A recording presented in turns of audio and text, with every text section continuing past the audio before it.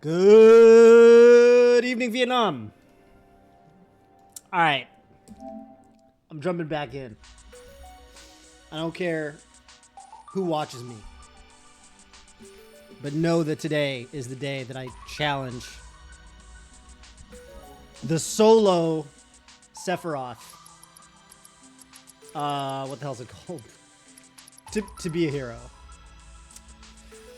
So, okay, this is the same challenge I did last stream, where I, as you can see in the completion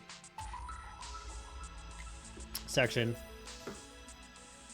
I completed this challenge of the 10 battles with solo Cloud. Now, I'm going to try with solo SEPHIROTH, which I think is going to take longer.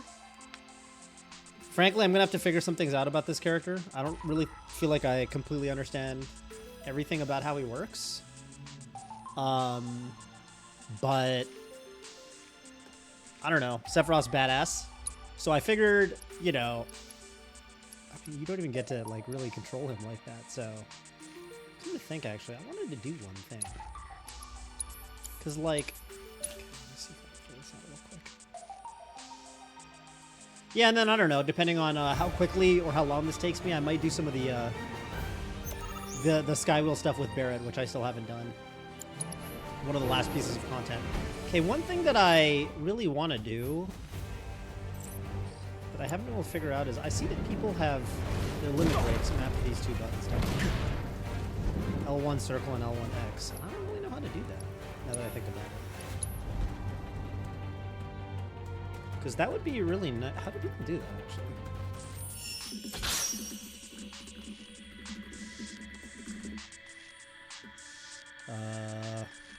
Huh. How do people get the shortcut for Sephiroth? I wonder if I have to, like, go into chapter 1 and... Is that a thing? Is that how people map it with Zack? Do they do it while they're controlling Zack?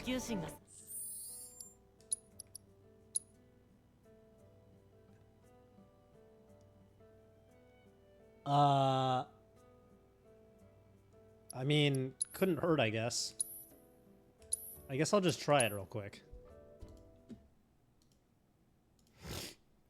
I mean, it doesn't really matter, but I'm kind of curious about it because I've definitely seen people actually map those buttons. Okay, I'm going to skip all the cutscenes. Yes.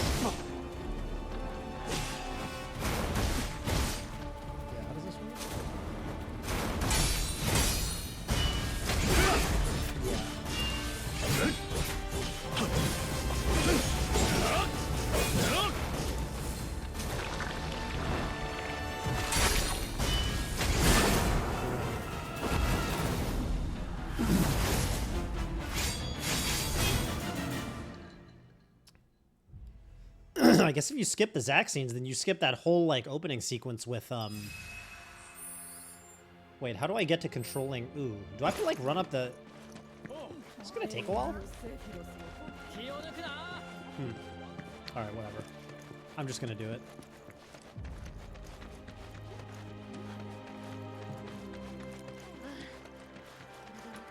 Do I have to do, like, some shit in town? Oh, I do, don't I? God damn it. I need to get to where I'm actually controlling Sephiroth. Oh, this is I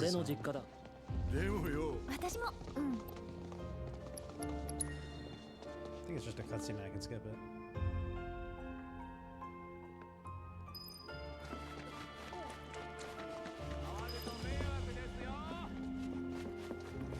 Oh, can I not do that yet? Where am I supposed to go?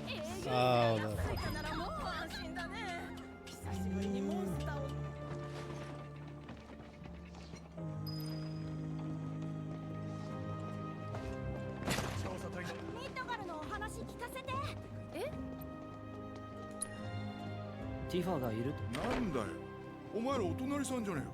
don't really think I need to go upstairs or anything.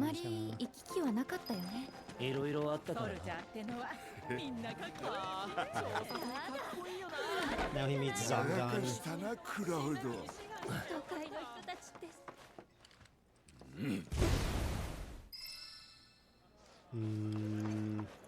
あの時は気づかなかったけど、今になって思えば、村に着いた時から I don't know if I have to do セ this フィロ stuff. スの様子は変だったかもしれない。何を見ている？ But I don't know. I don't really see any other way to do it, so I guess I probably do have to do this. And I guess eventually I'm gonna have to do the same thing with Zach. But I don't know what the best way to do that is.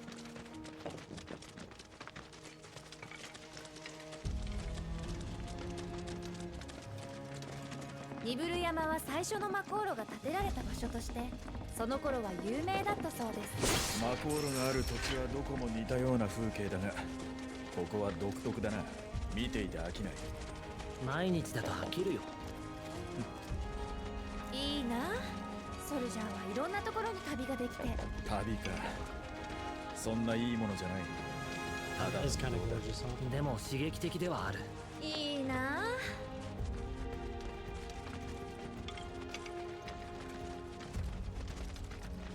I don't know if I like the backgrounds in this game more or the first one. I guess they're just very different. I feel like Remake's more detailed because it's just a smaller area, and so they can really focus on just making Midgar look good.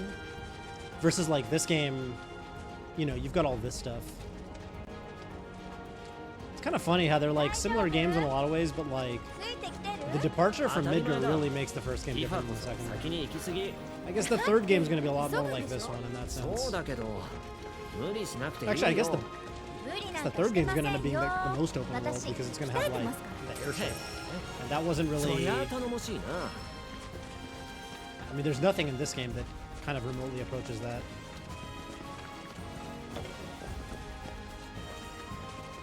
I mean, I guess they'll probably just make it basically like fast travel waypoints, but it would be nice if you can actually fly around and like control it anywhere you go. But I don't know.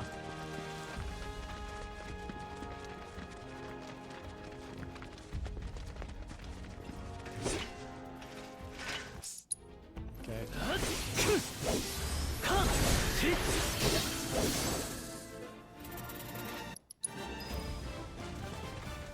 Takes a while to get control of Sephiroth, huh?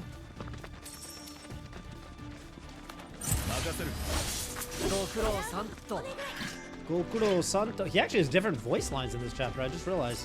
He says stuff that Zack would say.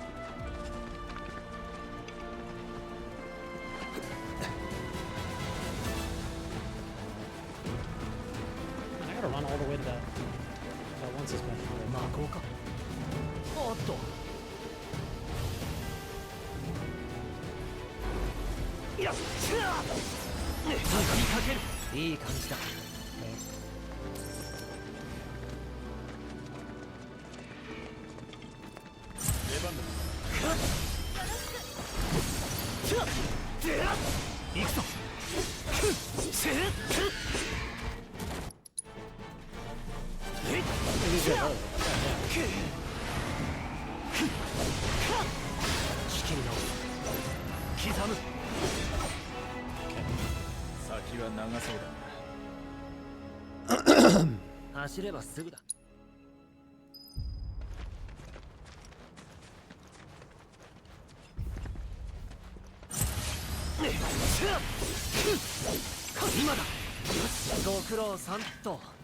Gokuro Santo.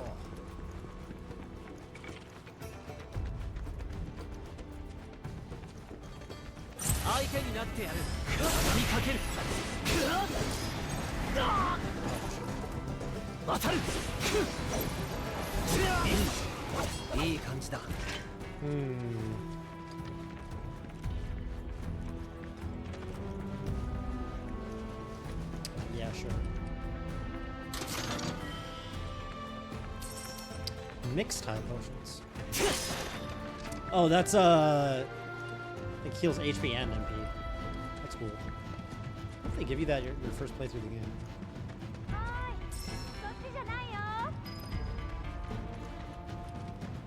そっちは行き止まりなの。落石で橋が崩れちゃって。だから戻ってきて。了解。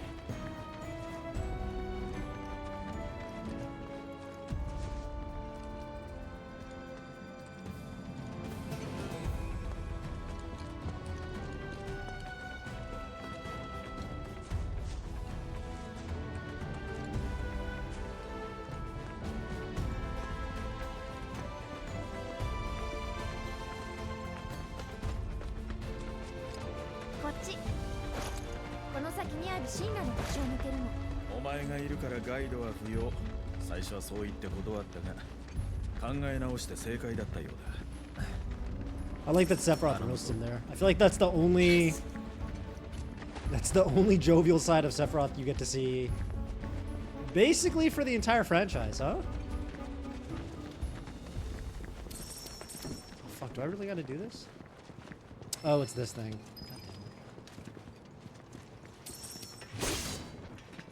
Man, this is a lot of effort just to change Sephiroth's dimensional cuts around.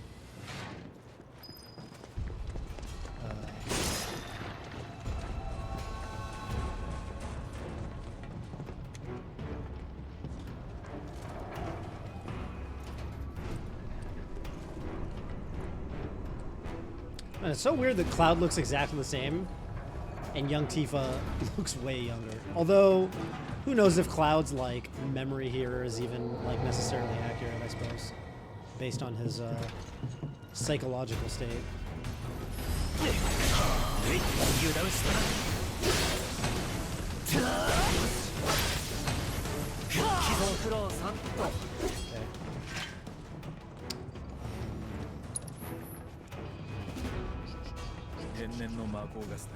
Oh, I do have to do this. God damn it. 今でも魔法が豊富らしい。危険だから吸いすぎる。魔法中毒は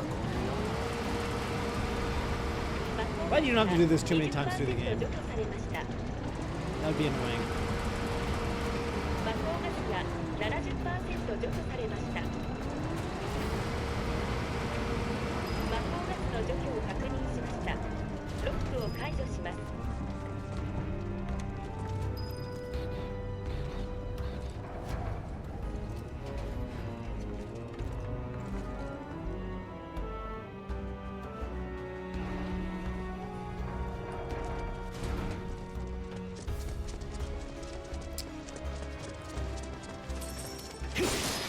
Why they make me run so far controlling just Cloud before. I feel like it'd be kind of nice if you could control Sephiroth the whole time.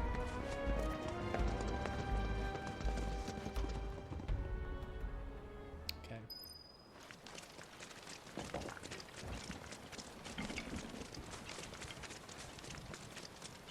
ここ緊張しちゃうんだ。一気に抜ければいい。あ、ガイドは私。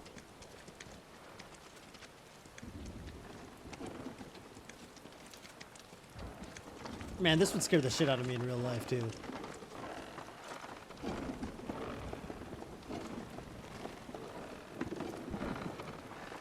This scene is kind of funny in the original, actually, because in the original there's no lightning or nothing that hits the bridge. It just breaks. It just breaks for no reason. Which is kind of like, alright, I guess. I mean, I guess I could believe that it's just shoddily constructed or something, but...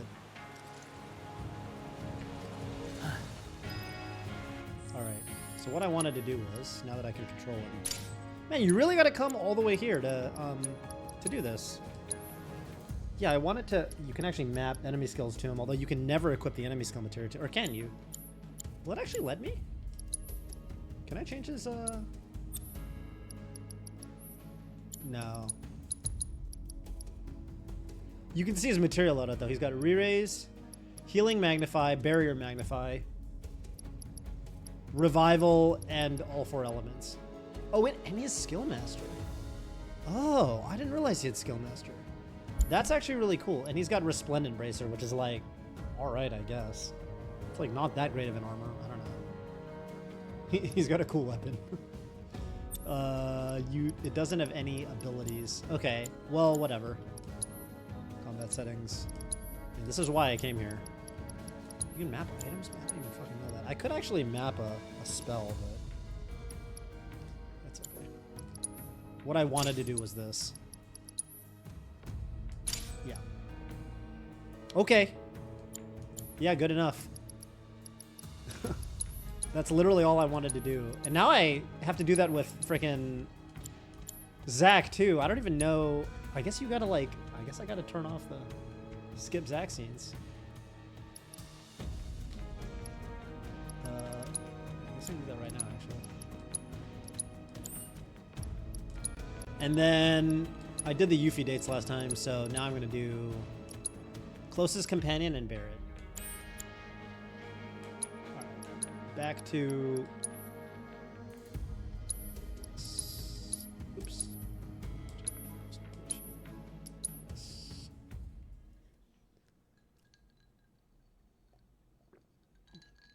Alright. Time for the bullshit. I can do this anywhere. Where can I get to? What's his name the fastest?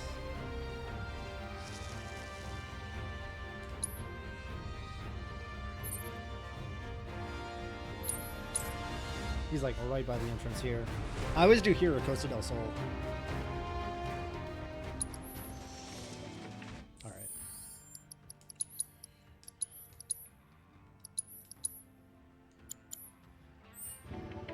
クラウドさん、僕は今どの街も魅力的でなかなか選べます。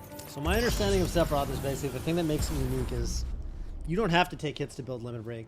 He can build his own limit break by just attacking.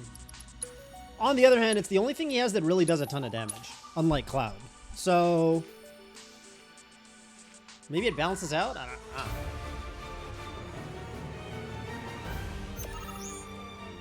Let me see if that worked. It did.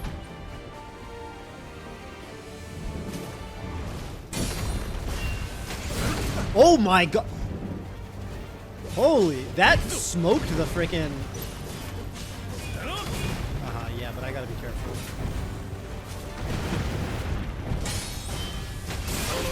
Oh, wow. I guess I should, like... How much does this do? Oh, that does a decent amount, yeah.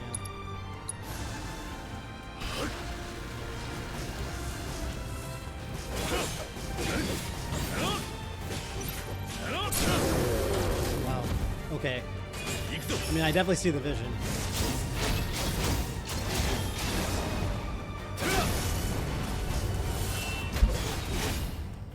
And then basically do that one more time and I kill him, huh?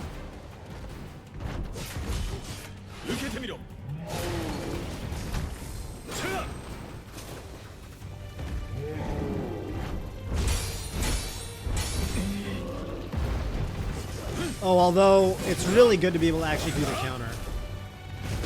Right.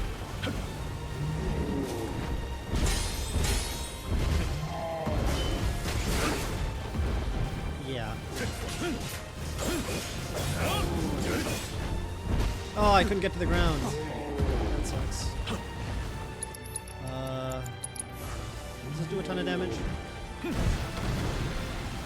does. Oh, I can't cancel that.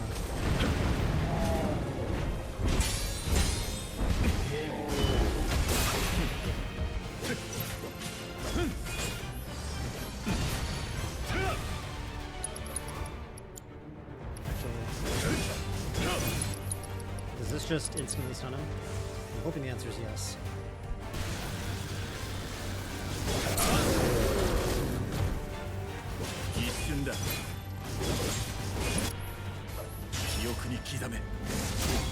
Alright. Yeah. And he's got a ton of HP. The only thing that I guess Cloud has when I was doing the Cloud challenge is that I equipped material to absorb fire. So there's going to be certain... Actually, fire and ice. So Kujata is going to be a bit harder. I'm actually going to have to like do the mechanics.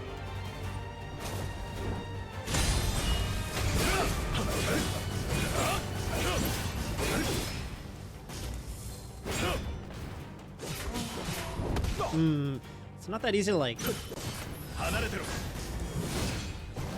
Oh shit.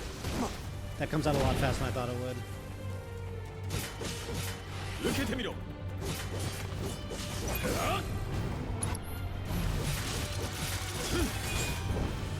Yeah, I gotta dodge a lot more with this character.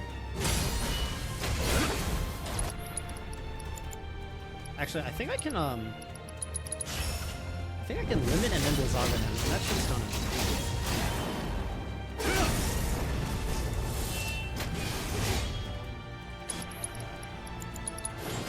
I'm assuming.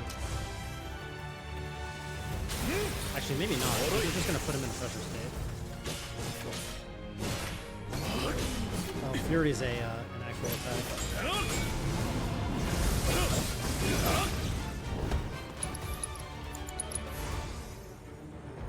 Oh shit. Is he gonna dodge it? God damn it, dude.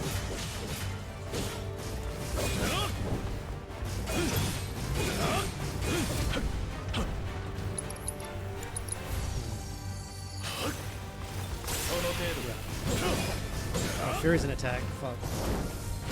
Oh my god, I could die here.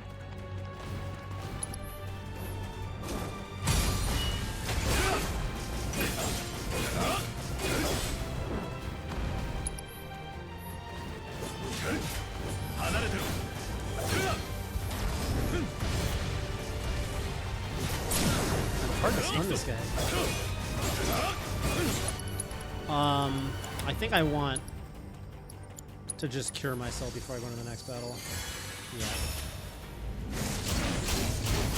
I wonder if I can first buy this shit. I mean, Sephiroth is pretty broken. On the other hand, there's definitely certain mechanics that I kind of got used to being able to just cheese with Cloud. Since I did this with solo Cloud. Especially Phoenix, Kujata, and the fucking Sea Dragon. Yeah, so this is going to be my first test. Because I did not even have to pay attention to this thing's attacks when I fought this thing with I do Telluric Fury or whatever.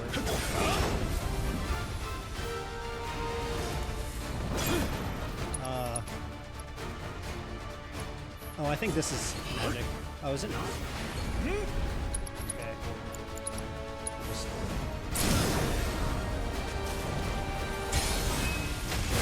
That would have done a lot of damage. But, well, actually, no. 10 damage.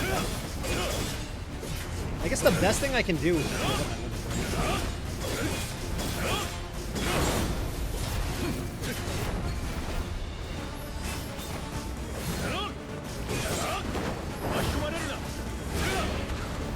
oh shit. Well, at least I blocked. If I can parry.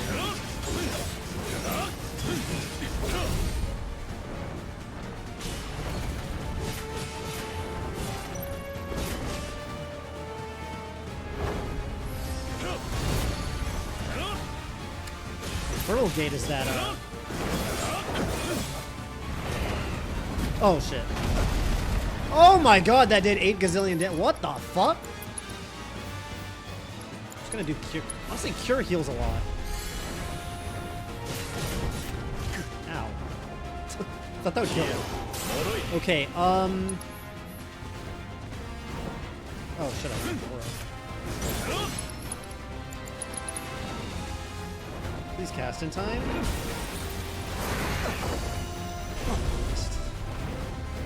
You really missed, bro? Don't letting me down here so well. Oh, that's the timing of that.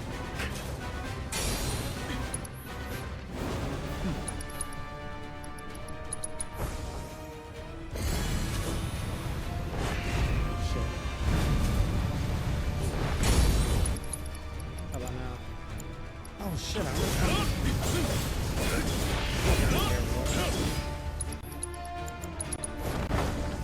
oh, he's already...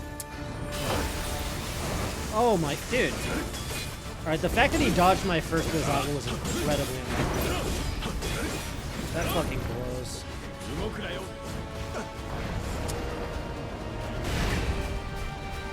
Oh, this is taking so much longer. What killed me? Something did 3k to me. Was that the fucking dragon thing? I didn't even see. It looked like he did a little like nibble and it did 3k. What the dude, that's the thing about hard mode. Sometimes like you can't tell how much damage something's gonna do. Some like huge guy will like swing a giant sword and do 1k, and then like the fucking grasshopper enemy does like a little nibble and does 3,000 kills you. Like, all right, I guess. Yeah, that shit, that parry thing. Yeah, that's the fucking way to do it.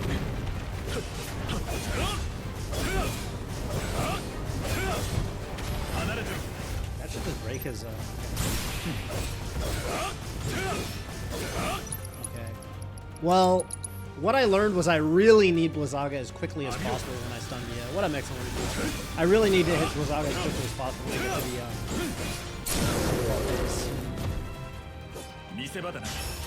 Miseba da. The stagger, or the pressure phase, I should say. What up, Demizoon? I forgot if you were here for it when I did the whatchamacall? Oh, I want to do I actually want to like focus. No, I actually don't know what focus hour is.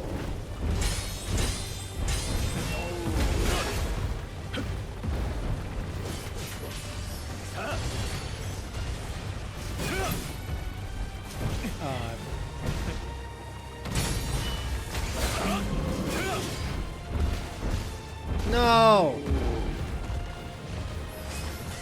There we go.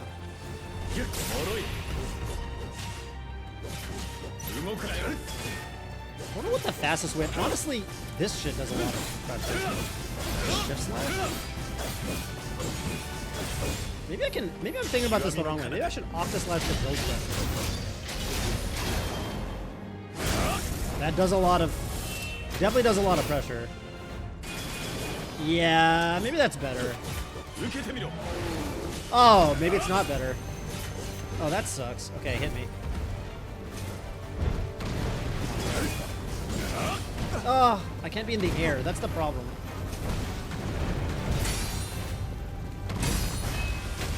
Yeah, parry's the way to do it.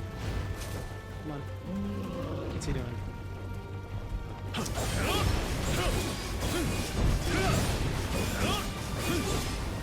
Oh, I couldn't dodge that way.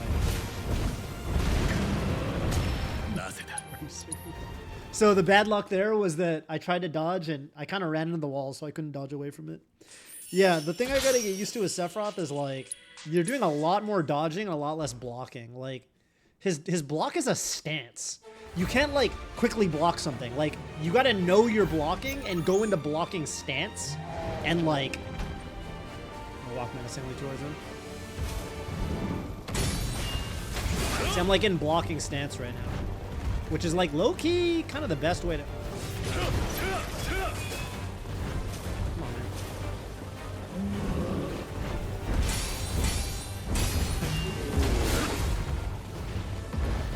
On the bright side, he's got the best dodge in the game. I just have to remember to use it properly. Oh, get out of there, bro. Okay, this should break the thing. Dang.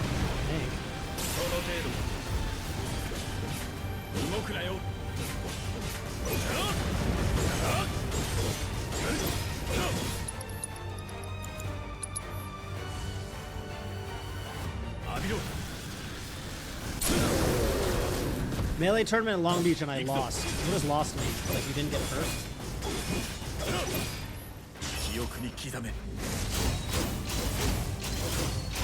Doesn't everyone lose except the guy that wins?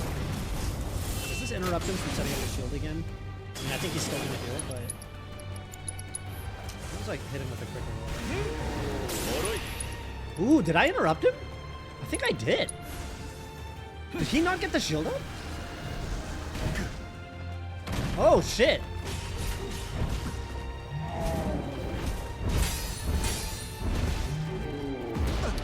See, sometimes you run into the wall and it's like bad. Oh, and then he gets the shield up after. Okay, so okay, that's some tech for me that I didn't know about though. Yeah, that does a decent fucking amount. So when he comes out of, oh, are you kidding me, bro? Come on, man. I actually need to cure for this. Yeah, because this is gonna do like 4 or 5k. Actually, I think Sephiroth's got pretty decent, because I think his accessory is the... Yeah, it does less damage to Sephiroth, because he's got the, I don't remember what it's called, but he's got like a ring that... He's got an accessory that makes it so he doesn't take, like he's got like pretty good defensive stats.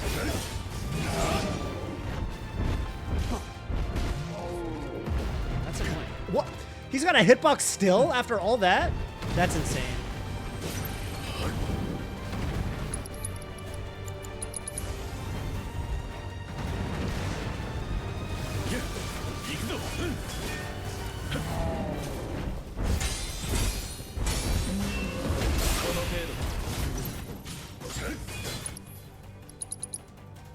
I should really heal first.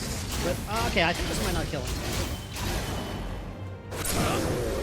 Yeah, I'm gonna cast Cure real quick because I can afford to. 見せ場だな。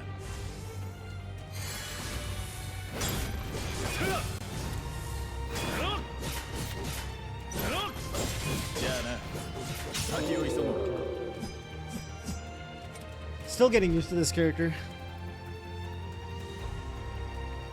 I think by far the biggest thing is like you can't block like instantly. Like since blocking is a stance, like I have to get used to that. Like even there, I can't. Like a normal character could cancel their normals into a block, but he has to go into. You just dodge with him, I think.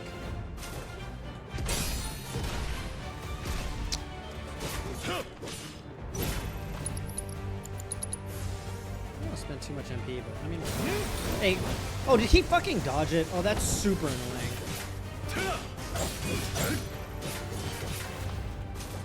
Alright, come on. Oh. How about now? Oh my god, bro. Please get hit by this.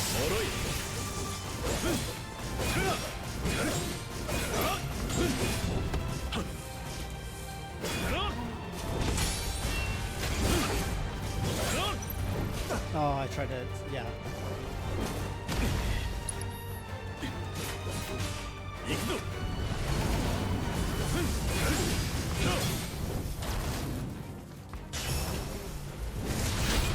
Maybe I should have used those out first. Because I think this actually doesn't. I thought this sent him in a pressure state, but it doesn't.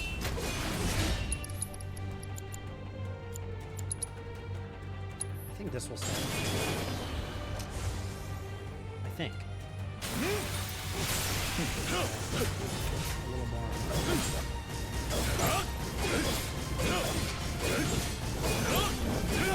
Wow, really? Jesus. I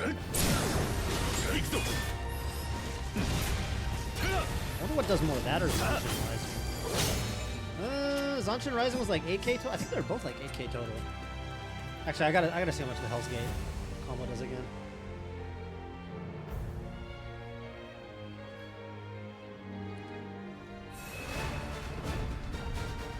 Alright, I gotta be efficient here. I don't want to let it get to that second phase. There's just no reason to.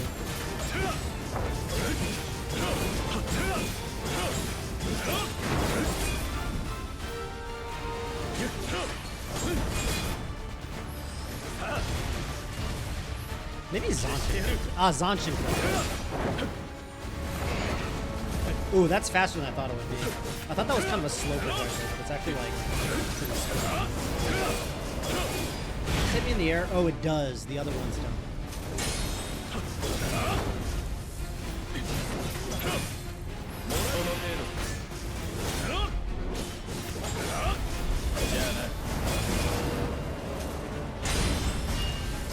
Oh, there's like a little thingy after it. Cast Region because it's pretty inexpensive. Flaming Geyser. Oh, Flaming Geyser's the slow one.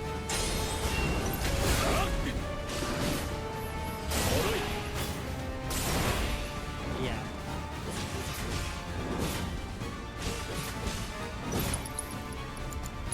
Please cast in time.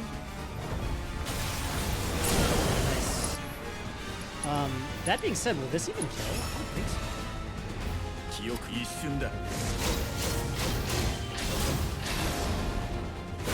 Yeah, kind of not even close. That was a decent amount. See, Cloud would kill that thing. Cloud easily kills that thing. That is the one thing about Sephiroth. I feel like, unless I'm not... Oh, this is gonna hurt. This is gonna hurt. This is gonna hurt. Fuck, how much is this gonna hurt, though? Don't kill me, bro.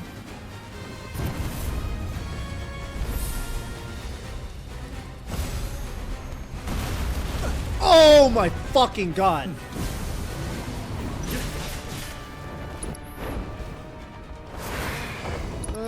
This sucks. That barely healed me! Oh, this blows! There's like shit everywhere. Wait, how do I deal with, how do I, okay. So I'm not used to this. I'm not used to having to deal with Rebirth Flame into. This is what I meant with there are mechanics that I'm gonna have to learn that I didn't have to worry about with Cloud. Oh, what do people do about that? Can I?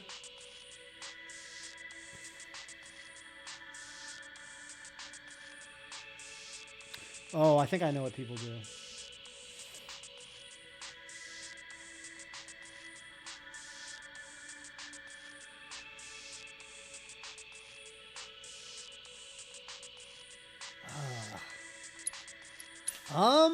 Okay. What do people do with it? I'm assuming people have a way to kill it. There's probably some DPS thing that I need to do that that I don't know about. But I'm assuming it starts with doing limit before he's actually staggered.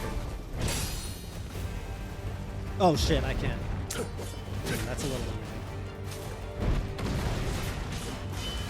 What the fuck is Granite Shell? Dude, stop doing new moves. I actually don't know what Granite Shell is. What?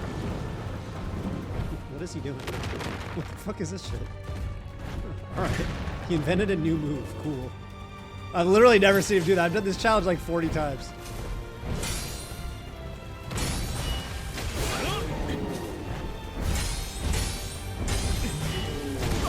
Oh, he never... Wait, it's like a different... He's doing different moves than he usually does. He never finishes that combo in...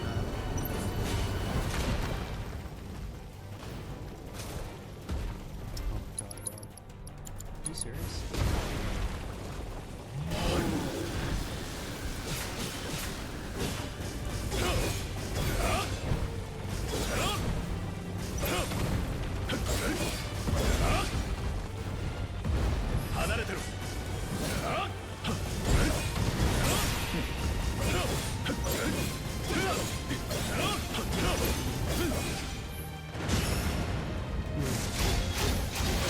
Yeah, I think you're supposed to do Octa Slash not when they're actually stunned. I might need to go on YouTube and see what people are actually doing, like, from a practical perspective, how they're dealing with the Phoenix stagger phase. I'm supposed to do this sooner. Fuck, I fucked up.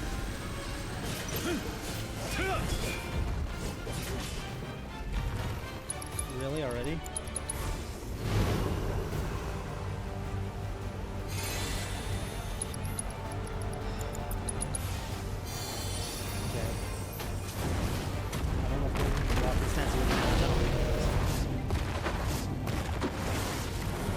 Gotta take this shit like a champ, I guess. I mean, if that's the answer, like, I'm fine getting hit. It's just, I have to imagine there's a better way.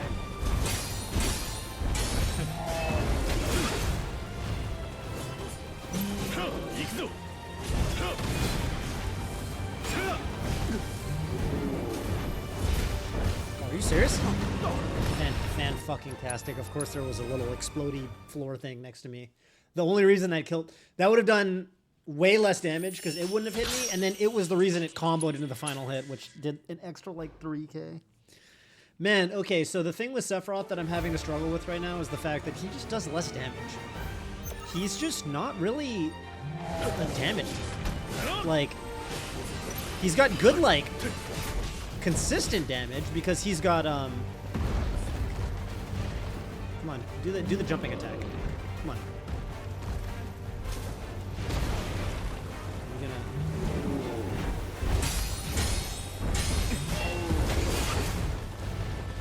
Like, he's got great, like, consistent damage because you can keep getting those limit breaks. But he doesn't have good burst damage. Like, he,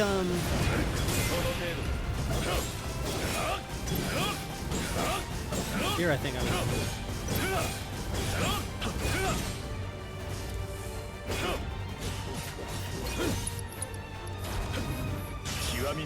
like, when you stagger the enemy, you just need to, like, output, like, a quick 50k damage or whatever to, like, just kill them. He can't really do that. Unless there's something really elementary that I'm missing. Are you serious, brother? See what I mean? Like, why am I...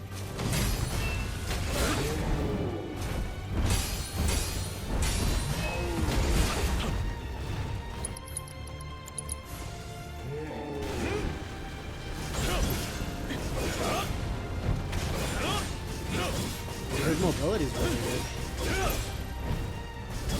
Best in the game.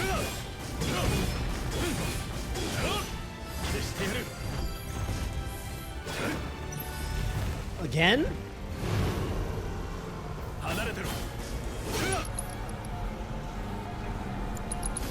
It's gonna cast in time. Come on. Oh, break! Oh my god, you have to be kidding me. What up, Shayrea? Trying to do this to be a hero with solo Sephiroth. Man.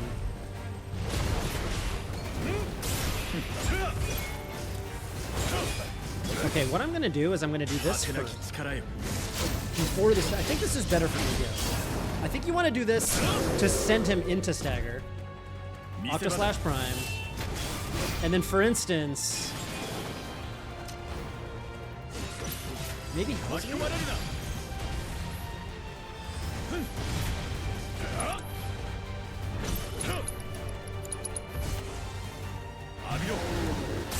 yeah, and you really want to be able to, if you can do that shit.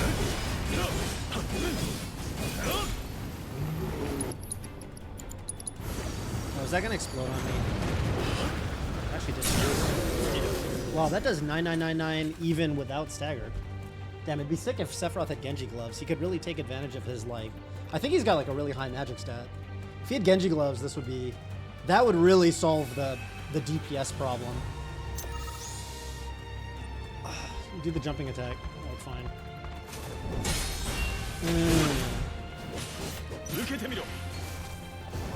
Oh shit.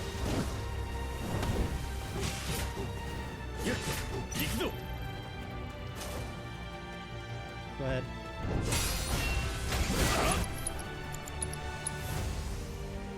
I think he's gonna go more next.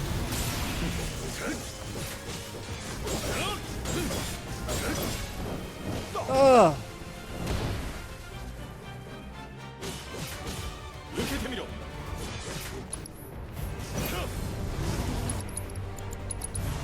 If this goes off, it is done. Okay, Sephiroth's like dying.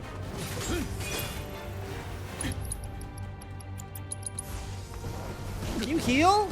Are you serious? Oh my god, dude.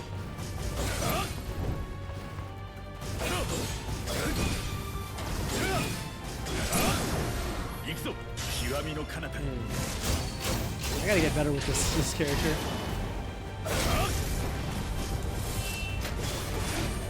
Yeah, like, that doesn't do quite enough to kill, huh?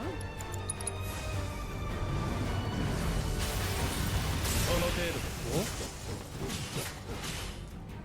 Oh, Frenzy's an actual attack, isn't it?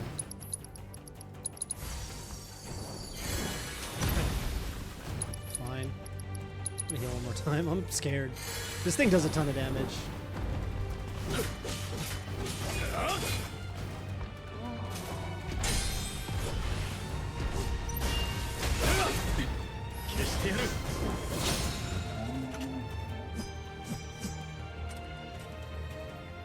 Okay. Phoenix again. Okay, so my idea is Phoenix is going to be a problem until I figure out what the fuck to do. Because, well, because I can't absorb this stupid, what do you call it? Rebirth thing. And that's, I mean, it's fine, but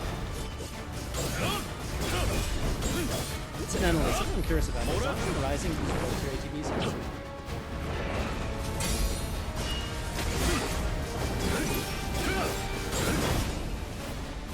Oh, I missed the timing.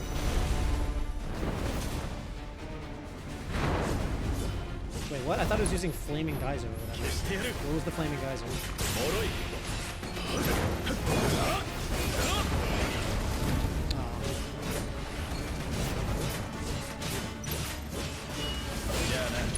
I really want Regen, and I guess I really want to be at close to full health.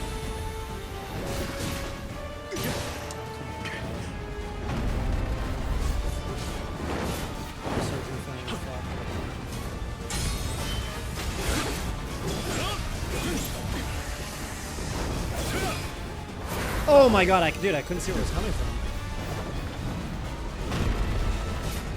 I want to kill this thing with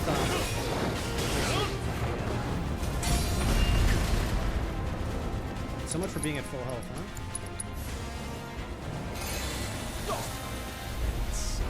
huh? The reason I'm doing this is I'm trying to kill this thing with yeah. I wanted to kill that thing with normal attacks so that I could. I'm gonna fight it instead of getting it with Blizzard or whatever. I don't know the timing for that really.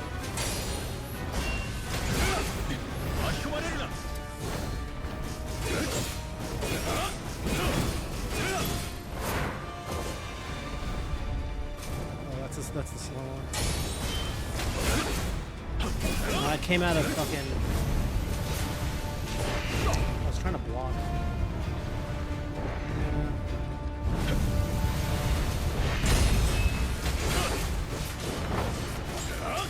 Maybe it's better this way. I don't know. I can't tell. Like, this is definitely one strategy to just slow play it so it doesn't summon all three of us. But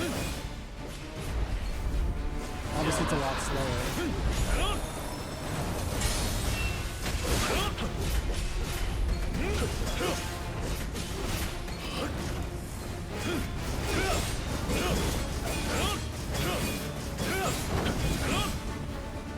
I definitely need to learn how to actually like. I definitely need to like actually like learn how to DPS it to death.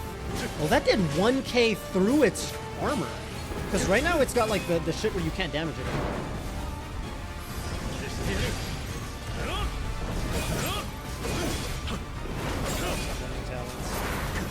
It's so hard to tell what the hell is happening. What's hit me too? Fire. Oh, I didn't mean to Octoslash. I fat fingered Octoslash. The good news is I already have half my limit though. That's kind of cool. But I better build up the next one.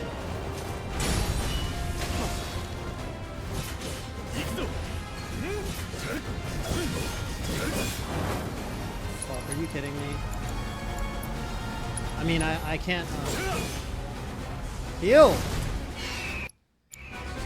I didn't realize it used, so I'm just dead. I need to see what I actually need to see what people do because I don't know what the strategy is for. Because yeah, without a strategy, it's just I'm just getting killed by cutscenes. In other words, like I can't block or. What do people do for this shit? Solo Sephiroth to be a hero. Someone did this with no magic, so that sounds like an even harder version of. Because I'm assuming Blizzaga helps a lot. Okay, I'm watching this thing real quick. I'm just gonna mimic. Okay, so they kill the third monster, and they immediately Octoslash. It seems like. I'm just narrating because I'm too lazy to switch the scene. They kill it. It gets Phoenix gets pressured. They immediately Octoslash, which does a ton of damage. Not a ton, but it does a decent amount. It does about 1/4 of its health, maybe a third.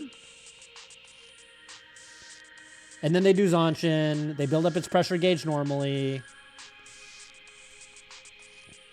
They block a bunch of stuff to get like the whatever parry damage, which might be a minor optimization. Basically, they stagger it.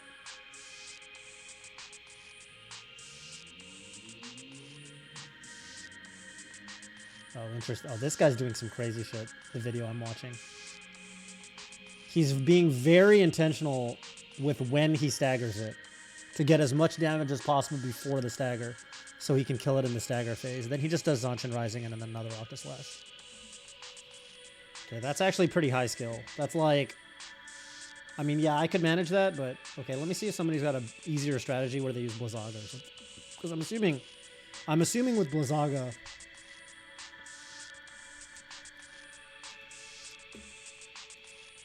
Okay, what does this guy do?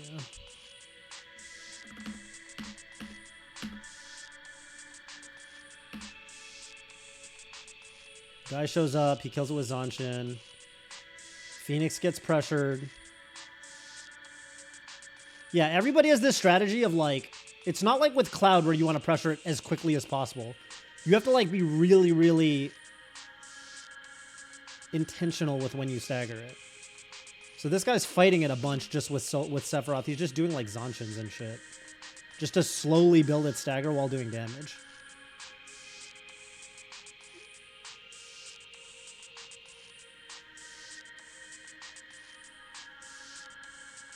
And once it exits pressure phase, it's very interesting.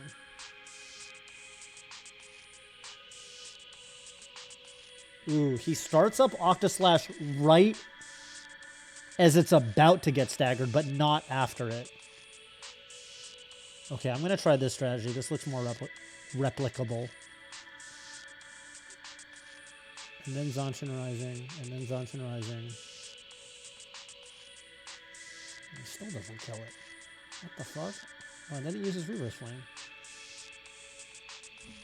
Okay, I have to admit, this looks really difficult. This looks like you have to be really, like, you need a very specific combo.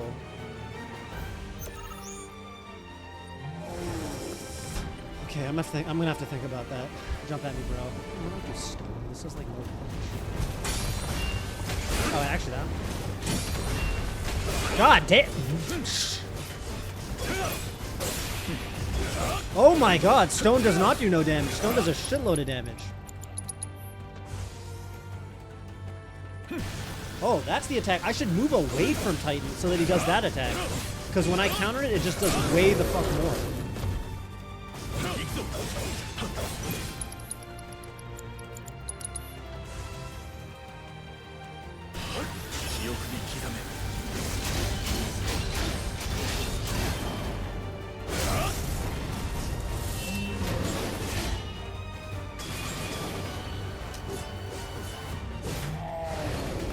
I wish I had okay, let me get away from him and see if I can replicate that shit.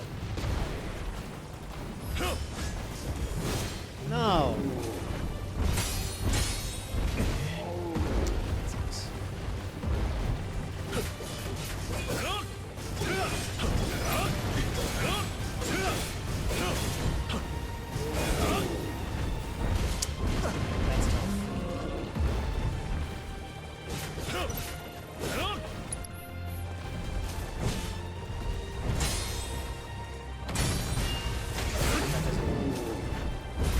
Wait, are you serious?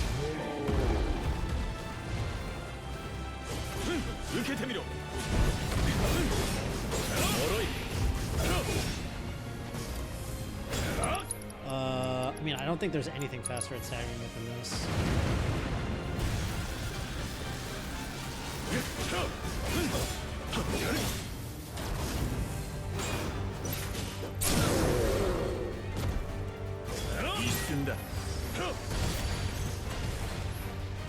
Sanshin does more, and I can't tell.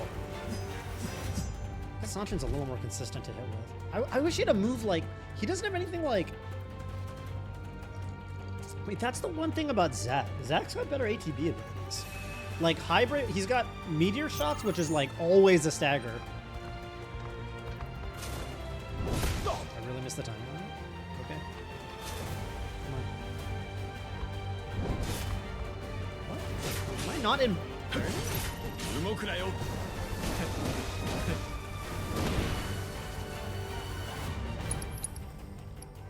I'm gonna actually... Did you see the raid? This thing annoys me. Hey, what up, Bomsa? Thank you for the raid. Shit. I'm assuming this is a good time to do this. I'm just doing one of the hardest challenges in this game. Normally you're supposed to have Normally you're supposed to use 2 characters for this, but right now I'm doing it with solo Sephiroth. And this is the reward you get for beating this game, basically, is you get to control Sephiroth. Normally, you can't use this character, but if you beat the game, there's like bonus... There's like bonus content that you can use him, so that's exactly what I'm doing. I might die. No, I didn't die somehow. Now I'm gonna die. Man, this thing hits like a fucking truck. That attack alone does 3k. Oh, because he buffs himself with Berserk mode. That's why. The Ogreator is actually annoying.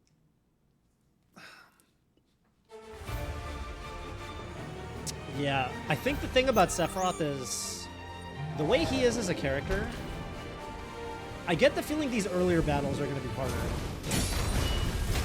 God, that does so much damage. That's actually incredibly convenient for that damage. Let's go just break the shield, right? Moroi!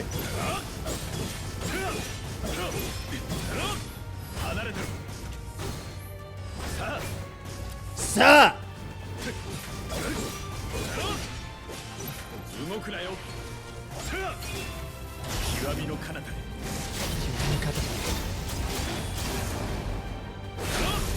Alright. So this will stack.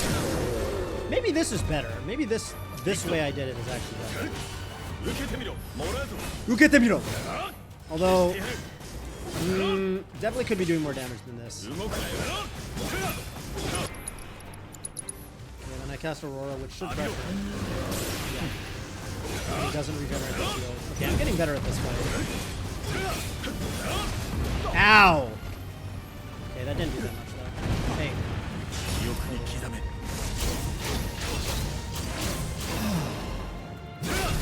Ooh, I don't have Octoslash Prime. That sucks. Aww. Get away with this.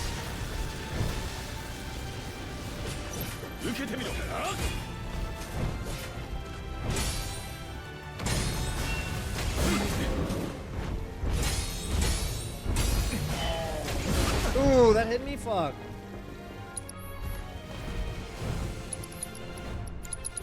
Is it gonna be enough? Maybe not. Wait, it didn't do anything. Oh shit, this does. Okay. I should heal. Man, this is...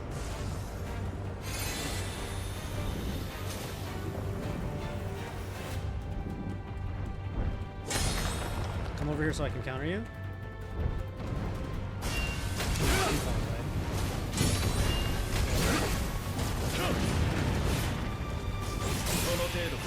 Sono teroか.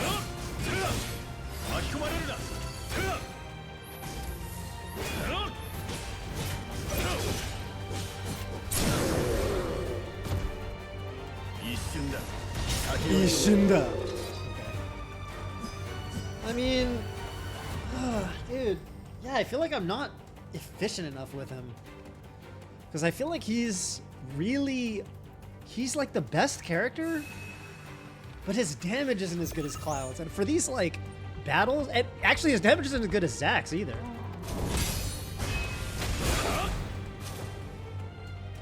He's just standing there. Give me more. One more. Come on.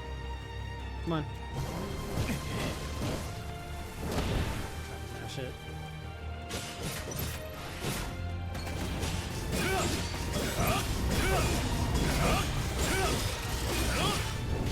That hit me? Huh. Surprise.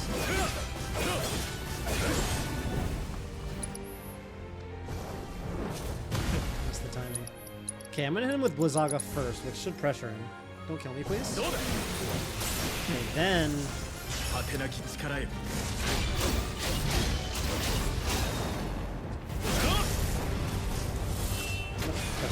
gonna do?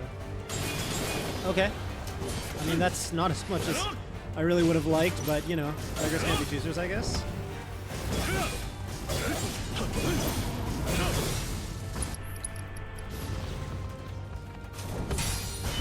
Oh, he starts attacking more than...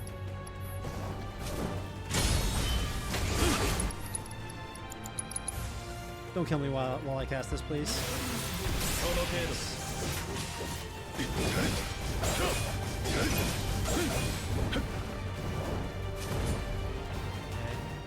よし Okay,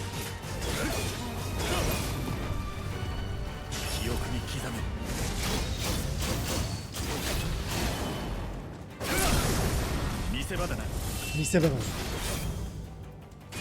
Alright, 次だ。 Phoenix again. Dude, I'm really having trouble with Phoenix. This is ironic. I mean, this is exactly sort of what I thought would happen. I figured Phoenix was going to be the boss I was going to have the hardest time with. Because I can't equip Fire Absorb materia like I did with Kono. So I actually have to, like, fight it straight up. Also, I can't nuke him. Because Sephiroth doesn't do as much damage. Which is my own damn fault, I guess. I'm gonna put Legion on myself. Really no reason not to. I'm searching for him.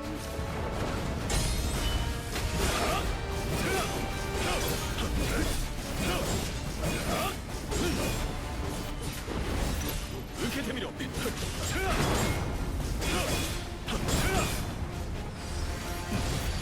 Oh, come on.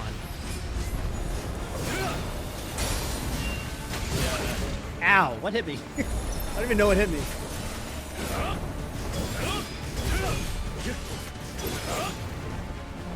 What now? Okay. Alright, so I'm gonna Zanshin, and then I'm immediately going to Octa Slash. 手なき力よ。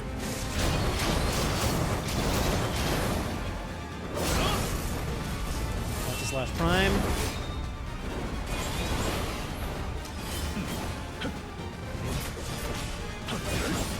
I'm just gonna chase his ass down.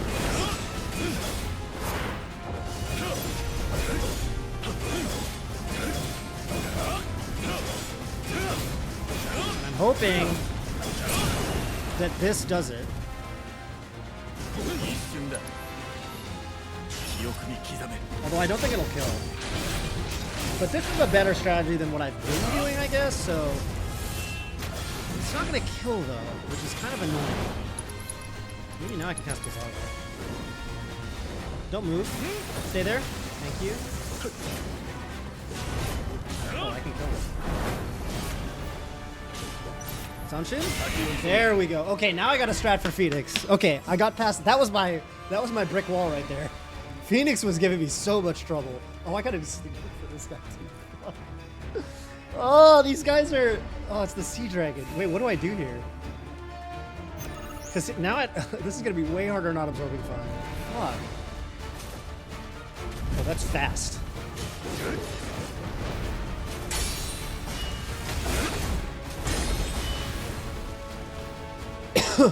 Incinerate? That didn't sound good. Oh, get out of there, bro. Oh, I took 8 gazillion damage. What the fuck was that? No incinerating.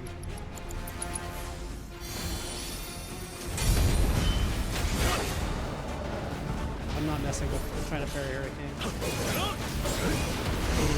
That does so much. Holy shit.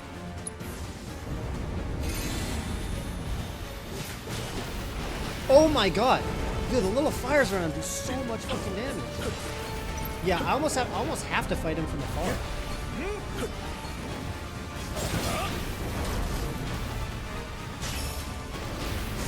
I can, I guess. I just gotta be patient.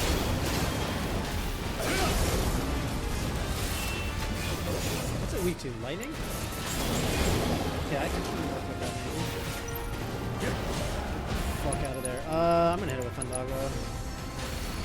What hit me? Oh, did he shoot some fireball at me? Ow! Oh, God! Man! I hate that he does little fucking...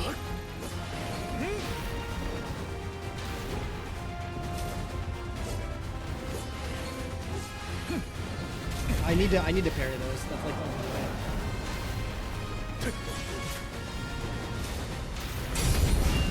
Yeah, that's how I'm gonna build up. Yeah, I think I gotta parry the fireballs. I think that's the easiest, the best, or the most consistent way to do this.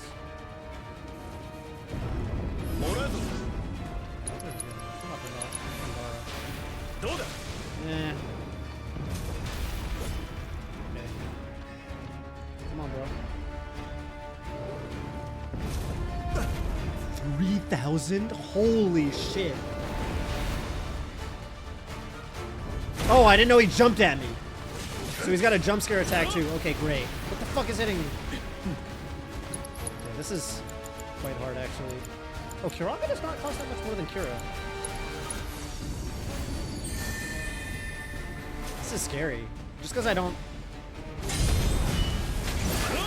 Yeah, I think doing that to build up limit is pretty consistent. Now I can... Alright, so that's a little slow, but it's consistent at least.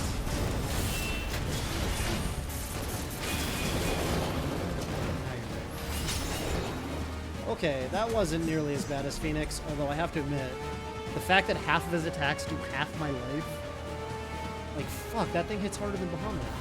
Kind of. Maybe not. Maybe that's an exaggeration. Right, Kujata's gonna be hard. This is not gonna be easy. Oh, shit.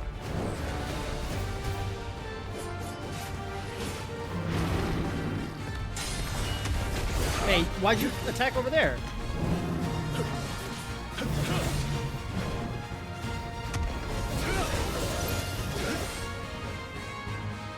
Is he going for it already? I don't know. I mean, it doesn't really matter, but... For some reason, I'm going to do this. Build up a little bit. Oh, shit. I should be able to dodge that, I think, if I time it right. Probably.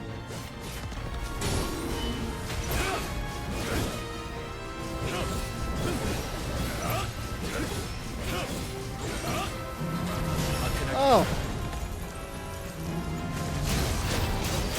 Oh, that means he's only going to absorb one element.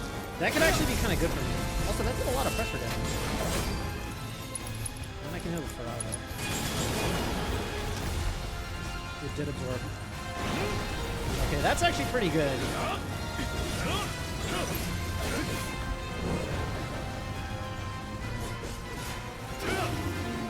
Oh, get out of there.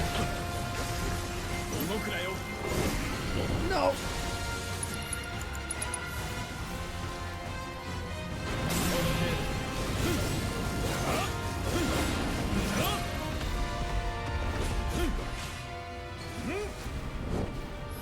Oh, are you serious? I thought I was out of range. Okay. This is good. On the flip side, I don't really know how to do that much damage. Oh, I'm gonna have to stagger this thing like a bunch of times, I just realized. That sucks for me. Because I cannot nuke this thing with Sunlight. It's not worth using my only break in the stagger phase. Yeah, that did not do that much damage. Yeah, I just have to fight it. There's like no, I can't really cheese it.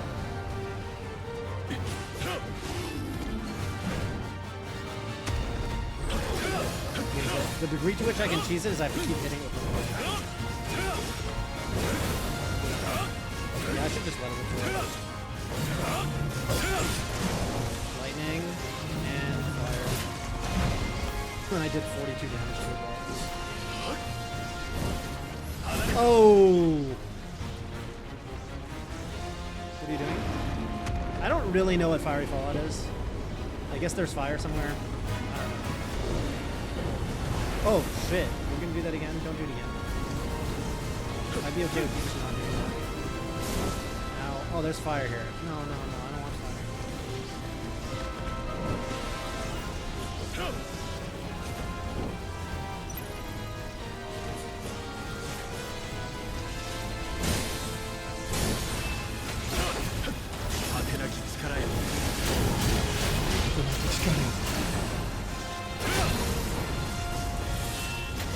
Does that remove the element?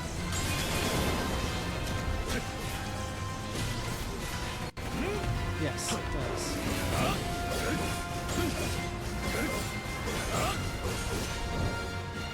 Ah, that hit me? I thought it might not. Okay. Ah. Get up, bro! Good news is I've got plenty of MP. Although, frankly, I'm using more than I would like for the next battle. Okay, this again. Oh, it's using fucking Tri-Disaster. I forgot about that shit. Oh, shit. How do I avoid that? Ooh, man. How do I avoid it getting tried as I knew Kudrato was going to be a problem. Will this kill? Please don't do 8k. It did... Oh, it did full health. Okay, so... Kudrato's a fucker. Look at him fucking... He walked him into the corner. He's like... He fucking sent Sephiroth to timeout. Okay, that does 8k. That actually kills from full health. So the way that attack works is if he gets to absorb all 3 elements, then he uses Tri-Disaster. Okay, I know how to prevent him from using Tri-Disaster. What I need is I always need to have limit on deck, and I need to see what element he's going to absorb the second time. And if it's the element that completes the trio, I have to stop him from absorbing. And okay, I have to admit, each run is taking a lot longer than I would like. Sephiroth doesn't do that much damage.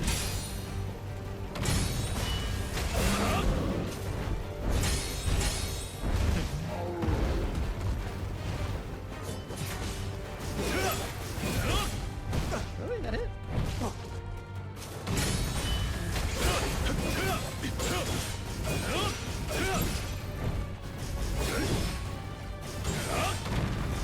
I think that stop move doesn't really hit if he's get me out of here.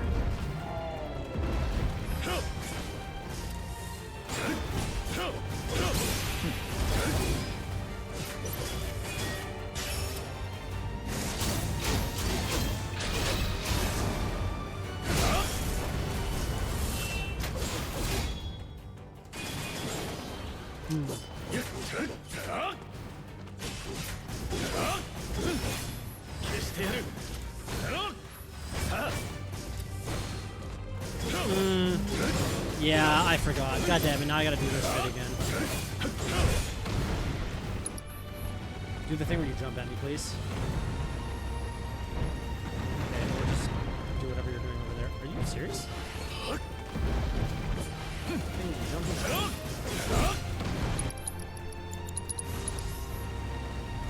You can mono ward to avoid KO. Sephiroth does not have that, unfortunately. Sephiroth, you can't change his materia, you know? Oh! But, now that I'm thinking about it, he does come with re-raise. So I could cast re-raise.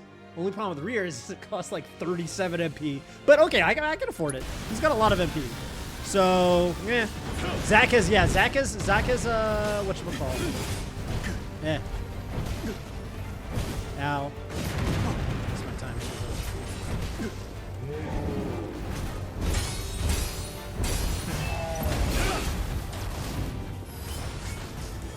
Break? Sono Deroka. So I'm gonna do Aqua Slash. I think it's optimal to start the stagger with Aqua Slash. Yeah, but no, I mean, actually, it's funny because even though you, like... Oh, I couldn't... Like, even though I couldn't use Mono Ward like you said, I can use re-raise. And that's similar. Is this gonna cast in time? It's not. It's not. He's gonna get shut back up. That's so annoying.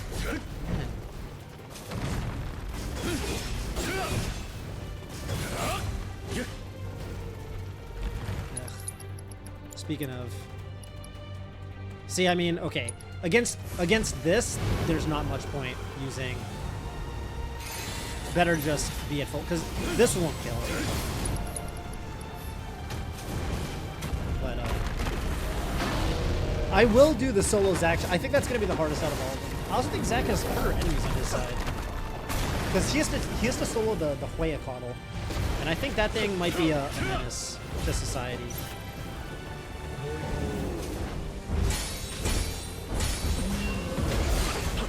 Get out of here, please.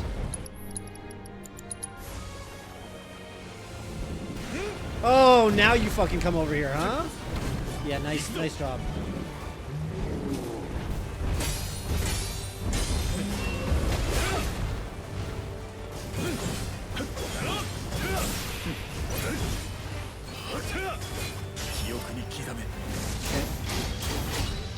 Just did the Zack one no solo, or no solo isn't like Cloud and Zack? Dude, I cleared this challenge with Solo Cloud the other day, like 2 or 3 days ago. That definitely took like I'm pretty sure I could do those pretty consistently now with Cloud in. But yeah, it's funny because at least with Cloud, like you're used to using him. You know, like with Sephiroth and especially Zack. Did you feel like you actually used Zack's mechanics, or were you like? Because I think there's 2 ways that people do it, and like definitely some people just you know, like you can just mostly control Cloud. Oh, shit. Some people like mostly control Cloud and they just kind of use Zack for support. But like, I don't know. I did it on stream, so like I wanted it to like look a little cool. So like, you know, I actually like went and I grinded Zack a little bit and like learned his combos and stuff, you know, so that when I actually did it, it would be it wouldn't just be like Zack casting whatever haste and stuff. Oh, did that really? Oh no, that didn't. Oh, I forgot. I want to use Octoslash before us. Hybrid. Fuck yeah. At least you understand. Highbraver is the sickest move. That's an amazing. You know what the cool thing about Highbraver is you can actually prevent. Zack is actually like low key. The one thing I will say is Zack is probably low key the best character against Kujata, because you can. Oh. Wow, that second swing actually came out in time. I'm a little surprised. Okay, that was just me being sloppy, I guess. But yeah, Highbraver like stops Kujata. Like, you know how Ga spells and limit breaks stop it from absorbing an element?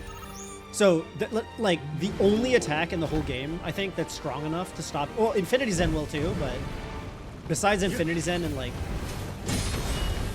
That's the way. That fucking jump, when I can parry that, it does so much damage to Earth and Aegis. Like, so much. Jump at me again, please. He's not gonna, but he never does what I want. Jump at me. Yes! Also, hit the fucking thing. I'm just gonna... Are you serious? Alright, fine. Sonotedo. Yeah, Highbraver is awesome for that. I haven't really found my solution with Sephiroth yet. I think that's going to be my... I think Kujata is going to give me a little bit... Because Kujata with Cloud is pretty easy, because with Cloud I'm using Fire and Ice Absorb. So I got to where I was soloing Kujata pretty reliably with Cloud. But obviously with Sephiroth, I'm not absorbing fire anymore, so, you know. I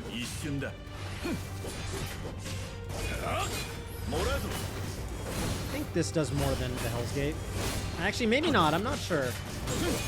Okay, now I want to do an arrow, or Aurora, which seems to stop him from setting up Earth and Aegis. Yeah, that's pretty sick. The fact that... I didn't know that. I wish I knew that when I was doing this with the 2 of them.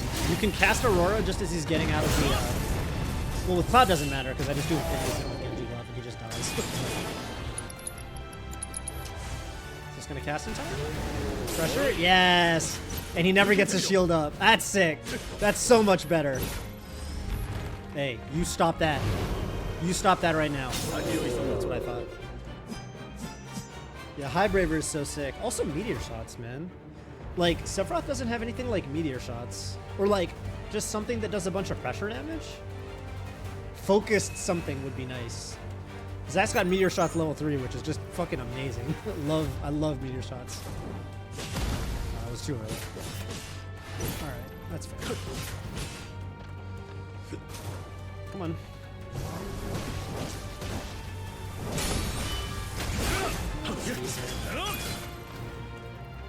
Do something? Or is he gonna do... He's gonna cast Mad, I think. I'm gonna resolve him now. Oh, he's doing it for that.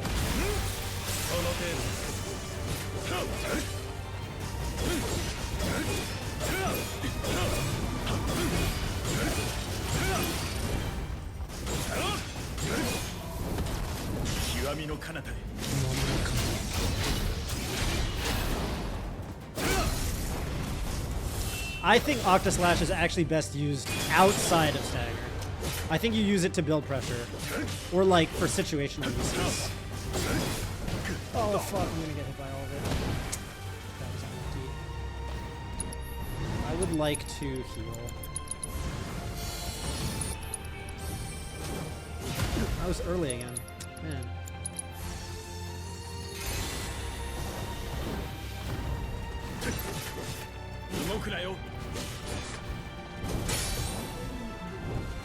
Oh, that sucks because that would have been, I think I would have hit the parry, and unfortunately, he whiffed. He whiffed a lot.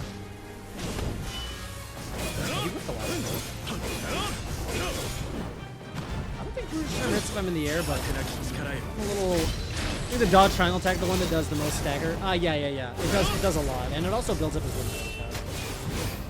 So I've definitely been using it a good bit.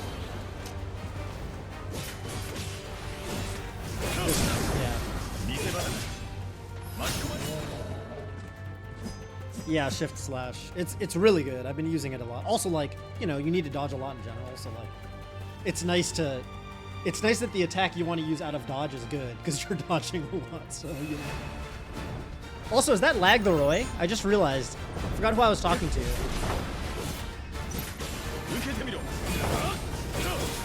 Or are you just another person with lag in your game? I kind of forgot. If that is Lag the Roy, I haven't seen you. I haven't seen you on Twitch since the COVID days, so hope you're doing well. Ooh, is this gonna hit me? That's big. God damn. Okay. Hit him! Oh shit. Oh, I dodged it. I think SEPHIROTH actually has, unlike most characters, I think he actually has invincibility frames on his dodge. Because I shouldn't have dodged that unless he has iframes. I think he actually has iframes. Most characters do not have iframes on their dodge. Pablo? Oh, okay. What's up, Pablo? This is my events channel. As in Pablo Montero? Oh, I didn't hit. Okay. Oh, that fucking fire's still following me around. Hey, chill. Is it still firing me around? Okay. So, okay, I'm gonna Zanshin. And then I'm gonna immediately Aqua Slash. Because... And then I'm gonna start shift flashing a lot. And trying to parry stuff. And now I want to basically build up enough limit. I don't know the timing. It's hard to see the timing because you can't see him while he's doing that.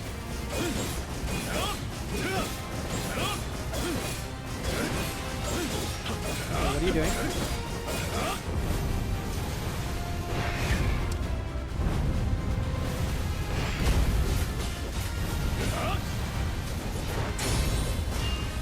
Oh, I missed the counter, unfortunately.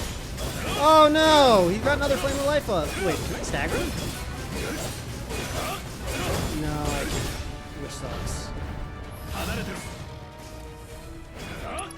Wait, did he miss? Stop. Hey, what's he hitting me with? Kiero. I mean, I guess I just gotta go through these guys again. That sucks. Fleetwood is the weakest of the enemies. Am I building pressure? I'm building. Okay.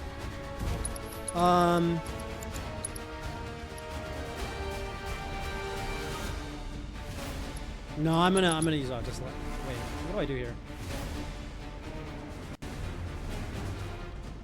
Oh, I can't tell. I guess I do this. I don't know. It's not gonna kill. Well, I guess it gets him close enough, and then I can probably Zanshin. Yeah, okay. As long as I don't have to put up with Rebirth Flame, I'm happy. Like, it's fine if he summons more guys, but it's not good if I get Rebirth Flame and he summons all of them at once. That's way, way, way more annoying. I mean, that takes longer, but speaking of taking a long time, this thing is annoying. Alright, let's go, bro.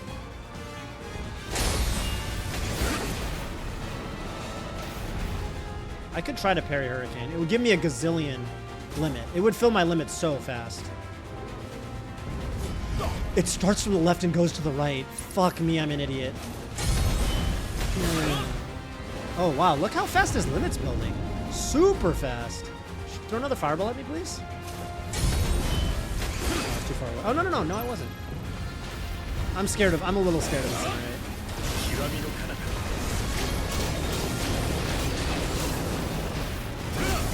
Hey, I'm not doing pressure damage to it at all.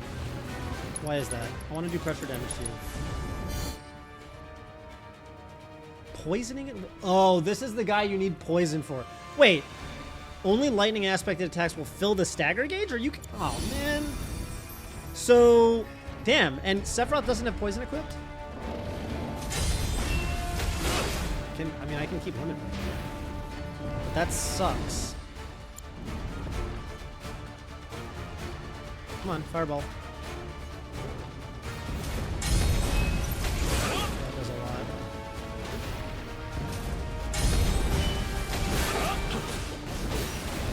Ow! Oh my god, what is he? Oh my god! Ow! Okay, I don't like fighting.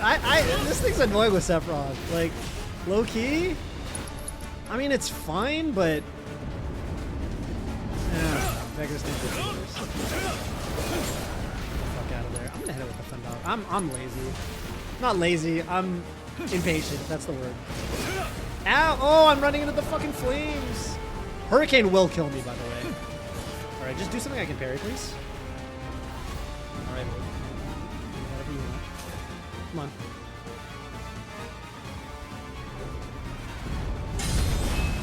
Nice. One more, please. Missed the timing.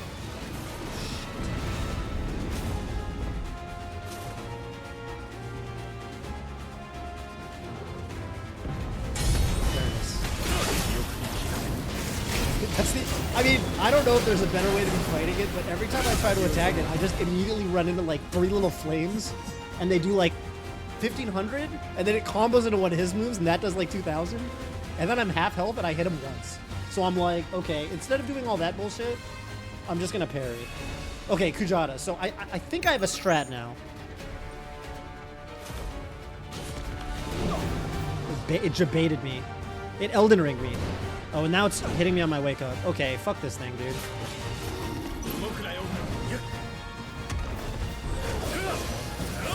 Okay, I really want full limit. I don't really care about my ATB as much. Oh my god, dude. My sense of timing is just really off. Yeah, okay.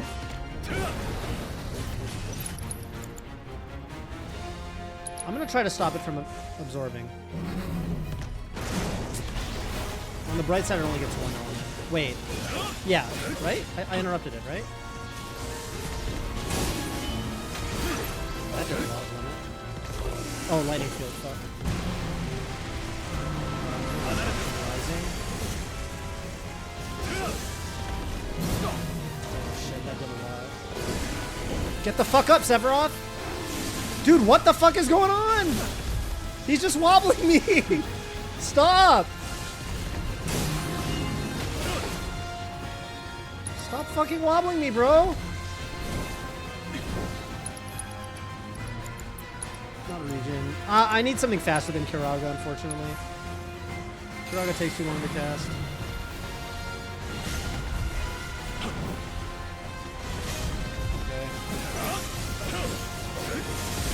Okay, so now when it starts absorbing another element, I'm gonna go for. Wait, oh, it hit me?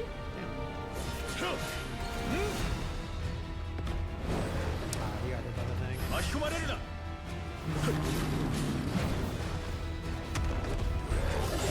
Basically, my plan is when it goes for another element, I'm planning on hitting it with Octus Light.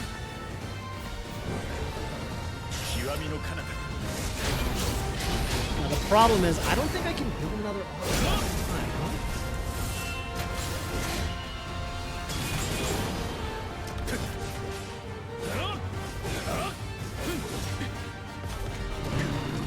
Missing that timing really hurts me. Oh, especially because he's already going for another element. Okay. This is kind of working. I'm like alternating between God. But the problem is the next one's. Oh, already? Oh, this is too expensive. Spending a. Can I compress it in time? Ugh. might actually have to use... Oh, he's got all 3 elements. That fucking works. Are you serious already? Alright. Oh, I do have... He does have mono word. Re-raise or mono word? Alright, he's got mono word. He's got mono word. I'll use mono word. Okay. Wait, can I pressure him?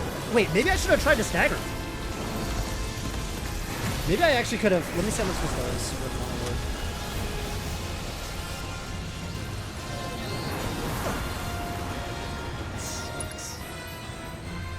Oh, get out of there, bro. Alright, so I take it back. He has mono ward. Sorry. Gave you false info there. Alright, that's better than re-race, because re-race is dumb expensive.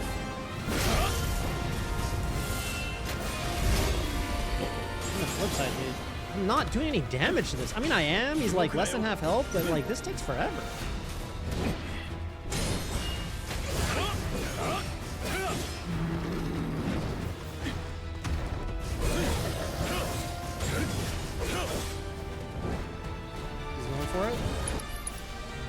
I'm not gonna waste my. I'm not gonna waste my my MP. I'm just gonna conserve it for mono. I guess I'm just gonna have to take. I really missed the second one.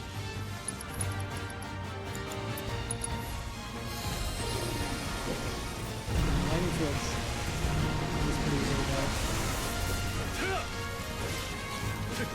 Oh, get out of there, bro. Fuck.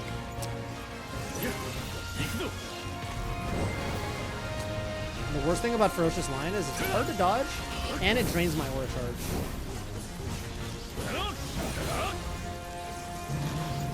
Skull uppercut, fuck. Get me out of there. That hit me? Oh no. It's gonna combo. Yeah, I couldn't get out of there in time. Fantastic.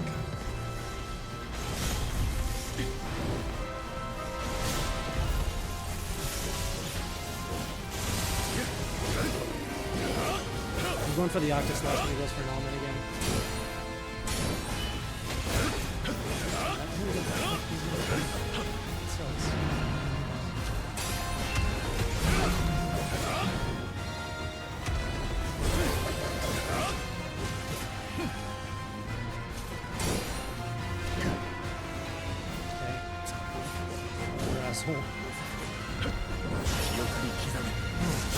That takes forever with that rock.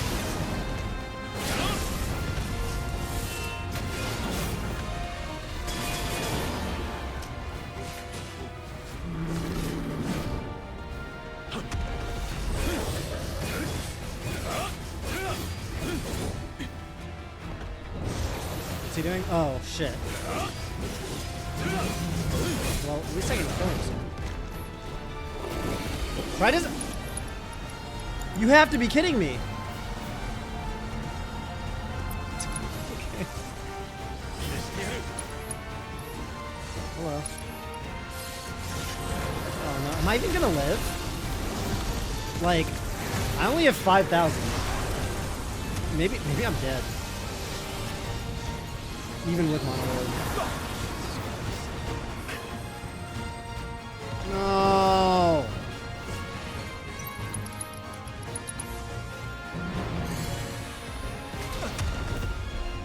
Stop. Oh. What? Wait, why did he dodge the wrong way? I'm getting trolled.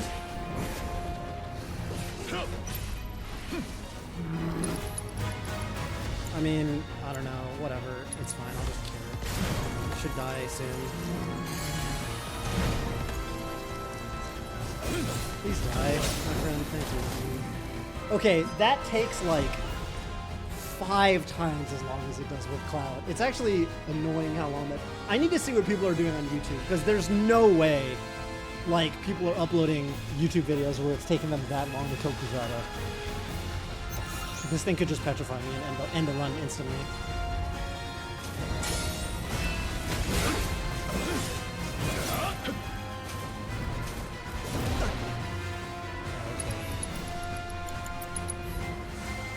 No! Oh my god. I couldn't. Okay. I gotta really.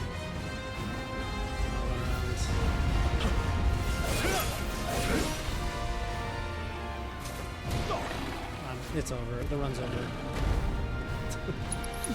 I don't believe.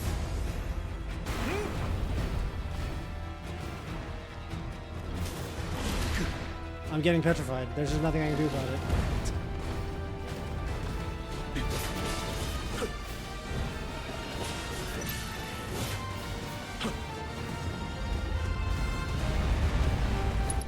Dude, I hate this so much.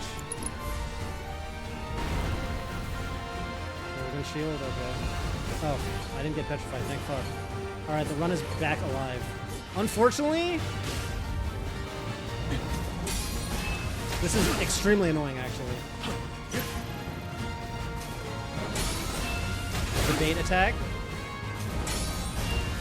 That thing breathes fire in the opposite direction from the fucking, whatever it's called. That move, I cannot seem to time for the life of me.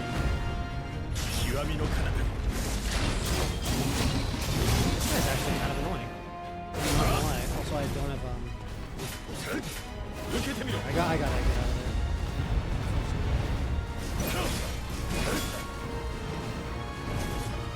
I think I can just go out.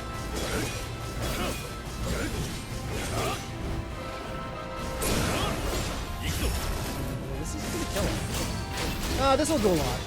It doesn't actually have that much health.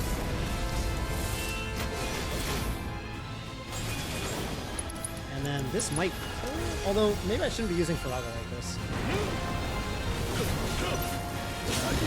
Alright, that wasn't so bad. Yeah, I just didn't have ATB when it used Gorgon Shield. So I was just trying to play really safe. I'm just trying not to get petrified. This is going to be annoying with Sephiroth, I think. That hit? I thought I dodged away. Okay. Alright, my friend. My bad.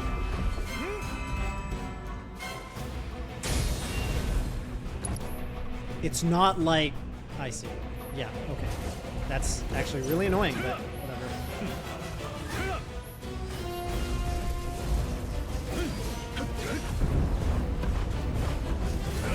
I'm gonna need to use regen or something. For the cost of 6 MP. Also, I'm gonna try to kill this thing without using... I mistimed that. I feel like that's not a very hard timing. In general. Oh, fuck. Whirling Way is obnoxious as hell.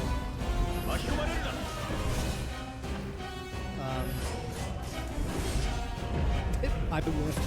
Ow! Well, like, oh, don't do that! Don't do that, Sephiroth! Don't do that! Don't do that! Don't do that! Fuck it. What I've learned with Sephiroth is just use the Octa Slash. Like, don't hoard it. Because you can build another one pretty quick. I don't think I get hit by Punitive Sphere if I'm behind him. Or like in the air. Okay, I already have another one. Did he just disappear? That's fucking phenomenal. Thank you. Although it... Wait, what about Octa's Prime? Oh, we didn't use... Oh, Sephiroth! Oh, I got... That's so lame.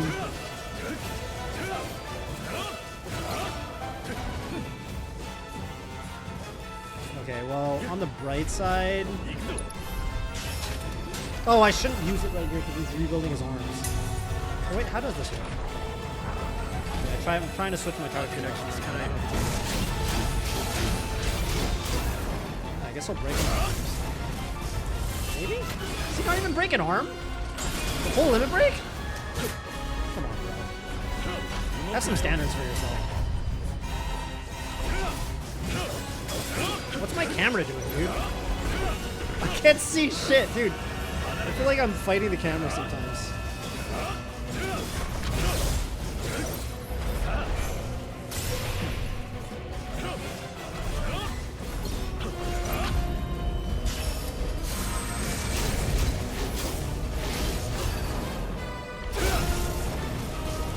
Stun? Or stagger? Ah! Okay, alright. Not bad. Isn't it?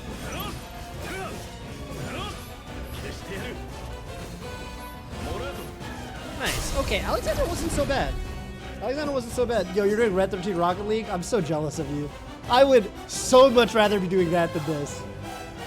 Are you seeing this shit? This is fucking impossible. Yeah, I know. I actually, Pablo, I did that at the start of the stream, actually. I've got Octaslash now. See, it's in my O. My O and my O. Okay, I'm hoping this isn't fucking obnoxious. Oh, it is obnoxious. I just have to, like...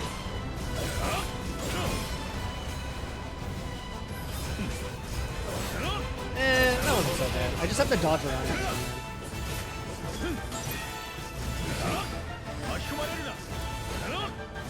Okay, I'm gonna, region out. Oh, hey, chill. Chill, my friend. Cool.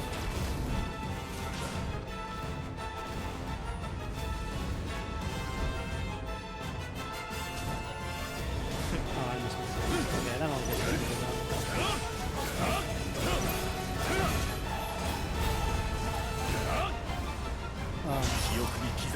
I don't know, maybe this takes too long. Maybe this is a bad idea. I'm not gonna do Octaslash Prime.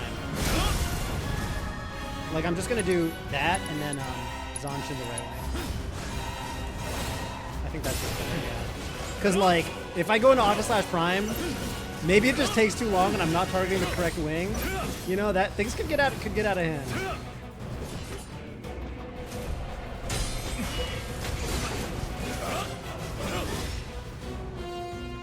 Oh, already? Oh, what did I get hit by? I don't know.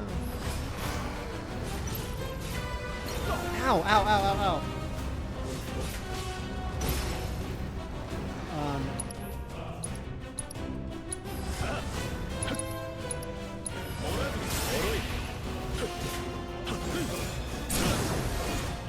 Okay, this wasn't too hard. Even without Fireboard. I can't believe I used to have problems with the King Zoo. I feel like now I'm like, now I feel like it's like the easiest to play. Right? You guys remember the earlier streams? Like, we're all in chat and everyone's like, oh yeah, fuck the King Zoo. The King Zoo's so hard. The King Zoo's so hard. And now I'm kind of like, is it? I agree. Like, at the start, I thought it was so difficult. Oh, speaking of, all right, now the run's over.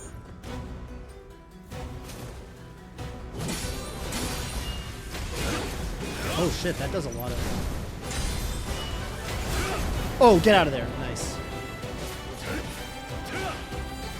Oh, I can't parry that like I can with Cloud, huh? That hits me all the way up there? Yeah, no. Okay, but I assume Sephiroth has an easy time breaking the wings because of Zanshin, so... Oh.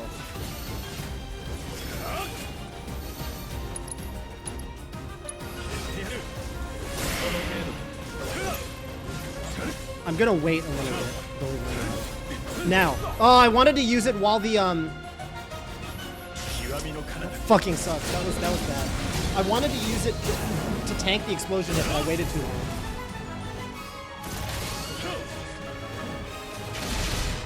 That is gonna be torture for me, huh? He's gonna absorb it immediately, so there's no point.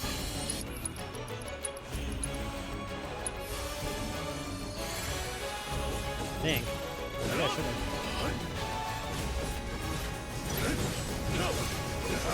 Yeah, that's what I thought.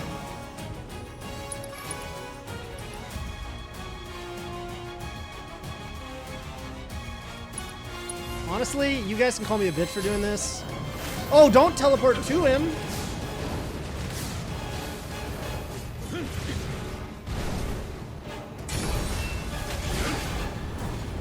Get the fuck out of there, bro.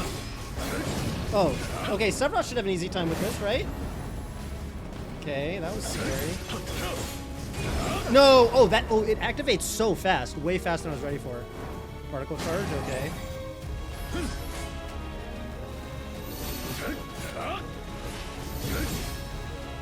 No, why was that so fast? If I had Zanshin Rising, I could have,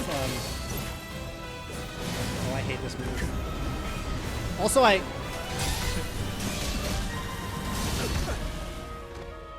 I just don't know the timing for that. No! Are you kidding me? Okay, it's fine. It's fine.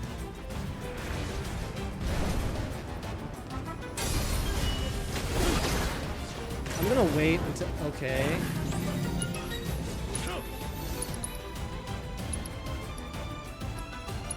Oh, I still don't have Zanshin Rising.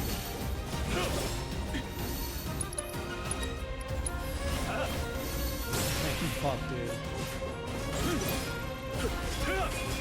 Okay, now.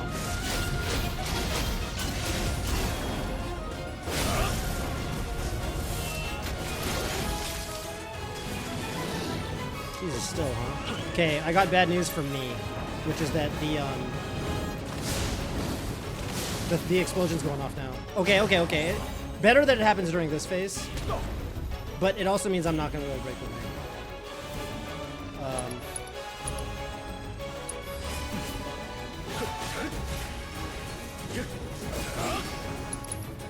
Right?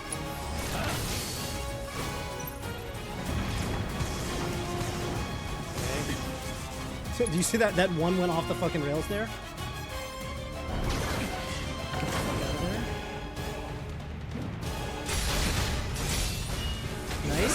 Nice.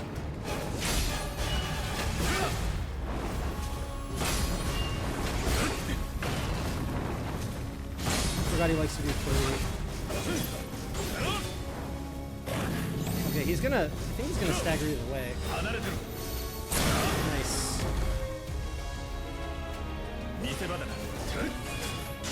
Yeah, see, I've gone Octa Slash from myself, right?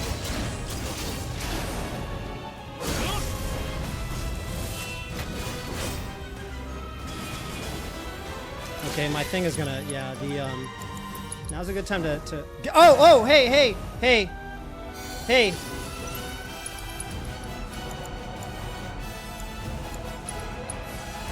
No! The Mana Ward cast got interrupted by frickin'... Okay, fine. So I've got re-raise anyway, but, you know... Wait, I thought he's using Giga Flare. I'm confused. Clearly I don't understand this guy. Is he using it or isn't he?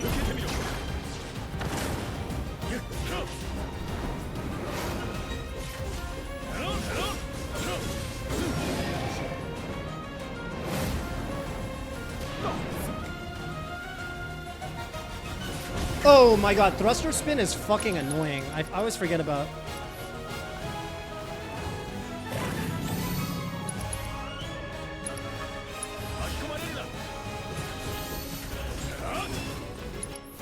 Damn, bro. Okay, there's... Oh, he doesn't do Giga Flare until... That sucks for me then. He doesn't do Giga Flare until he actually fully absorbs, huh? Yeah, I got you, bro. Let's just build up on that. Oh, he hit me with something. Oh, that was the stupid explosion. Well, just do the Giga Flare. When is he gonna do it? Like, I used my Mana Ward's gonna run out.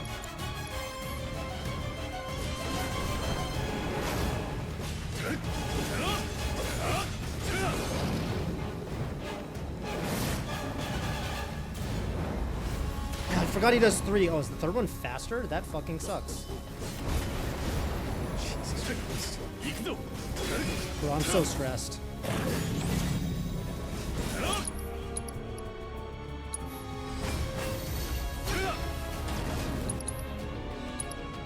He's actually doing it this time, right?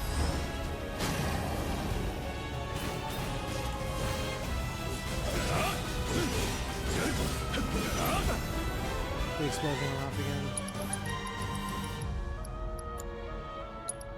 I don't fucking know. I don't know if it matters. I mean, I've got... Dude, he keeps debating me.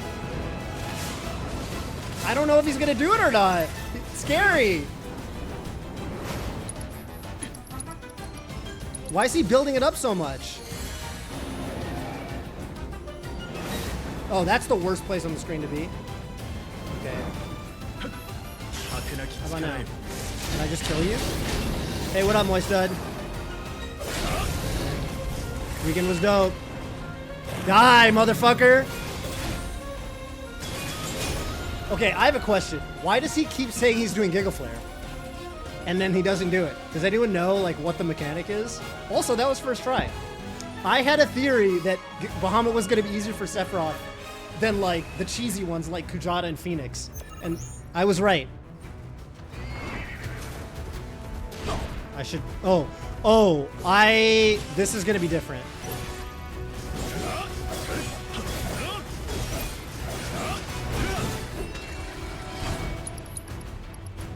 Okay, hang on. I really need to,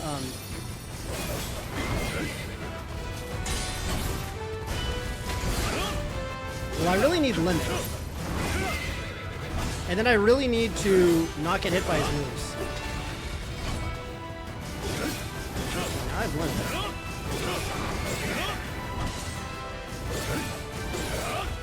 I'm gonna keep it super simple. Super duper simple. I do not want to get Zantetsu mana.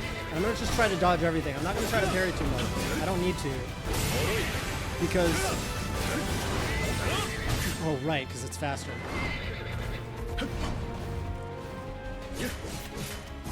Blade. Okay. Again, normally you need to parry so that you build limit, but he can actually build limit without parrying, so I'm just gonna dodge.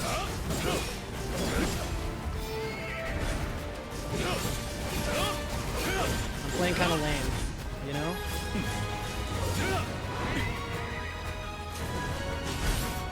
I missed the timing? Are you kidding me? Alright, bro. Get out of there, bro. Fuck me, man.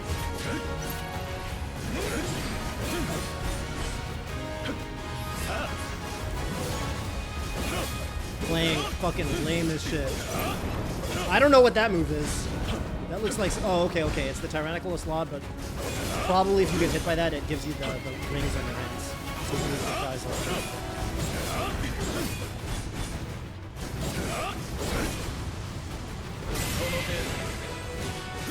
I don't know what this is. I'm not gonna stick around and find out. And for this, I'm also not going to use my limit. Like, I'm going to play really...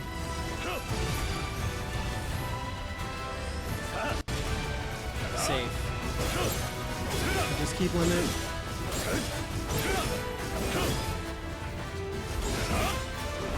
Okay, for this person, okay. Dude, wait, where do you live? Because in my experience, bagels are way better in certain places than others. Unless you have like a bagel that you really like in your area. I feel like New York bagels are kind of undefeated. You know? I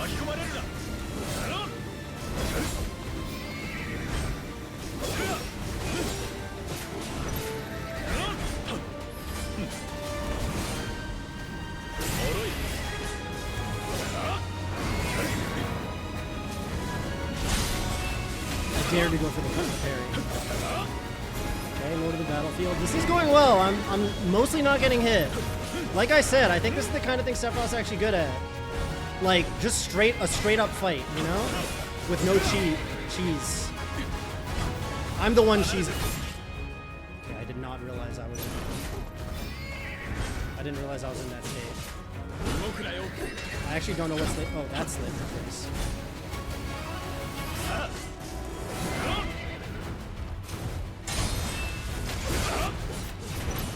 Oh, he hits me there? You're crazy, bro.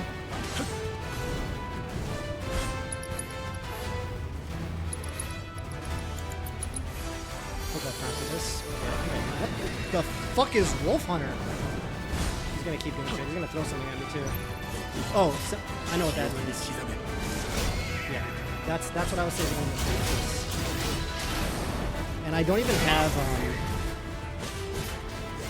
Ring of Hellheim. Gotta get out of there.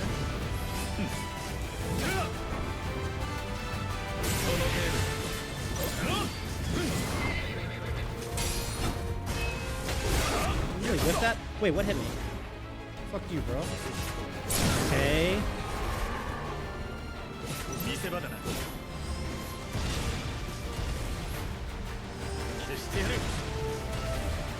Hey, bro, if you let me do one more limit, I'm letting that shit rip. I think it will kill.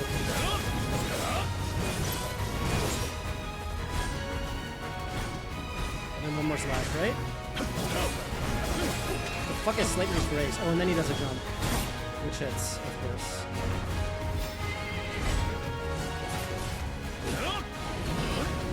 I'm playing... I really want this limit break to end it, so I'm not fucking around.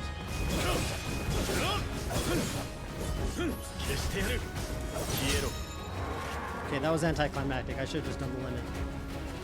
Dude, the DPS from this guy is so much less than Cloud. Yeah, that's what I've been saying. But that was my theory. So the funny thing was, that was first try on Bahamut. And for, well, he didn't even Zantetsuken. You don't, 29 minutes. Cloud, 12 minutes. So that was interesting. I had a theory going into it that the early fights were going to be harder than the last fights. Because, like, the thing about Kujata, Phoenix, even Titan to a degree, is they're all about, like, getting your, like, maximizing the DPS window. Which Moist just noticed, even though Moist hasn't played this game. Good stuff. But, like, the thing about Sephiroth is, like, he's got a gazillion HP.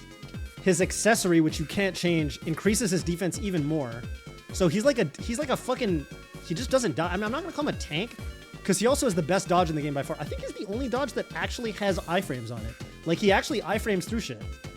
And, like, most dodges in this game, like, this is not a Soulsborne. Most dodges, I don't think, have invulnerability on them at all. Most characters have to parry. So Sephiroth's just kind of different. Like, he just plays the game a little differently. He plays more like, you just dodge everything. Like, Odin couldn't hit me. The thing about Zantetsuken, Titus Melee, or Dabowski, I don't know what you want me to call you. He doesn't use Zantetsuken unless he hits you a bunch. So if you read his assess thing, like the, here, I'll even show you. Let me go into the menu. The way Zantetsuken works, the good thing is I had re-raise for Zantetsuken, but 皆さんのバトルデータが着実にワールドレポートは完了。 enemy intel, right? Where's Odin? Odin's gonna be like at the bottom, right? I'm assuming all the summons are down here. Yeah. Like, so landing ATB commands, evading attacks, or inflicting detrimental status effects will put Odin on the back foot, both thrilling and pressuring him. That's Sleipner's Fuhrer. That's when he uses Sleipner's Fuhrer, and he goes into pressured mode, so his defenses go down. But on the other hand, his attacks come out like fucking 1.5 times as fast, maybe twice as fast. I'm not sure. So basically, Sleipner's Fuhrer is what happens if you've been dodging his attacks or like parrying him, and you've mostly been hitting him. On the other hand, if he hits you too much, then he does Gallarhorn's Warning, and that's when you know Zantetsuken's gonna happen. So he never did Gallarhorn's Warning against me because I just didn't. Yeah, I didn't really get hit too much because Sephiroth is just. He's just like a fucking, he's like Tracer from Overwatch or something. He's just teleporting everywhere. Like you can't hit him. It's funny. That was exactly my theory. I was like, dude, Kujata is gonna be hard. Phoenix is gonna be hard. Maybe King Zu, although King Zu wasn't that hard. But yeah, Bahamut and Odin weren't actually that hard. Actually, Odin was actually pretty easy looking back. Like I definitely made it take a lot longer than. Because, like, when you watch people on YouTube use Sephiroth, they actually know the rotation of when it's safe to... The whole thing with fighting Odin is you need your limit break up when he does that temporal imprisonment move. Because if you don't have your limit break ready, then, of course, I get a raid right as I finish the challenge. What up, Atrioc? And the... man, I bet nobody's heard this fucking phrase. Dude, I just finished the challenge. I just did... God damn it. I wish you guys were here like 3 minutes ago. So I literally just completed. I wonder if it'll show it. I just completed. I don't know how many of y'all played this game. I feel like nobody has a PS5, so nobody played Rebirth. But I literally just finished. Check it out. It might show my solo Sephiroth run. It might also show my solo Cloud run. But I did this battle, which is the hardest battle. Yeah, so it shows it, right? See how it says it's got a little solo Sephiroth icon? So I did this. Do it again? Dude, this shit takes so long. I'm down, but I can try one more time. The thing is, like, the latter part of it, I'm playing really fucking campy and lame, so it's a little bit boring. I'm down. It was kind of fun. Fuck it. Let's run it back. Let's run it back. Or I could do... Actually, you know what? Wait, let's do a poll real quick. Here's what we're going to do. I'm gonna do a poll real quick, and I'll explain to you guys, for those of you who haven't played this game.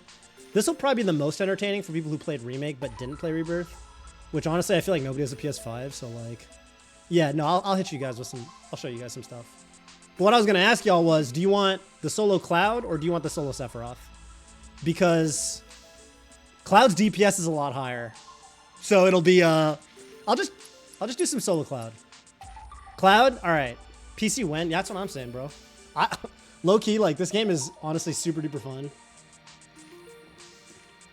The way this game, or this trilogy, like, it's pretty funny. I've been telling people about this. Like, it's kind of slept on, but, like, the way it works. Yo, Rain Mister, thank you for the tier 1. I appreciate that.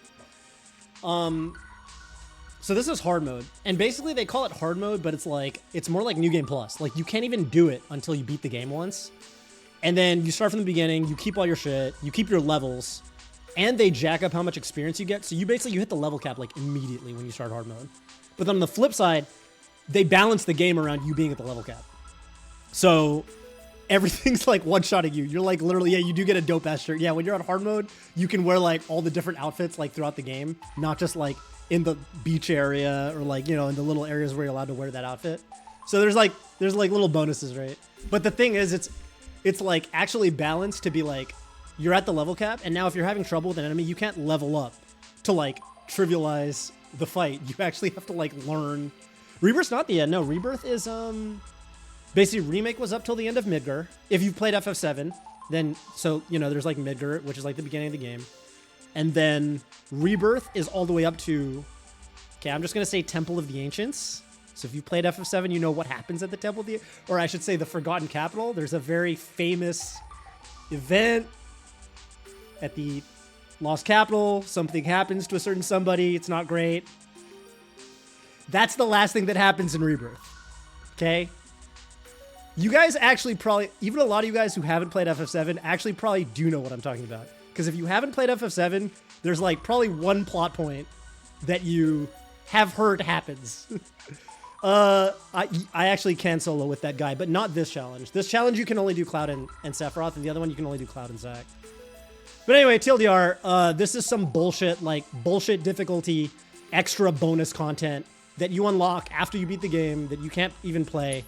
And normally you do it with Cloud and Sephiroth as like a team. And it's balanced around that, but I'm a masochist, so I'm doing solo challenges.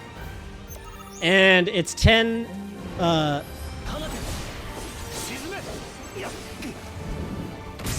it's 10 like, I gotta remember my strats and shit. Now I'm used to, I'm in Sephiroth mode.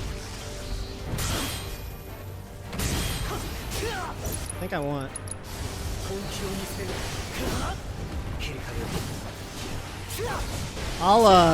I'll remember what I'm doing in a little bit. That's the move I want him to use.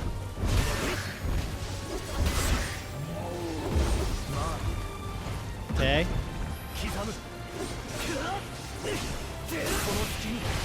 Here he's pressured, which means I can start building stagger, which is exactly what I want.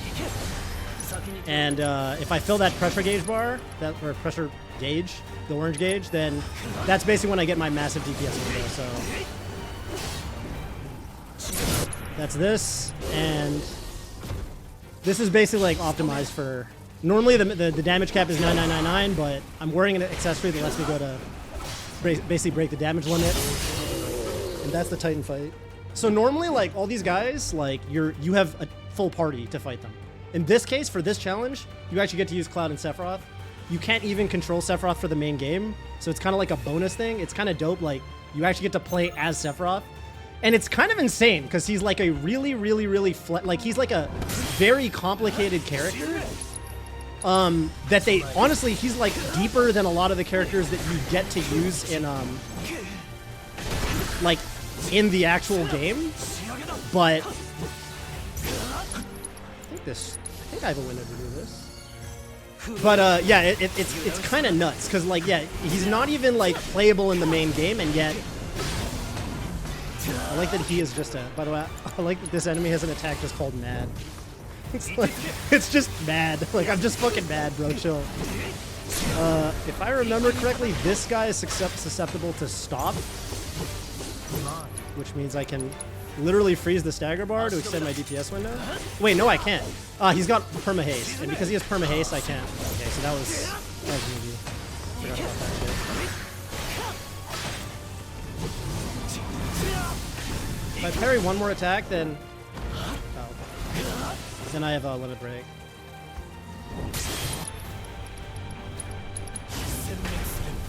All right.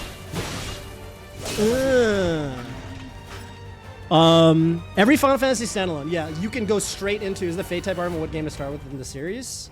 Do you mean which Final Fantasy game or which like FF7 game? Basically the way that Final Fantasy works is like, they all have nothing to do with one another. Like straight up nothing to do with one another. Like FF7 has nothing to do with FF10, for example. But the only thing that they have in common is like, for example, the magic system's the same.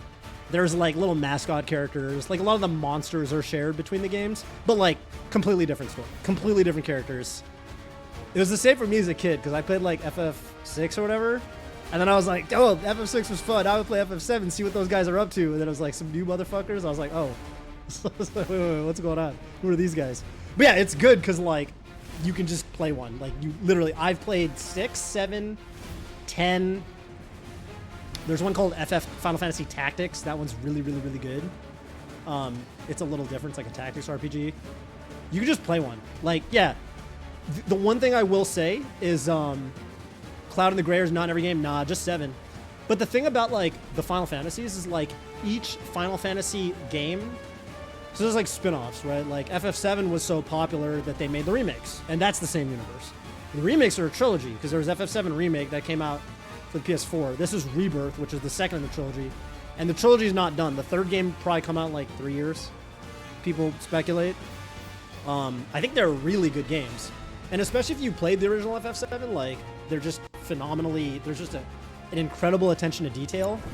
On the flip side, I don't think you have to play the original to appreciate the remakes because, I mean, it's kind of just a remake. There's certain things they changed, like they kind of do some little, they throw you for some loops in the story, but they're not like, yeah, you don't have to have played. By the way, if you guys are wondering why I'm like really super duper YOLO fighting this thing, I actually have some gear that makes me absorb fire. All of these things attacks are fire, so this is like the chill. This is a 10 battle challenge. This is the chill like spot.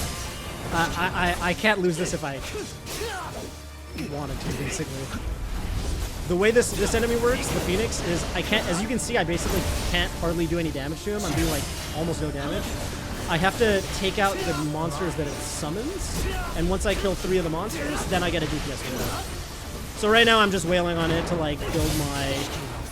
And I should explain the way that this game's like, the mechanics work, I guess, is that bar in the bottom right corner, the ATB, the blue bars. You can think about like your meter in like a fighting game.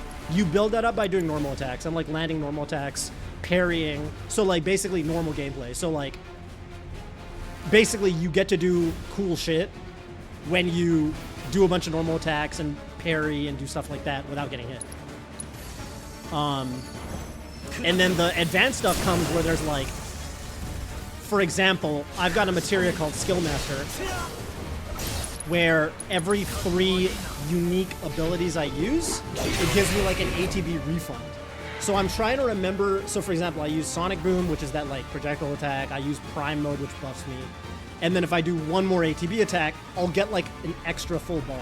And so I'm keeping in my mind like how many... Oh, by the way, this thing is also almost exclusively fire elemental, so I'm just gonna bum rush it, and it also can't kill me.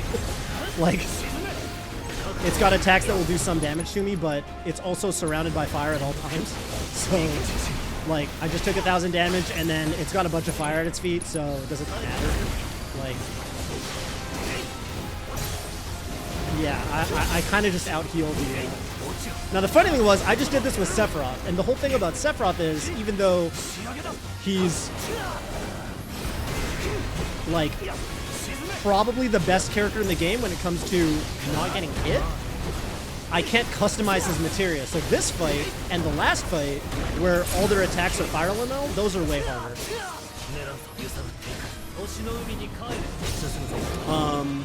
Because He's not absorbing fire the way the Cloud is. Cloud's literally... What makes you shoot the green waves from weapon? That's it. Actually, that's just like he Crane. Yeah, it's honestly sick. This game does not look that hard to understand. You just hit them over and over. I know what you mean, but you should watch one of the runs where I get bodied because this shit goes south really fast. I know all of the boss. I didn't go on. Oh, this will stun me if I get hit by. Yeah, so that actually, and he might kill me because if he does. Okay, so if he did Thunderous, he has a move called Thunderous Stomp, which he's using right now. If he followed up the stun move with it, then I would die. So that would be bad.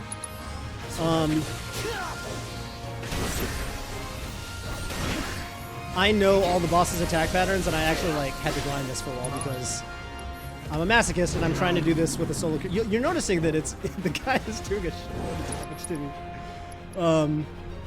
Can you swap things that absorbs fire based on what element the enemy is? I can, but I mean I can't swap it out mid-challenge. You know what I mean? Okay, a little bit of RNG here, and I have the best possible. I got the best possible RNG. He absorbs 2 out of 3 elements: fire, ice, and lightning, and he actually absorbed fire and ice, which are the 2 elements. So we got the easy run. If he absorbs fire and lightning or ice and lightning, this becomes much more difficult. And in fact, those attacks will also stun me, the lightning attacks. So I got really lucky here. Oh, cast, please. That almost actually stunned me and I would have died. If he followed up with the right attack. But yeah, I mean, this is the, yeah, Flaming Thrash will heal me, so. The 3rd, 4th, and 5th challenges in this were way harder with Sephiroth, actually. This guy's whole deal, this enemy, Kujata, is he, Is he still 2 elements on him? I can't keep track. He tries to absorb 3 elements. He does 2 at a time. And if he ever absorbs all 3 elements, so in other words, if he gets to absorb the 3rd element, which he'll, I guess, try to do in a bit, I'm actually getting fucking clobbered right now. I hope this hits.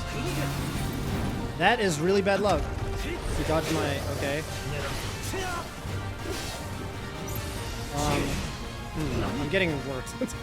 And I haven't really had a good opportunity to like reset. Okay, I'm almost dead. He's going for the 3rd element. So if he absorbs that, I knocked him out of it with Firaga, but thank fuck. So here's the thing, if he absorbed that 3rd element, the only thing that interrupts him actually making a run for it like you just saw is I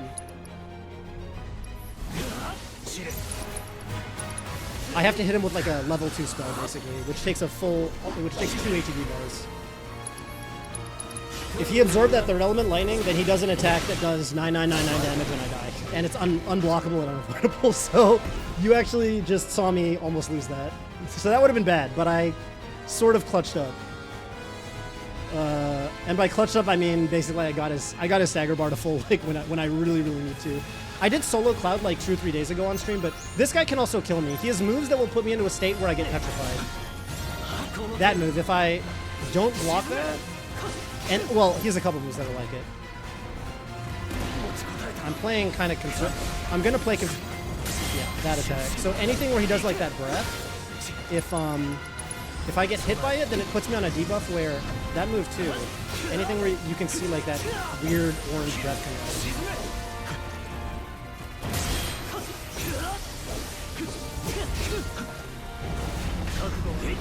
It puts a debuff on me where then if he does a bunch of damage to me, I will I'll let him put the shield up, because then I can frog him out of it. It'll petrify me, and that's also game over. Petrify is the same as dying, basically.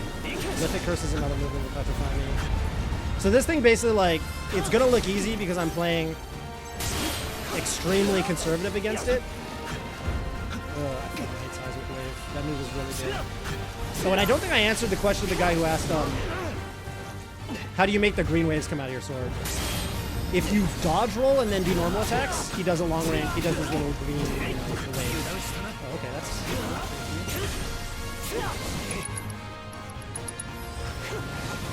I really want to stagger you.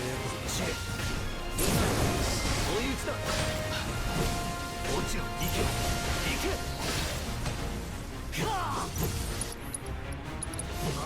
think this will kill if it goes off during the. Yeah, the remake just covered Midgar, and like the whole thing. I mean, I like the way they're doing it because each game in the trilogy feels like its own like compact package, you know? Like the Midgar arc kind of is its own you know, it is kind of its own game, like in a way. Ooh, I thought I could get to the ground and parry in time, but okay. I basically got a little ambitious there.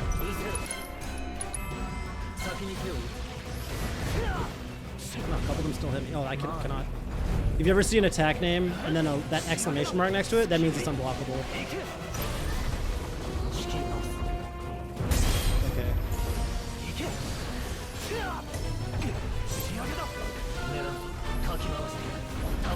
Oh, come on.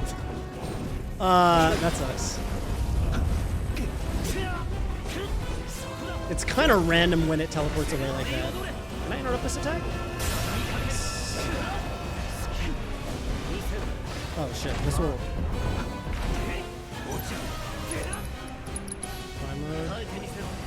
What are you doing? I wonder if I can get away with 2. This is greedy. I'm gonna try to hit him with 2. Punitive Spirit will do like 4,000 damage if it hits me, so... Was that a little greedy? I would say yes. Is this killed? It's weak to lightning, and I've got lightning elemental on my sword, so I do extra damage to enemies that are weak to lightning. The end of Rebirth gets the end of Disc 1. Yes, it does get the end of Disc 1. That being said, what's FF7? Disc 3, right? And the third disc is like, it's just, I think it's just basically the end of the game. Like, it's just kind of the final dungeon and any post-game content you want to do. This thing has a move that does, you know, it does 9999 and kills your whole party if you let it finish charging. And it's charging it right now, but again, I'm absorbing fire, so very easy for me to just not get hit. This is another one of the enemies that's kind of a break from the action because I'm absorbing fire. So most of its big attack. The funny thing is, one of the attacks that's not fire elemental is the attack called Firestorm. Like, watch. It's got a move called, like, I don't know, Tyrant's Twisters or something. That's like a fire elemental whirlwind. And then it's got Firestorm, which is not fire elemental. Which is like a fucking massive debate. I don't know if the localizers did that shit on purpose.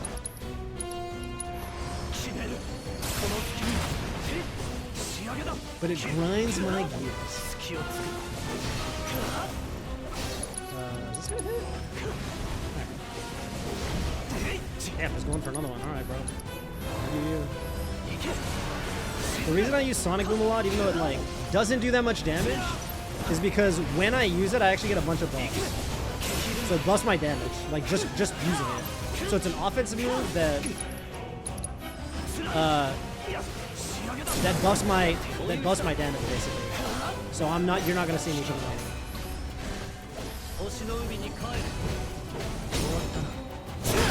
Put at the end of disc 2. Yeah, I think you're basically at the end of the game. What's the last thing that happens at the end of disc 2? Isn't it like the weapon attacking Midgar or whatever? Isn't it like the big climactic Shinra gets torn to the... Oh, this is... So, if I'm gonna die, I'm gonna die here. This fight is ridiculously hard.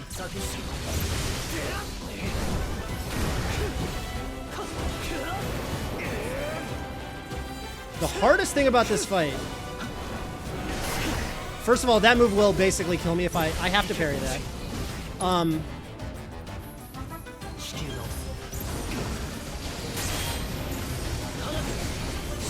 Oh, shit. The hardest thing about this fight is if you see under my health, there's like a red icon. That is a very annoying debuff that I basically pick that debuff up whenever I touch any of the little stupid, I don't even know what to call them. They're like the little particles. Like the purple particles in the ground. right there. And when it finishes charging, which it just did, it explodes. It's unblockable. It's unblockable and I can't do anything about it. And I will just get hit for 500 and it knocks me onto my face. So if he happens to also be attacking me when that thing goes off, I just kind of die. Like, I don't really have a good answer for it. Oh, shit. Really fast. Oh, Luminous Dive is unblockable and frankly, kind of a little bit RNG. Like, if he does it on a part of the stage where you don't have room to... Ooh. Oh, shit. Okay. So the thing's about to explode. You see that? I just got knocked on my ass. And I got lucky that it happened to be at sort of a good time where I wasn't needing to block something. But if it happened...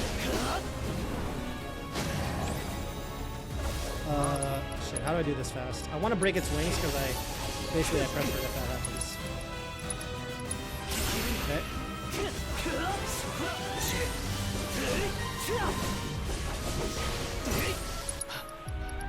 Can I stagger it? I can. Okay. I can't. Can I kill it?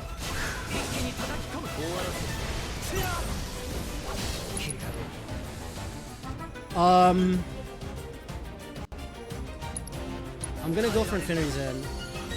And then I'm gonna deceive. Yeah, okay. Limit Break will just kill it. Oh, fuck yeah. This was the cleanest Bahamut Arisen I've ever had. This was easily the cleanest Bahamut fight. It dodged the last hit? Hold. Okay.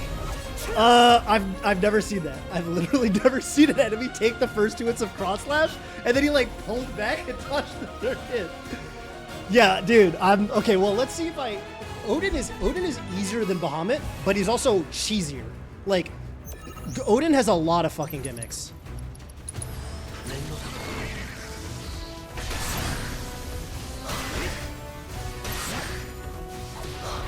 Okay, that works. That was pretty good.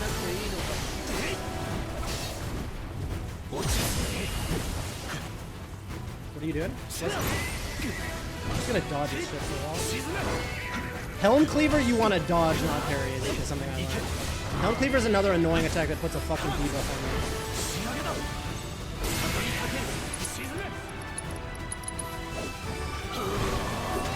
Fuck! His moves are faster now that he's in this state.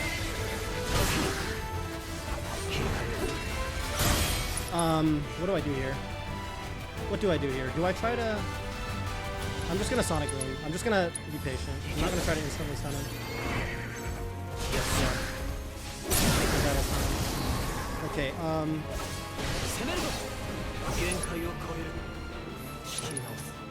get 1 infinite. So this is not gonna kill him, but it'll do a decent challenge. Yeah. And I'm just gonna build up. I'm gonna re-up my buff. Now he's gonna, so he pulls out the sword, so now his attacks are different. The bad news is I don't know the names of his attacks that well. And he skipped Lord of the Blade, and now he's Lord of the Battlefield, which is dope. He's about to use a move I think called Spatial. Yeah. So this cuts the battlefield in half, which honestly doesn't mean too much. It just looks cool. If I'm on that side, then you get trapped over there, and it's bad. You'll notice that I have Limit Break, and I'm not using it, and that's for a very specific reason, which you're going to see pretty soon.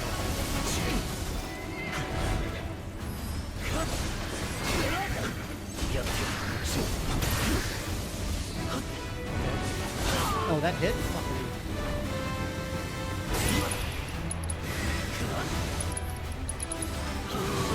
Okay, so right here, Temporal Imprisonment. This will freeze me in place, and then he one-shots me. And the only way, if you're playing solo, to deal with Temporal Imprisonment is to have Limit Break ready, which is why I've been saving Cross Slash. So he would freeze me in place and then one-shot me. Which is very... Oh, I need to get the fuck out of there. Alright. And that's,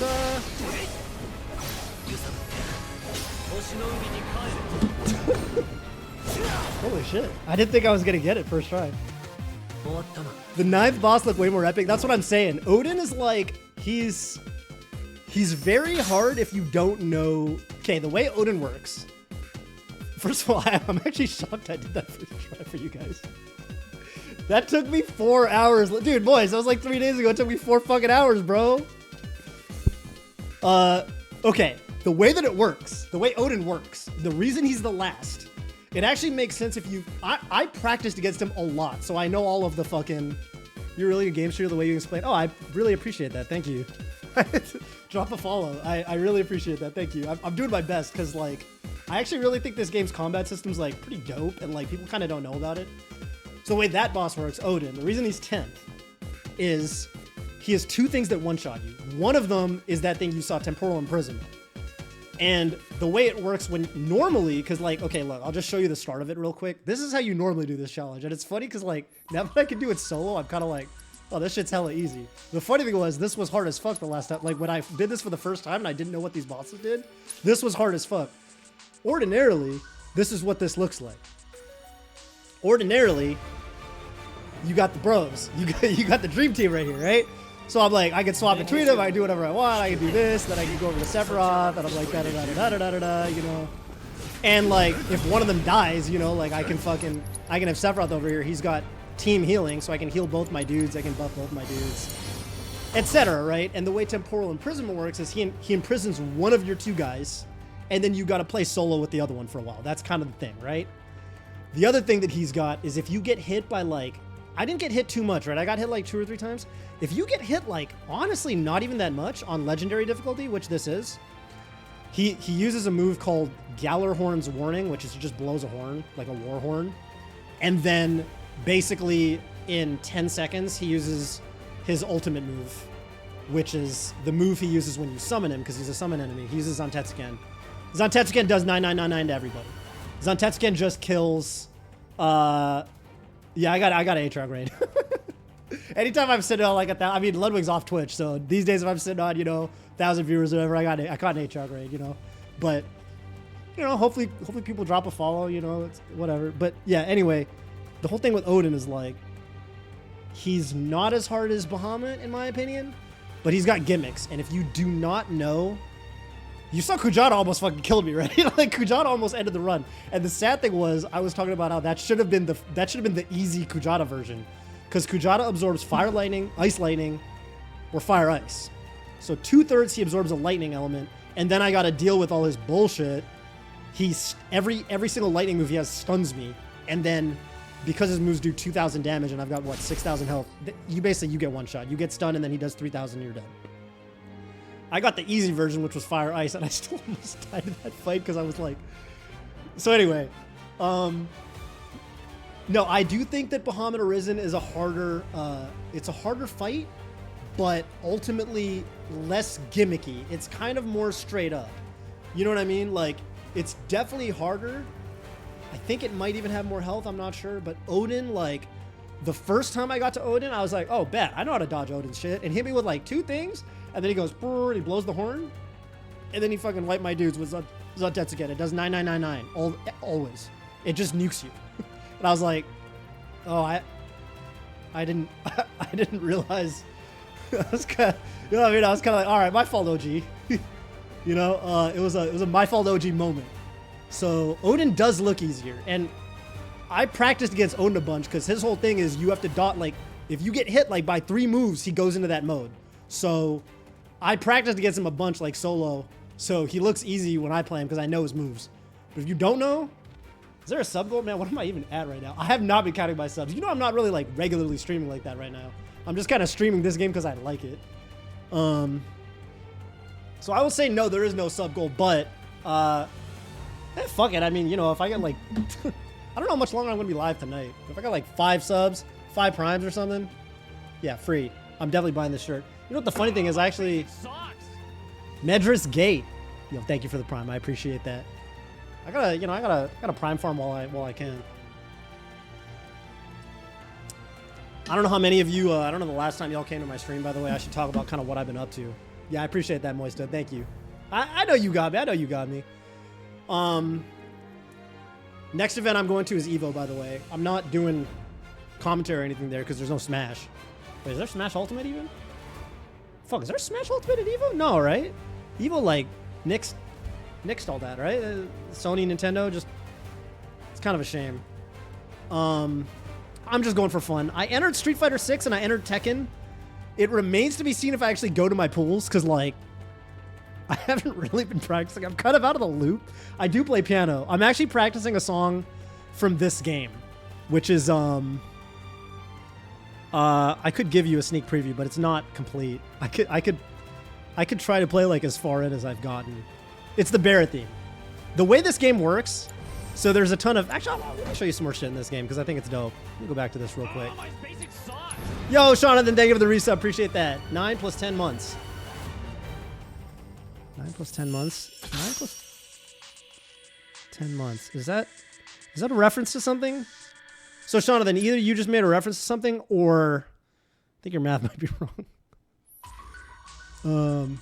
2 out of 5 for the Cloud shirt, baby. No, dude, the thing about this shirt, though, like, if I'm being perfectly honest, I would just wear this shirt. Like, this is a dope shirt. Look at this shirt. Hold on. How do I zoom in? Those are little, they look like feathers, right? Like little, but those are like chocobos. Like those yellow things. I don't know if I can zoom in any closer. How do I, maybe if I like come up against a wall? Oh yeah. Solving problems. Look at that. Those are like chocobos. You see that? I would for sure wear this shirt. Now, I would probably have more buttons done than Cloud is, because Cloud's got the inner, you know what I'm talking about? He's got the, like the, I can't even front. Cloud just looks like a Japanese tourist. This is what Japanese tourists dress like in Hawaii. I grew up in Hawaii, so. What's 9 plus 10? 21. Is that a reference to something? Why are you? Next Melee event, I think there's a, dude, I think Egg Dog's doing a, an invitational. I think they're doing like a summit style invitational or something, you know? How out of the loop can you be? If you're asking about me not knowing if Smash Ult is at Evo, I don't really follow Smash Ultimate anymore. For Melee though, I think the nearest thing is Egg Dog Invitational. I'm definitely going to Big House. I'm thinking about going to, what is it called now? Supernova SmashCon, but I'm not confirmed for that yet. And what I've been telling basically everybody, like, I don't commentate as many tournaments these days, and like, everyone's like, bro, have you retired from commentary? I'm like, no, but here's the thing. The Melee community doesn't have money. This is the whole spiel. What up, Scotch? Yeah, probably. I don't think it's not happening. I don't think he announced yet. But the whole thing with Melee is like, I knew that. Yeah, the 21 Vine. Yeah, okay. Yeah, I got you. No, I knew it was something. Bro, it's been a while, right? It's just been a while. But I knew it was, you notice I didn't immediately, you notice I at least said, yo, is that a reference to something? I didn't say, hey, your math is wrong. I said, either that's a reference to something. I just had a feeling, okay? I had a feeling. But anyway. No, the whole shit with Melee is like, man, like, every major's on the East Coast. Like, the whole thing is like, okay, think about it. There's Genesis, that's on the West Coast.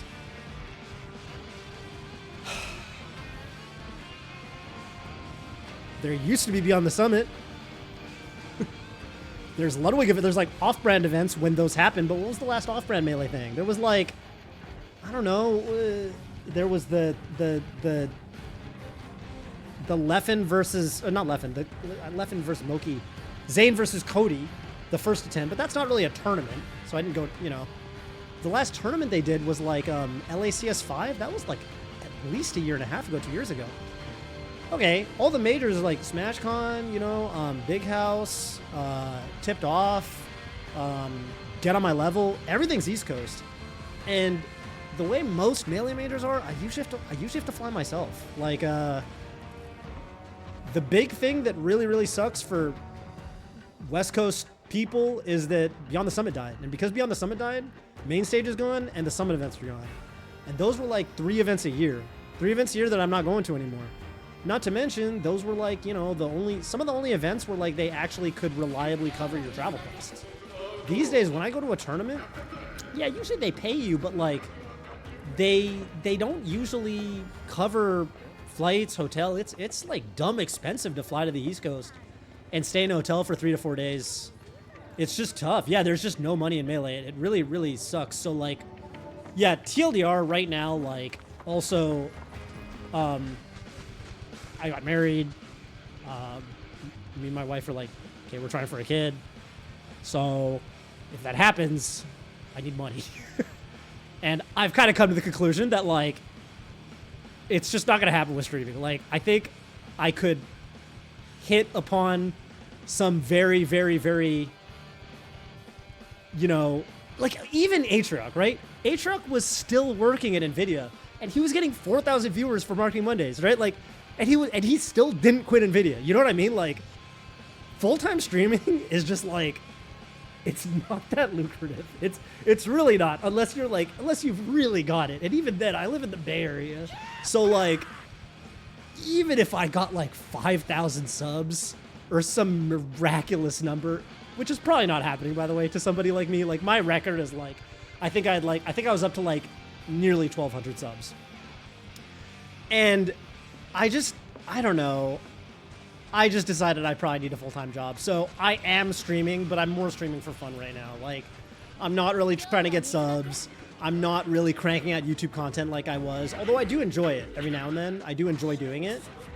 But yeah, I'm streaming this game just because I really like this game. And I was like, dude, I actually just want to stream myself playing this game because I'm probably going to do the same thing for Hollow Knight. Like, Hollow Knight is another game. I haven't played it. I know it's really, really good. I know everyone likes it. And probably I will stream when I play it.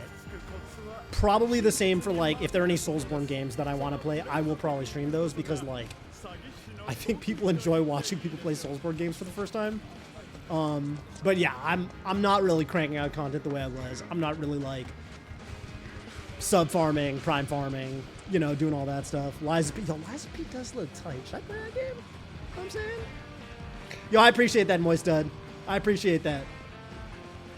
Yeah, YouTube is YouTube's tough. I mean, the one thing I will say about YouTube is it's fun. I like the creative aspect of going in and doing YouTube videos, because the one thing I will say about it is, like, man, when I was streaming every day and like trying to get my numbers up and all that stuff, some days you just don't really feel like streaming. You know, it's hard to be like inspired every single day. You know, like some days you're just like, I don't really know what I want to stream.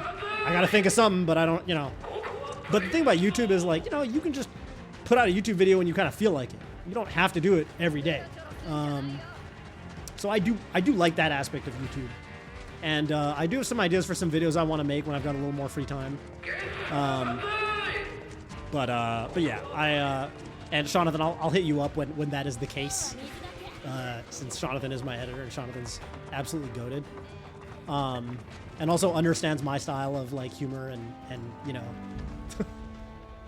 like the whole vision. We would have Ordinary, but Ordinary moved on to, dude, Ordinary, like, man, Ordinary went so... The funny thing is, Ordinary's like a... Moist, you know Ordinary? You probably don't know who that is, but TLDR, he used to be my editor alongside Jonathan, and now he is, I believe, the full-time editor for Gotham Chess.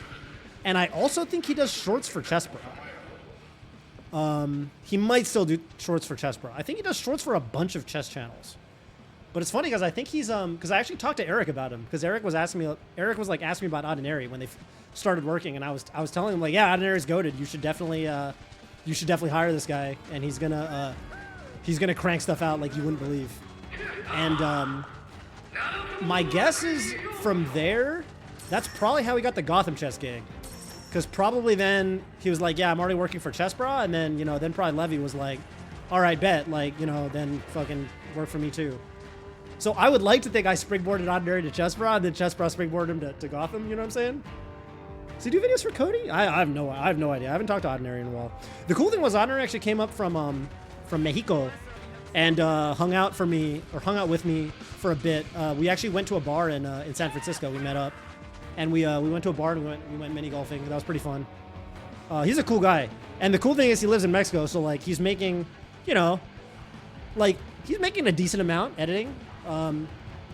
But he also lives in Mexico. So in Mexico, he's definitely making a decent amount because he lives in Mexico, not living in the Bay Area. Should ride the Segway? Yeah, bet. Also, Costa del Sol is just a dope. It's just a dope town.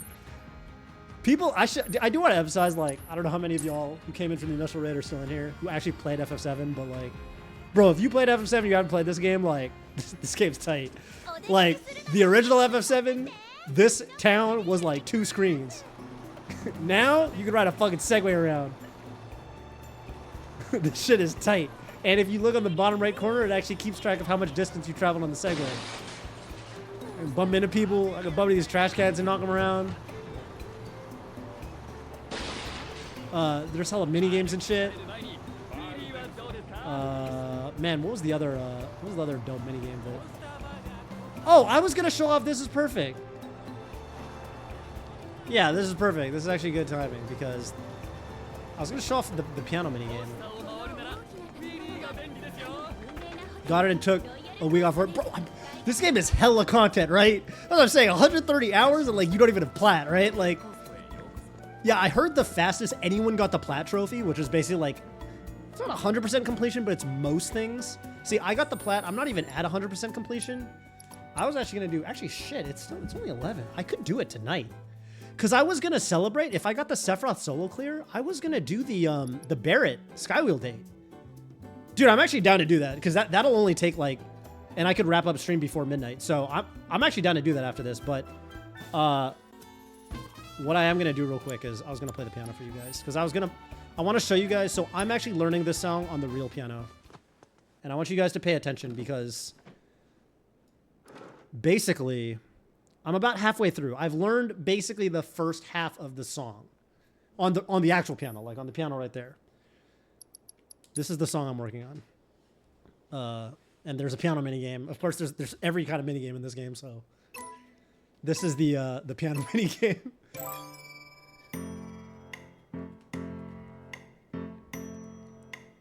And the song sounds really easy, right? Like it sounds like slow. Just pay attention.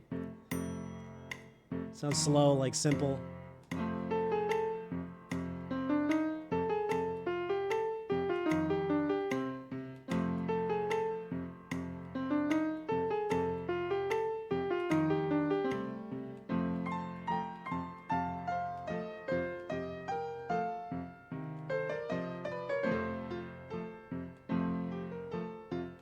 Probably sounds really, if you're a piano player, like, yeah, this sounds super easy.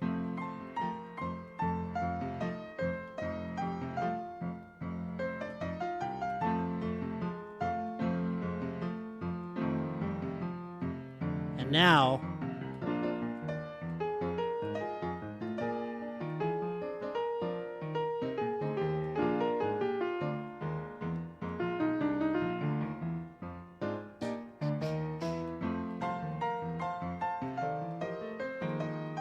you notice how much jazzier the song got? Now this minigame, you're not playing all those notes.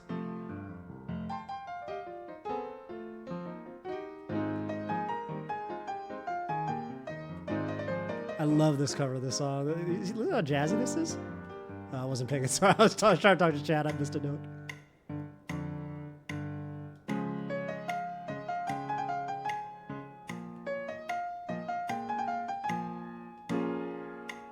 Oh. Something I just learned. He stops playing all the jazzy shit if you miss a note. I didn't know that. That's actually news to me. So he only starts doing all the crazy little jazz rhythms and shit if you're perfecting the song. I did not know that. Because I've never gotten misses on that song before. Okay, so playing that song on the actual piano is a lot harder. Let me even just here, because I've actually got. I'm gonna turn it up.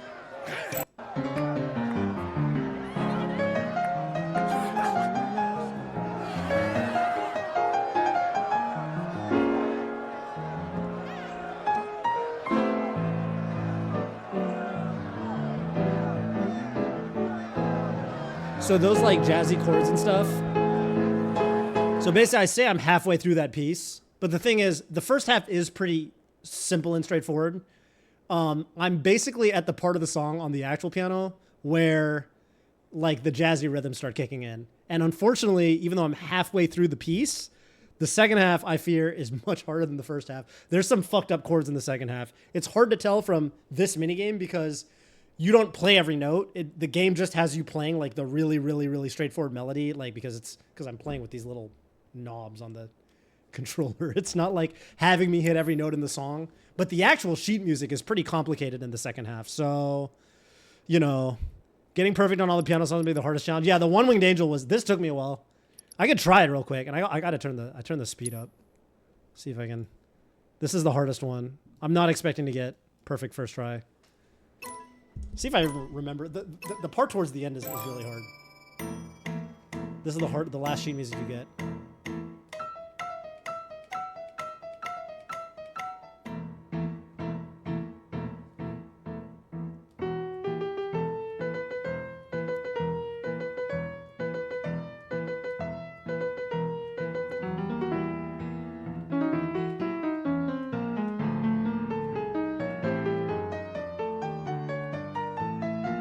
That part's actually not that easy.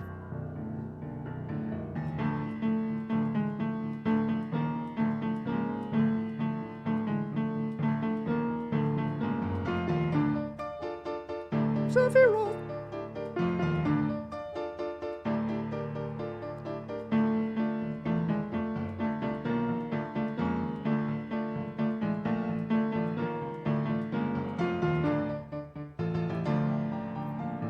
SEPHIROTH. Okay, so I got past basically the first hard part.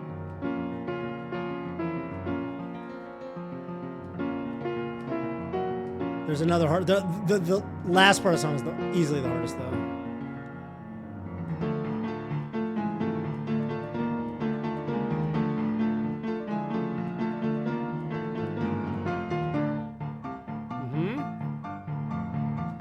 All right, this part's fucking really hard. So.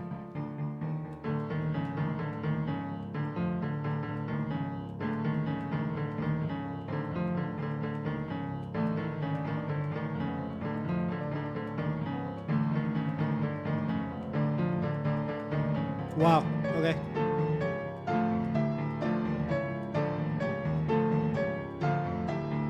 Now to not choke.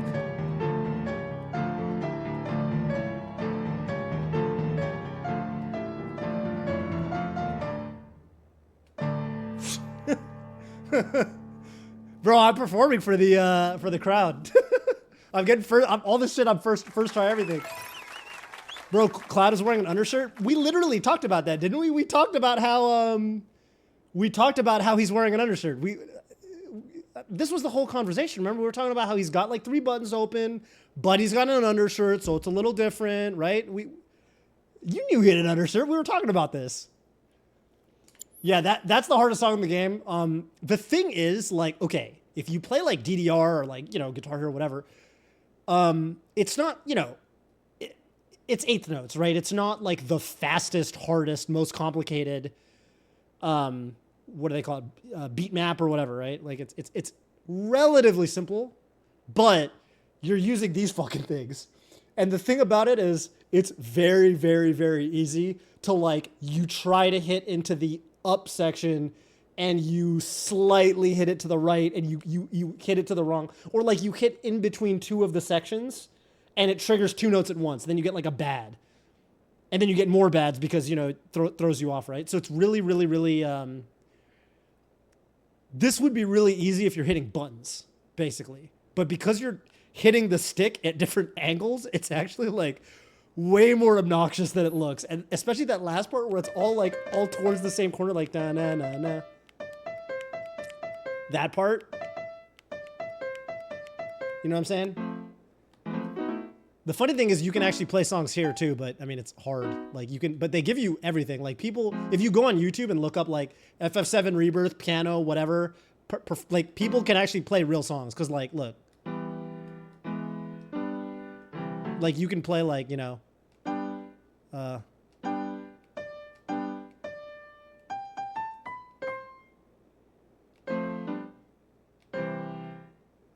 trying to play the Legend of Zelda theme.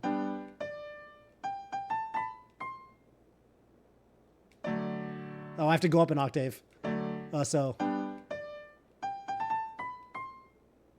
How do I do it? I went down an octave instead. Okay, you get the picture. I'm trying my best. Okay, point is, people can play real songs on this shit. I can't. Sue me. But yeah, it's kind of dope. Like they actually put a lot of work into it.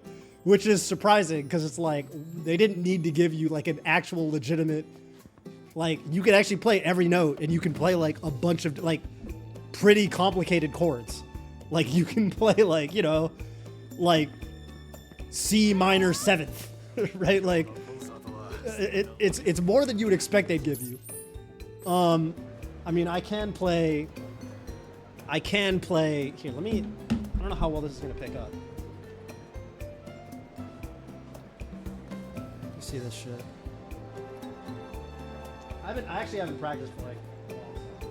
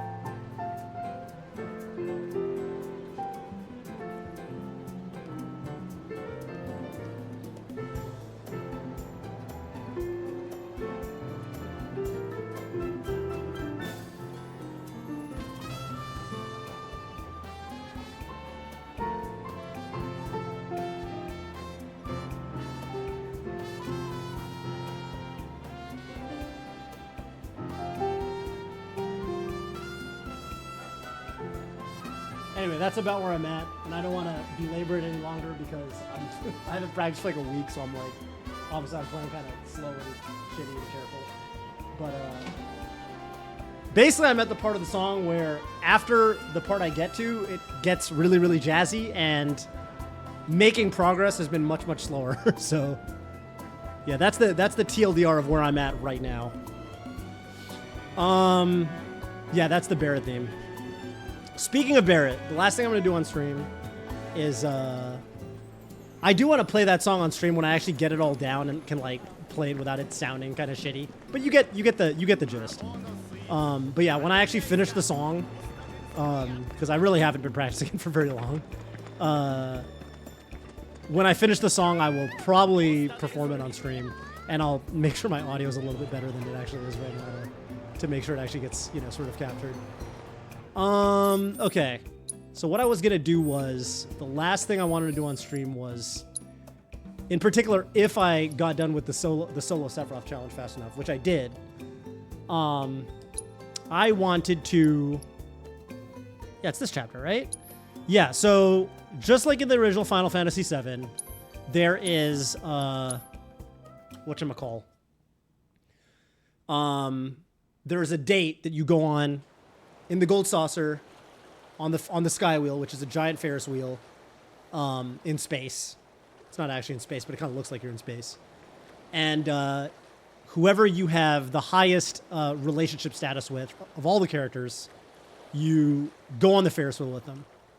My first playthrough of the game, I got Tifa.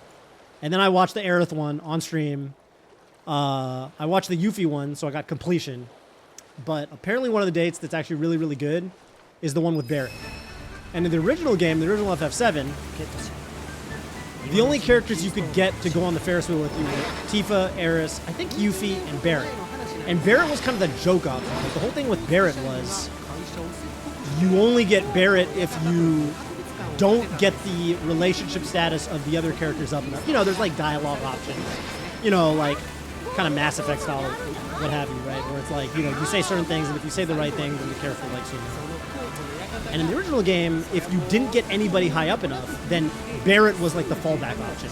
And his date was kind of like a joke, right? It was kind of played like a joke, and it was kind of like, oh, haha, like you failed to get any of the girls to go on the Ferris wheel with you, so I'm hanging out with you instead, like it's bro time instead or whatever. But apparently in this game, the Barrett date is actually very, very, like, well done. In the OG story, what fit does he roll into the date with? You can't change the fits, unfortunately, so he's in his default outfit. But yeah, apparently in this game, like, the joke date option Rebirth, yeah, I heard about that. It's like Sid and Vincent and them, right? That does sound cool. And, like, honestly, I would even go so far as to believe that, like, they could be a non-joke date if Cloud just got to know him better. But I feel like the whole thing with them is Cloud just hasn't known those characters for long enough, so it's awkward. My theory, by the way, for this my theory for this trilogy is that I think the third game is going to have a lot of really good Sid moments. Because in this game, in particular, like Rebirth, the whole thing is like, Tifa and Aerith, like, they sell the game. Like, Tifa and Aerith have a fucking... Every scene they're in where they get to interact with each other, they're like BFFs. And they're so funny with each other. Like, the way they almost kind of bully Cloud around, because, like, whenever they want to do something, they kind of guilt Cloud into doing it. And they kind of, like, share one brain cell in, like, a really kind of adorable way. But... without spoiling too much, the Tifa-Aerith friendship is going to be harder to... it is going to be harder for the developers to find moments to give us scenes with Tifa and Aerith in the third game for reasons that I don't want to spoil. Peace out, Crane. Have a go, my man. Or yeah, I don't know. Probably my man, but maybe my lady. I'm just assuming, I guess. I don't know. Maybe I shouldn't. But yeah, Aerith. Probably gonna be less Aerith in the third game. And because there's going to be less Aerith, I was kind of thinking, who's going to pick up the slack when it comes to, you know, when it comes to the dope moments between some of these characters. Like, this is kind of even funny right here. They're like roasting Cloud. Like, there's a lot of good moments like this. And I kind of realized, like, there's actually a lot of opportunity for them to do, like, a kind of a bro-y kind of friendship between Barrett and Sid. So my theory is Barrett and Sid are going to carry the third game when it comes to the cutscenes. I'm hoping for that. I'm hoping it actually gets, I mean, Vincent's not going to do it. Vincent doesn't say shit. Vincent's like more of an emo than fucking Cloud is, so. Yeah, I know what you mean. Depends how you say it, I guess. But, you know, I don't want to assume. I just met you, you know, so whatever. The Ascot Seaman fit, you know what I'm saying? You know what I'm saying? Dude, as soon as I got this fit for Barrett, where is Barrett? Oh, they're all in their respective, yeah. They all go to, like... The cool thing about this chapter is, like, if you go to each of the... I'm not going to go to all of them, but, like, Barrett... I think Barrett's in the event square, so I'll actually go to it.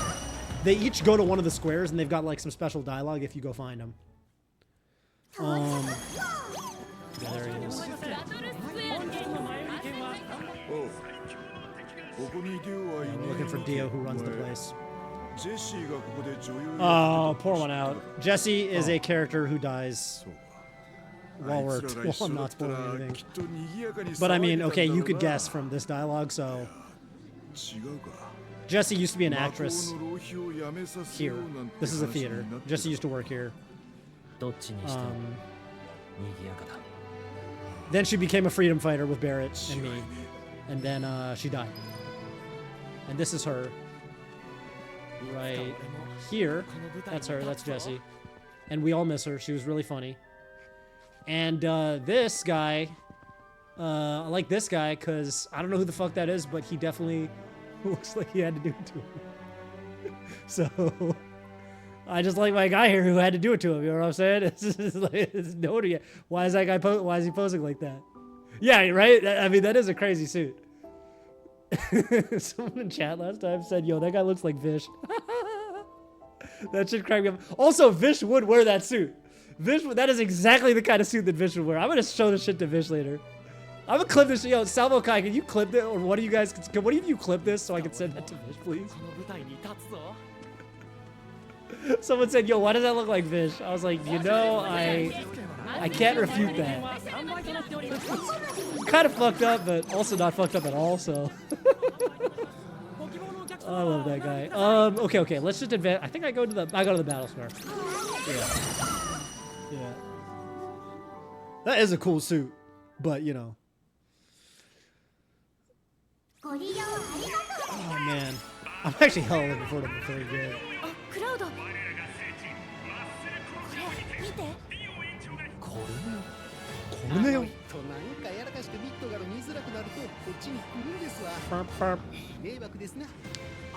And that's basically the sub-story of this chapter, is Dio, who's our homie, somehow got into a situation where he's having a battle for the naming rights of this entire venue. with this guy Don Corneo, who's like an underworld crime lord kind of guy, and we don't like that guy. That guy sucks. So we're gonna help Dio out. Oi! This is Dio. Dio walks around at like 300 pounds, 8% body fat. Maybe not 300, maybe like 200. Look at fucking Dio, dude. Look at the striations, bro. It's a shame that he's got those. Later in the chapter, he will have the cast off, so you'll be able to see his, you know, his torso. Bro, I'm saying, bro. Holy quad, like, dude, you get to see his back at one point. The thing about Dio is, okay, right now his arm is broken because the whole thing was he actually was defending us from the Turks, and so they injured the fuck out of him. But usually when you're talking to him, he's flexing every line, and he is he's like in world class bodybuilder state. Like he is easily in world class bodybuilder state. He's like in C-bum. He's in C-bum category, let's say, of shape. Yeah, he's like Mr. Sane, but he's chill. He's like not he's like a Mr. Sane's like his evil twin. He's not like Mr. Sane because he's a homie. I mean, Mr. Sane's a homie too, but Mr. Sane's more like Corneo, the other guy, the guy who he's gonna fight, not fight, but he's still flexing. Yeah, no, Mr. Sane's cool. Yeah, he's definitely overhated. I fully agree with you. That being said, this guy's not hated at all. Dio's like a fucking legend.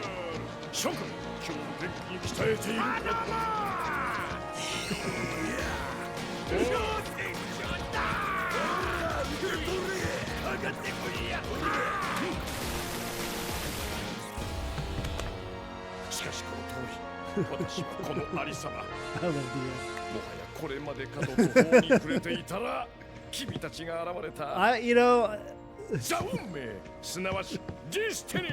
do you think Dio eats for breakfast? 12 eggs and Tren. You know what I'm saying? Like, what the fuck? I can't get over how Dio looks. My man is 2K subs and I rock that hairstyle? Yeah, absolutely. I mean, I don't think we're getting 2K subs and I rock that mustache. Oh, you're talking about Cloud. Yeah, bet. Now, I don't think I could even grow a mustache like that if I tried, but I would try for 2K subs. Don't get me wrong. I would absolutely try. Maybe I should grow a mustache. I don't even think I can really grow facial hair like that, is the thing. When I grow facial hair, I've got like Asian facial hair. Any of my Asians, okay, and even that depends from Asian to Asian, because I've got a Chinese friend, and his beard, it grows long, and he gets a Confucius beard, and he goes like this. He actually runs with it too. For me, it just grows in little splotches. It just doesn't look right, you know. I can't get a bushy stash. Are you Asian or what? If you don't mind me asking, are you a hockey stash? If I Google hockey stash, is it just gonna come up? Ah, yeah, I could probably do like a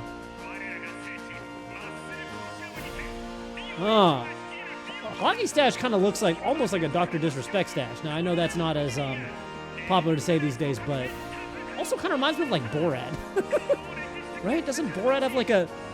Borat's got a bushy stash actually. Indian? Okay, gotcha.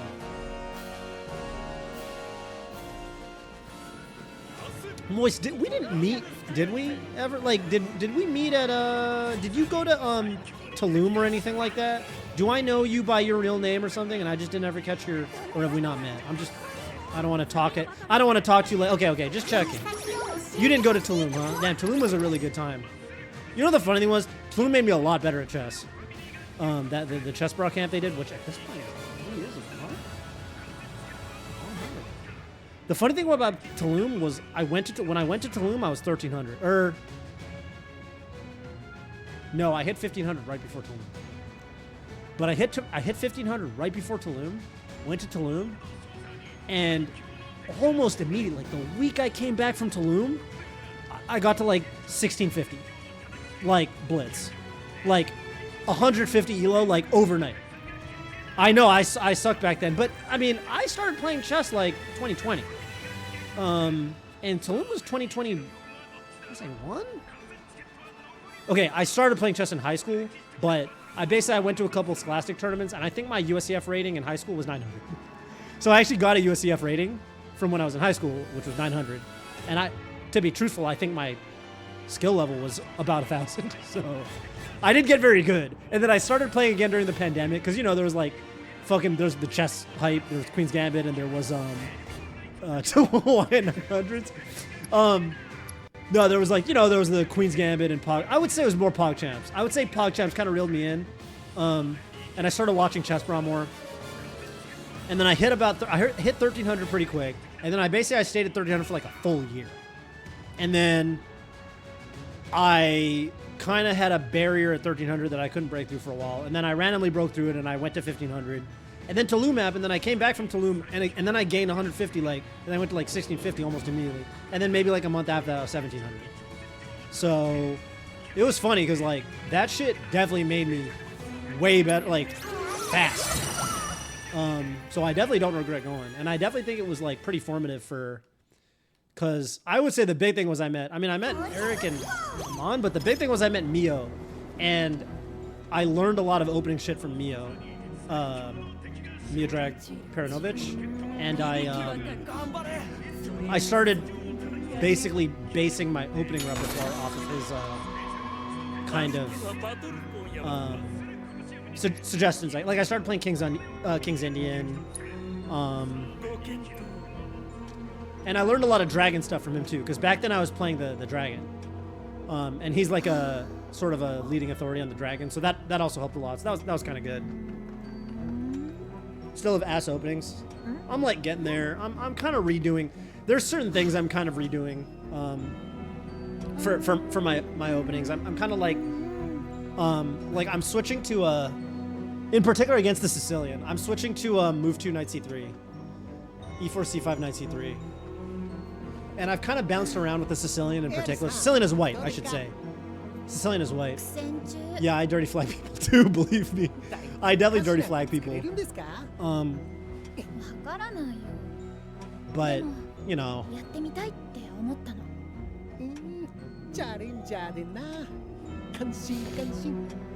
I'm getting there. I actually started doing chessable more, which honestly is helping. Like,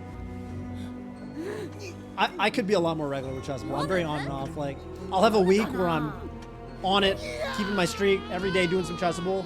And then I just slack off and I don't do it for like 2-3 weeks. So I got to get more consistent. Because it's like, because the blitz chess is right, or bullet is right there, you know? Bullet is right there. Oh, yeah?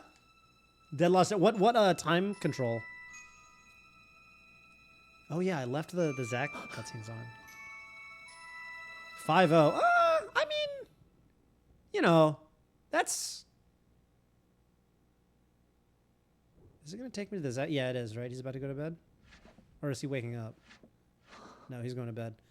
Yeah, I mean, you know, 5-0 is enough time where you can't just dirty flag people, you know? Eddie, he doesn't play slower because you mean doesn't play faster? Hi. I'm going to mostly skip the Zach stuff. Yeah, faster. I know what you mean. I mean, oh, how do I change Zach's? How do I change his combat? Can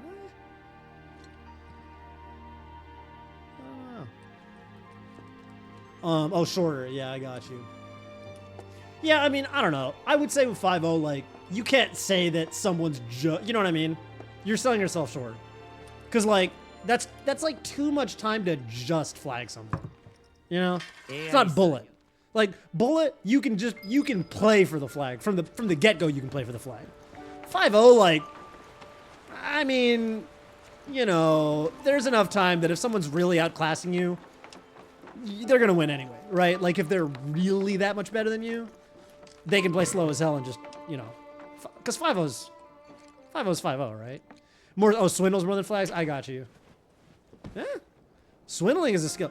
Say what you will about dirty flagging. Like, people kind of hate on flagging. When I say people, I mean, you know, not me, but people kind of talk shit on flagging. Like, you know, it's not the honorable way to win. Swindling is that's a real skill. I think, yeah, you got to be tricky. That's like a real, like, being resourceful. That's like a real thing. They say that about the top players. You know, people talk about Hikaru like that. People talk about Gukesh like that. People just say Kramnik when you say true. Kramnik and his ilk. Let's put it that way. But, you know, swindling, like, being resourceful, like, that's just part of chess. Like, you can't hate on being resourceful.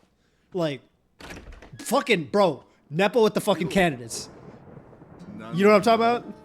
Hey, what up? Hey, yo, I was just talking about that shit with Karen Day. Are you going to Singapore? Listen, because I got family in Singapore, and I need to do a Singapore trip. If we go, I will definitely take you out. If you go, that will increase my odds of going by a lot. And I will say it's a pretty good place to visit because everyone speaks English and the food's fucking good and there's nightlife. And we will go out. Okay, I need to hit you up off stream because there's one factor that's playing into whether I go or not that has to do with basically like just family shit. I'll hit you up off stream. I'll just Discord message you after this, and I'll basically tell you where I'm at. I would say pretty fucking good chance I'm going though. And yeah. Especially if you guys are doing something, then I'm gonna hell yeah. Yo, Moist Dad, we going, bro? Just say Kramnik when you say people. Eric, that's a. I was just telling Moistad that he was selling himself short. He was saying he's just a dirty flagger. Then he said his swindles more than flags. I was saying Nepo with the candidates. That's a good example of being resourceful. Because I feel like motherfucker was dead lost half the games. Eric said, yeah, that makes sense. I'm missing all this dialogue. The whole reason I wanted to do this chapter was I wanted to see the dialogue. But dude, Nepo was getting cooked every fucking game, bro. And it was classical. So, you know, you cooked over the board. I need to see it, I guess. What's Eddie's rating? A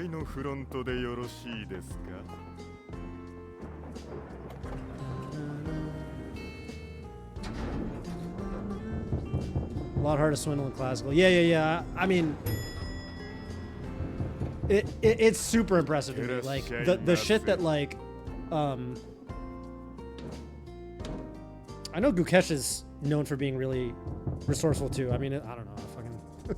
They're all more resourceful than me.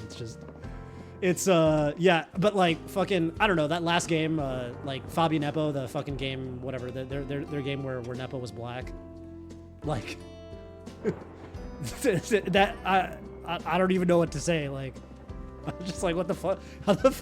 How is he still alive? That, I mean, I don't know. That's just a skill. Like, it's just very, very, very impressive.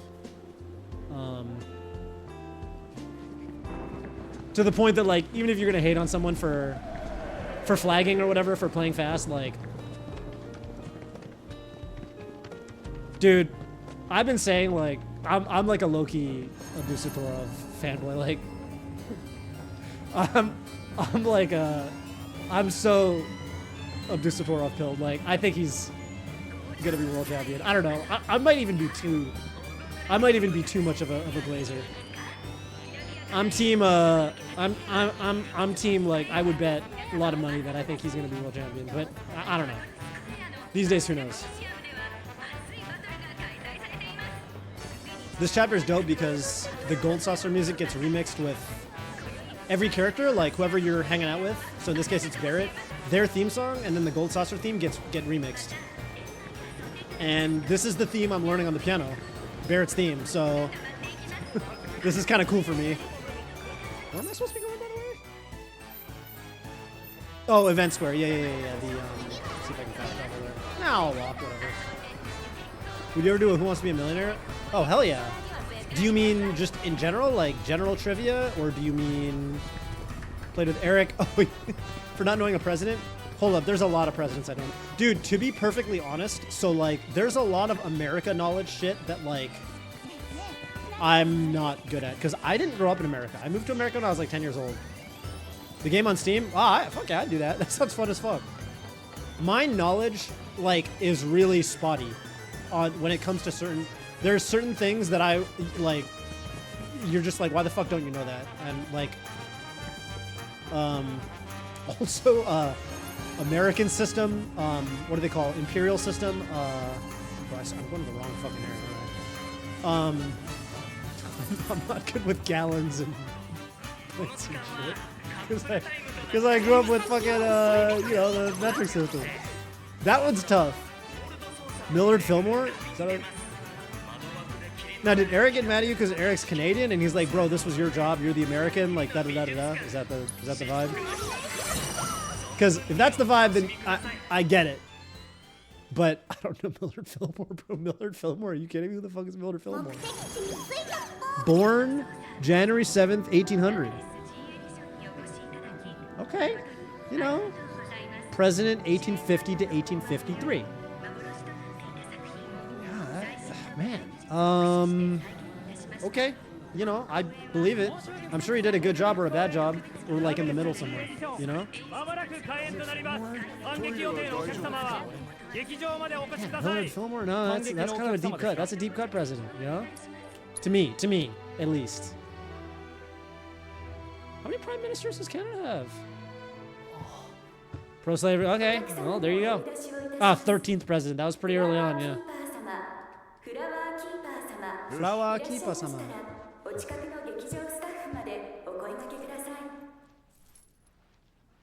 We got the VR.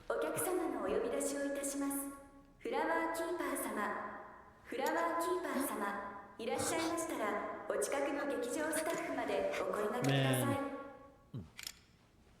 I should do more OTB tournaments. In the Sphere, Las Vegas. No, but I'm gonna be in Vegas in like 2 weeks for Evo. So maybe I'll get a chance to go? I don't know.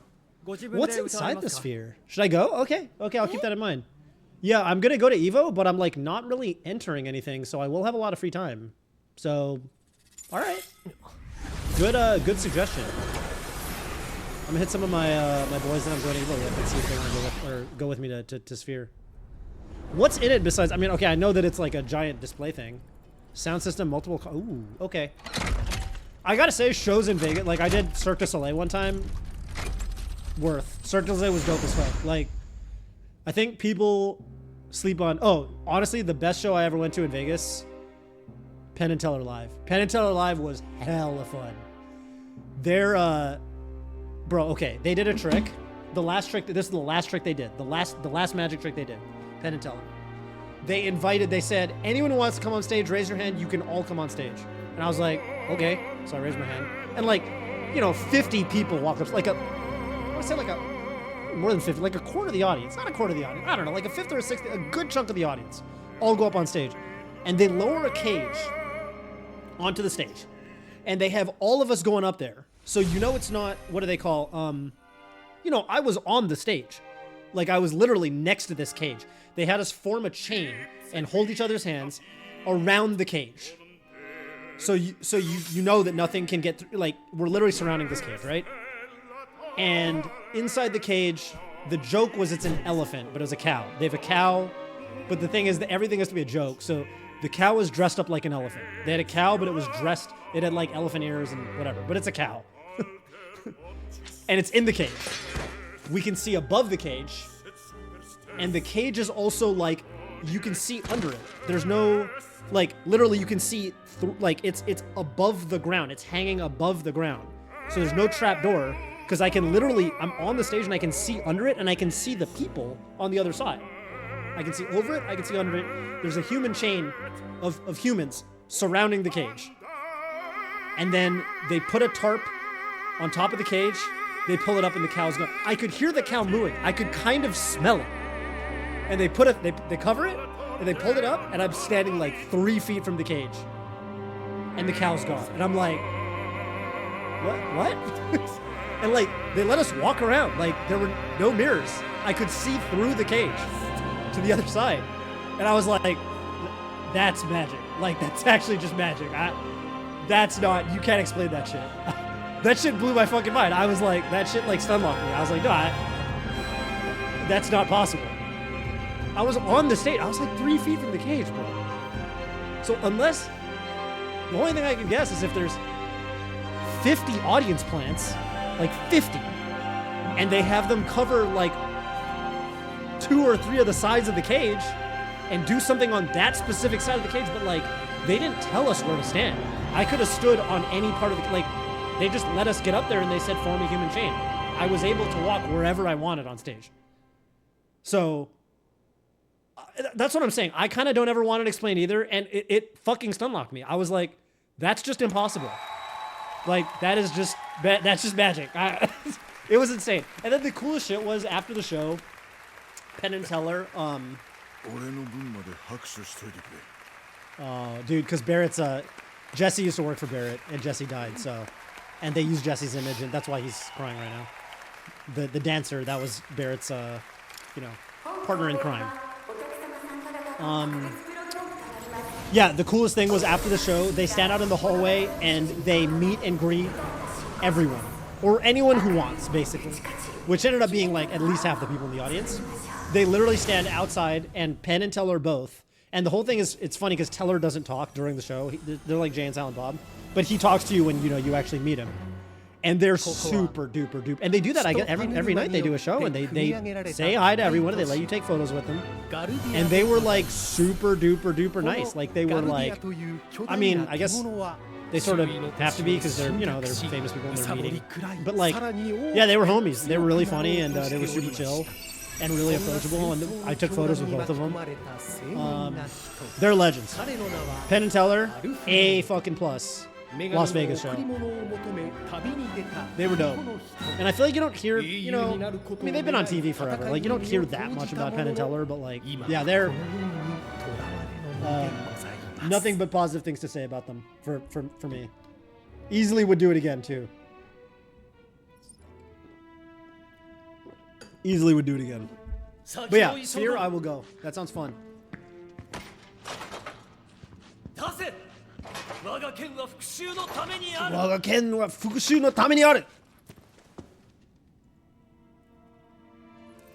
Aerith is the default Rosa. Alfredo. Daijoubu. Loser. Aerith looks the best as Rosa. This character right here, like, she looks the best in this dress. When Tifa and Yuffie wear the dress, they look like they're wearing the Rosa costume, but Aerith just looks like good in it. When I went as a nature dog, it's kind of lame. I feel it. Oh, yeah. Yeah, Evo's what? 19th through the 21st? Yeah, 19th through the 21st I'm gonna be there. Well, 18th through the 21st, because I get in Thursday, so, Yeah, even a nature dog, I mean, even that, like, if it's dope, I would still do it.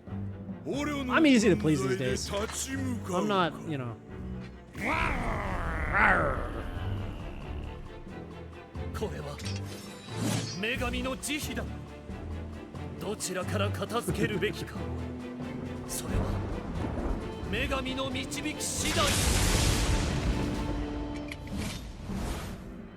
Cool. Let's do Barbados first.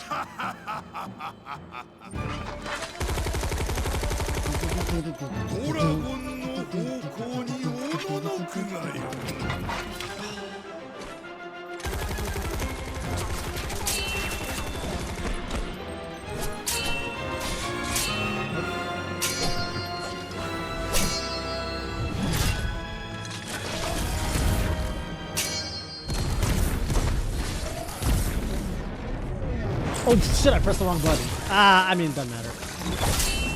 But I feel bad about it.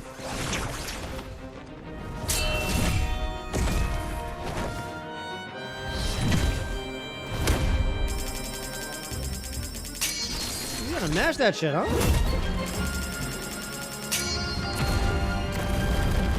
See, that looks like it would hurt. Also, he's shooting with a machine gun. I guess we're in a virtual reality world, so.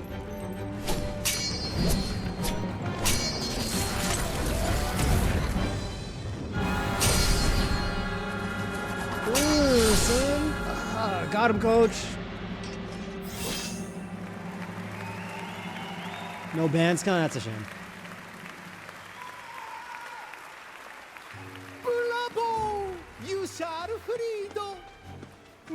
とも艶やかで美しい剣さばきでございました。女神への渇望が彼に力を与えているのでしょうか。これなら英雄と呼ばれる日も遠くはないでしょう。さてと、ごきげんよう、勇者アルフリー。 Dude, Japanese is definitely a very, very, very fun language to speak. 余興に占いでもいかがですかな。今宵は特別な宴。 But kind of a bitch to learn. Japanese is actually a really hard language to learn. 未来とは選択の繰り返しでございます。 I dare say harder than Chinese. 道は分かれ、それらすべてを認め Although they're both very hard. Boba Yubi, what up?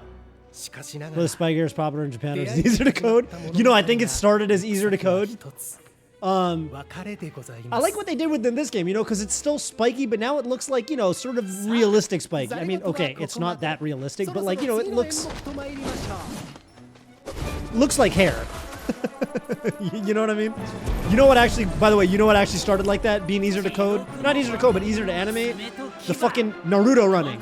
You know, where the ninjas in anime are always running with their arms behind them like that? That actually, I think, did start as being easier to animate, because you don't gotta animate the arms. You know what I'm talking about? I think that is actually a thing. And now it's just iconic. Now it's got a name. Now it's Naruto running. So it's kind of funny how that works.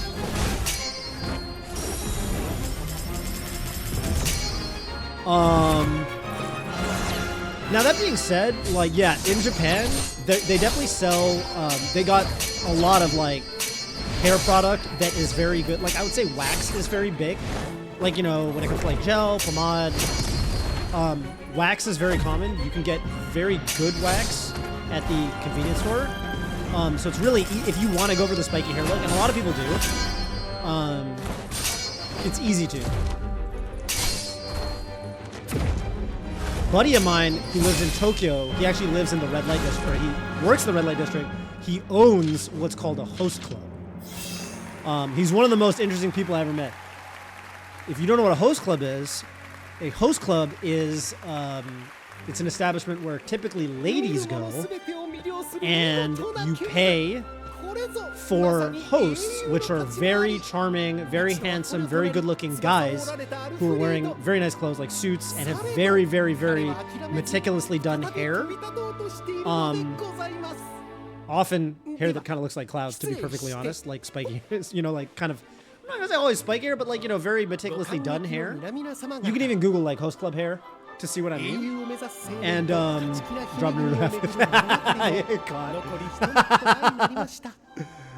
somebody's weeb adjacent.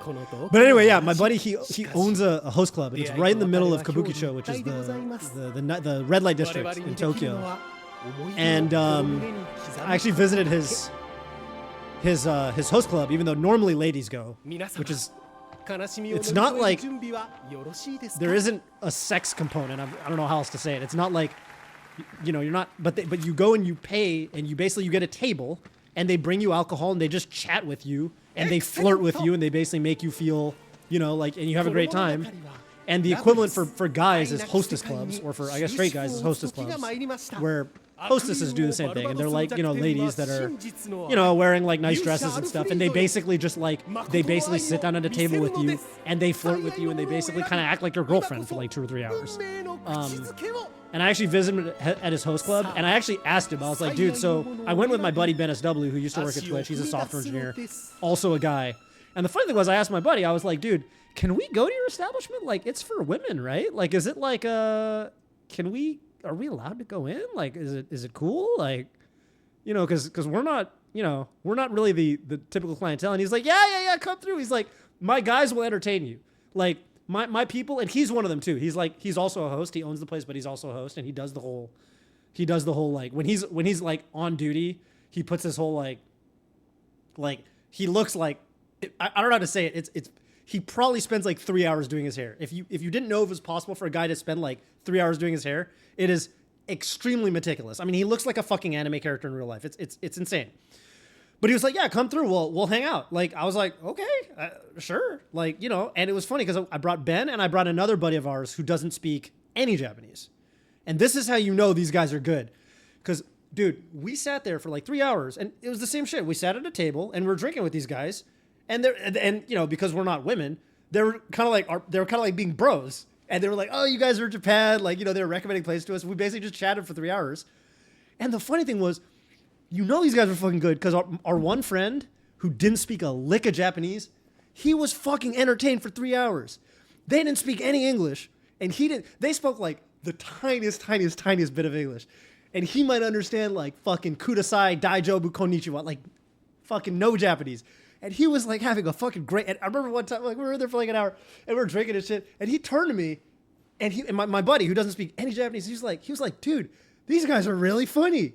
And I was like, yeah. And he was having a great time, even though like he didn't understand anything of what they're like. It was crazy. And like they entertained him conversationally for like 3 hours. And that's what I was like, bro, these guys are fucking pros. Like, I kind of get it now. Like, I get why women would pay for this, even though it's sort of unconventional. Like, usually it's dudes who can't pull who are going to the red light district. But I kind of got it after that. Anyway, after that, my buddy who owns the host club, he also owns another bar, and that bar is open way later. The host club closes at 2. His bar closes at 6 a.m. So then we went to his bar, and we had like a kind of a party at his bar, and he busted out the karaoke machine, and he busted out, I guess it was Smash 4 back then. We played Smash 4 on his laggy TV, and that was really fun too. But what happens if I do Garm? But yeah, that shit was hella fun. Very different. I don't really think I don't think most countries really have some of that. Maybe like South Korea, maybe China, I don't know, but that's like a very uniquely like Asian country kind of thing. Yeah, I think the answer is like very, very, very, very. I think I did ask him how long it takes, and he was like, "Oh, minimum 2 hours." Yeah, it was kind of cool. I was like, "Oh shit."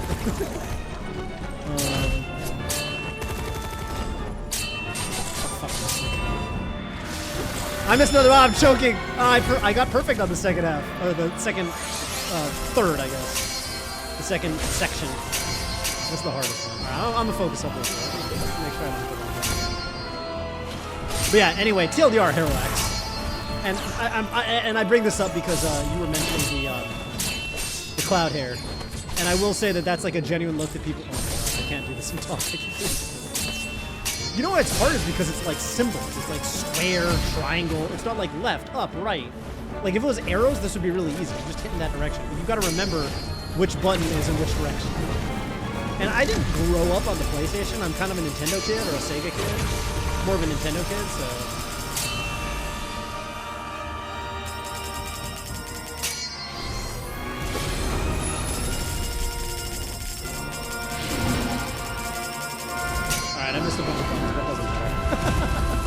We have Hollister, yeah, exactly. No context grounded. That look never trusted. Yeah, that would be dope. That'd be like some nun shit. I think I got like a B. Still an S. Okay, well, they're very generous. I would not have graded my performance there as an S, but hey, I appreciate it. Imagine the QT at foot switches. Yeah, right? I like how she summons Phoenix. Japanese is a cool language. I really enjoy speaking it. People always like Moist. I remember you asked like why do I got the language in Japanese, and I really do like. First of all, I like comparing the voice lines in Japanese to like how they translate them to English. But like I really like the language. Like I think it's a really, really cool language.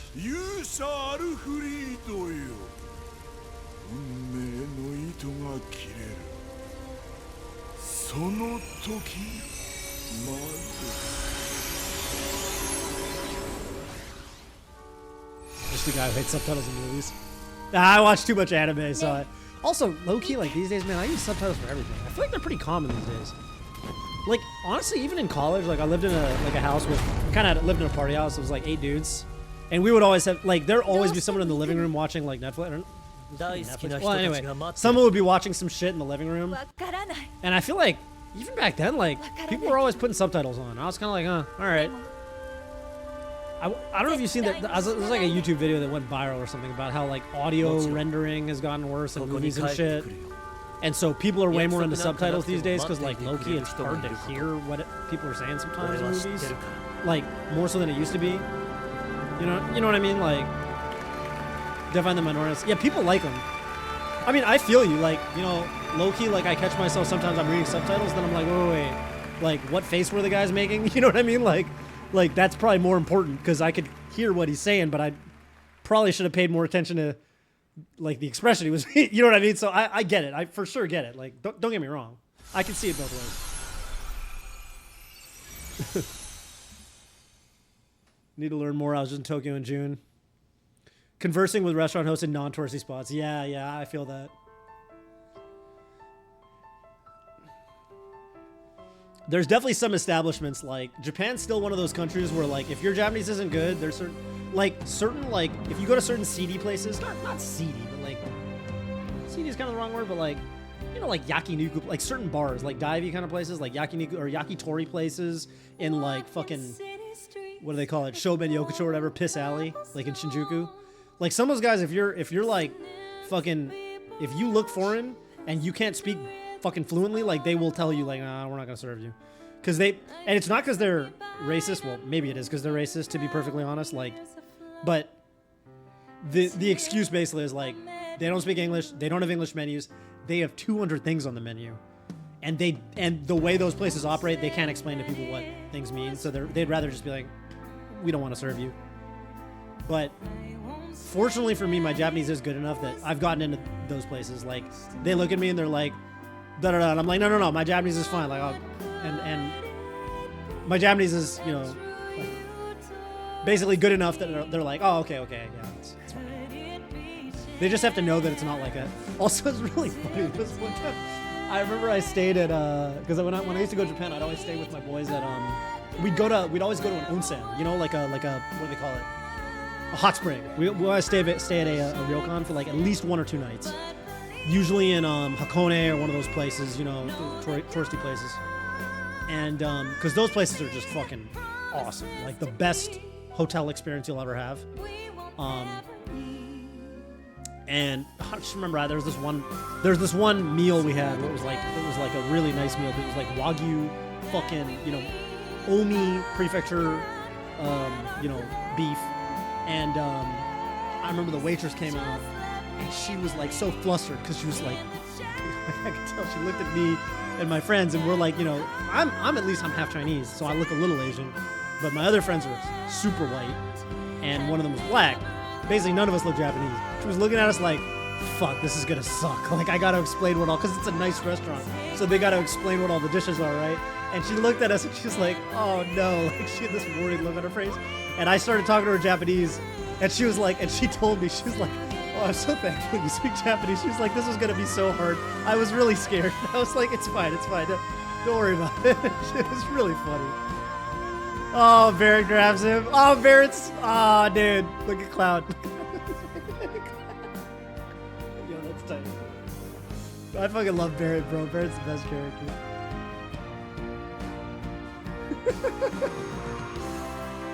This song is dope, by the way. I really like this song.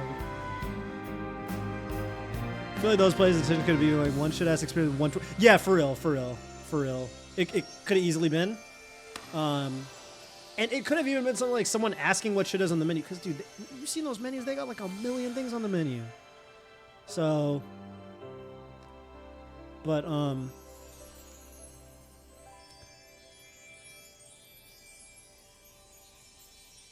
yeah, Japan's like on the border of like, I would say you can definitely go and have a really good time and not speak a lick of the language. That's the cool thing about Singapore is like, Singapore, they just speak English.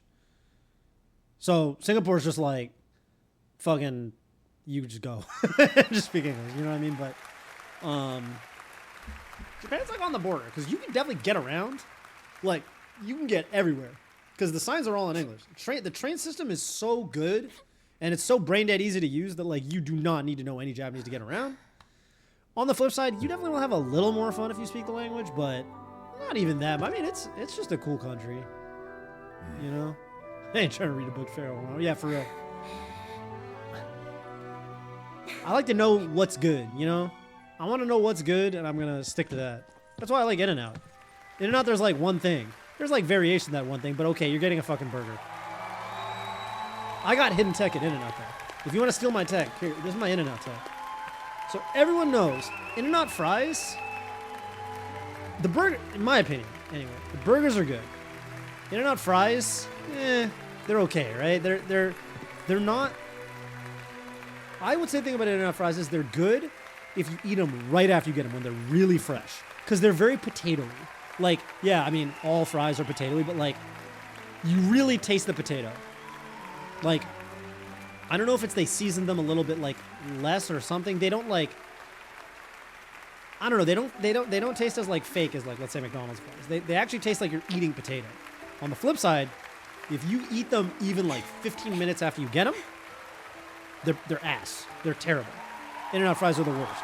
However, what you can do is, if you're getting In-N-Out to go, which I usually do, you get cheese fries. Animal style works for this too, but cheese fries are important. The cheese layer is the important layer because they put 2 pieces, I think it's 2 slices of cheddar cheese on top. What that cheddar cheese does is it locks in all the steam and the vapor. And so when you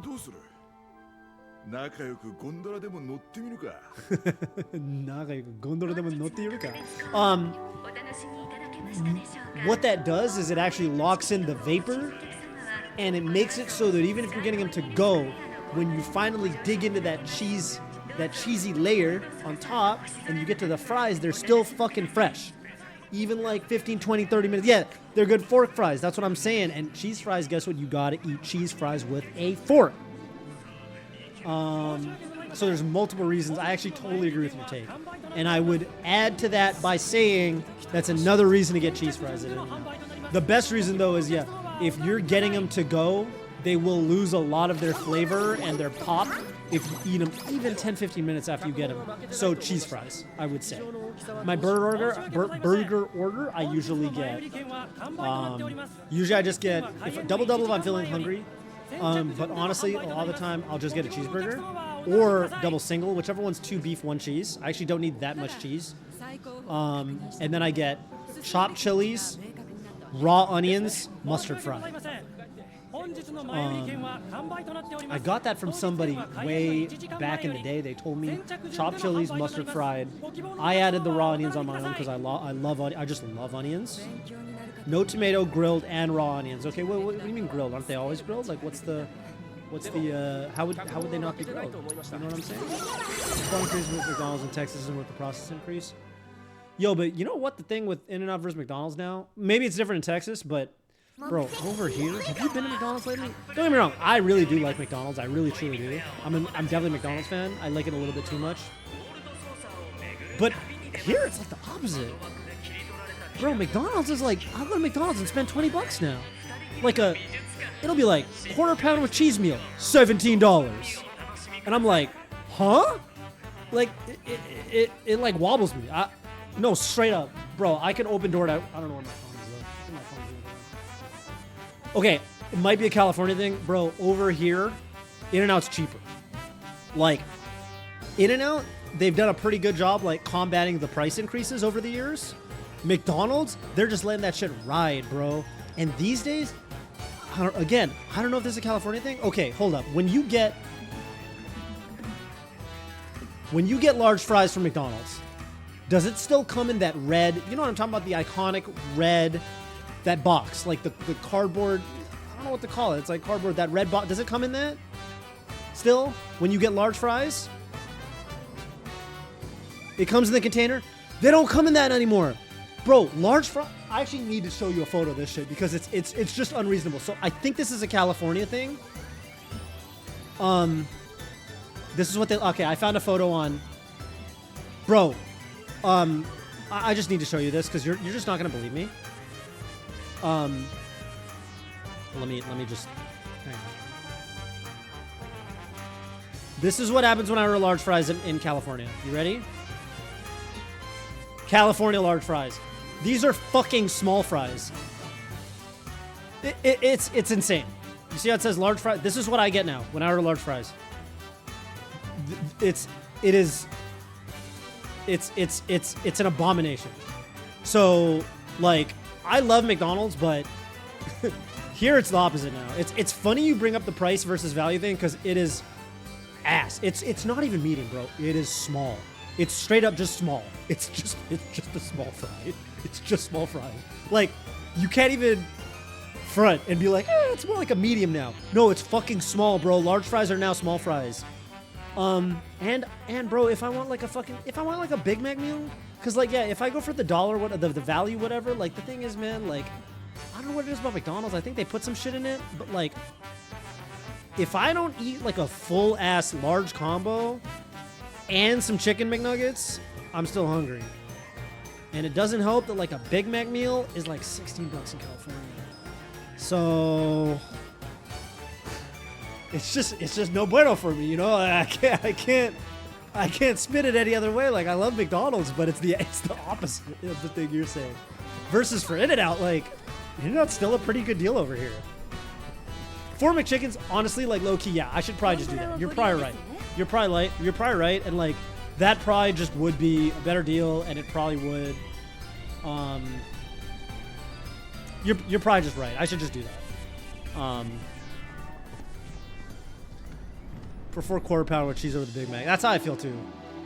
I actually do prefer quarter pounder with cheese over the Big Mac. All right, this is the reason I'm here. The Cloud Bear date, quote unquote. 本当に乗るのか。本当に乗るのか。こん中の方がいくらか静かだ。 Barrett's time. 付き合い。 Dude, Barrett's cool because like Cloud and Barrett like low-key hated Cloud. Like at the start of the first game, Barrett and Cloud like kind of have beef with each other. Not beef, but they're always beefing. They're like squabbling.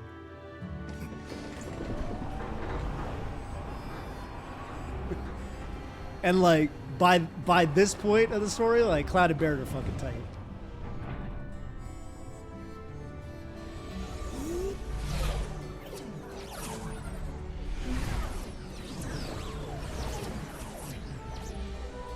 Man, the gold saucer is dope. Oh, don't shoot. Please don't shoot, Barrett. 壊すつもりか。 Cool little detail, you can see he's actually got, that's like my actual material loadout. Like, if I were to go into my menu, like, he's actually got my material, like, equipped in his gun, which is kind of cool. Order through the atmosphere door. Ooh, that's actually a good point. I should do that. Should actually do that. $1 hot and spicy. Man, hot and spices were good too, huh?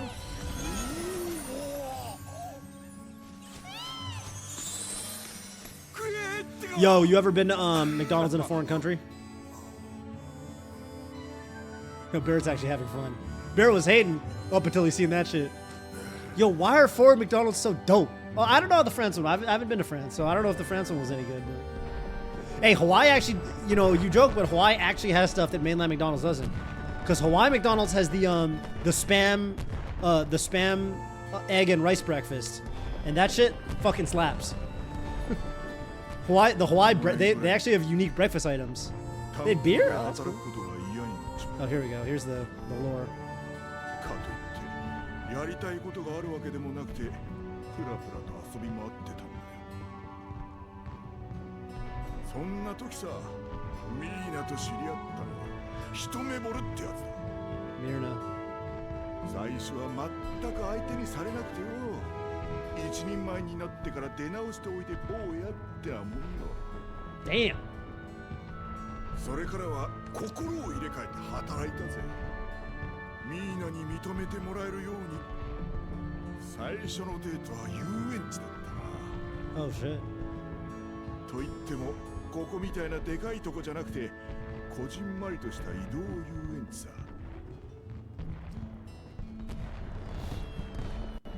木でできたチョコボに乗ってぐるぐる回されてよ。ゲラゲラ笑い。 You don't get to hear about any of this stuff in the original game. They barely introduced Myrna as like a concept, just to give him a sad backstory. His wife died. I should say his wife was killed. 俺の自分語りなんてつまんねえよな。今さら。あんたはいつもそんな感じだ。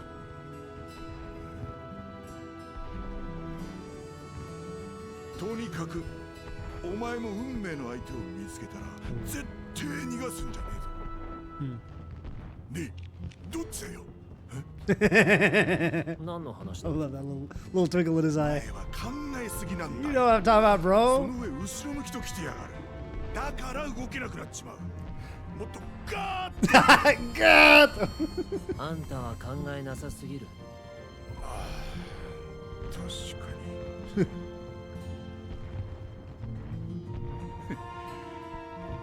俺たちいいコンビかもなかも That little smirk the Cloud had. ただ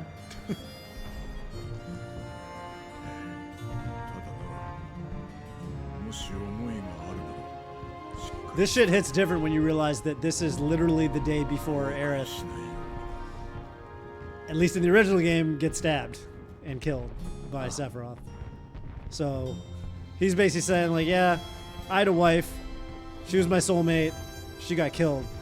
That shit could happen to you, so you got to live every day like it's, you know, your last opportunity to, you know, 話聞い tell てくれて tell her how you あ feel. りがとう And Cloud's like, yeah. I mean, whatever, bro. It'll be fine. And it's like, 明日は no. 思いっきり暴れてやろうぜ Actually, Ah.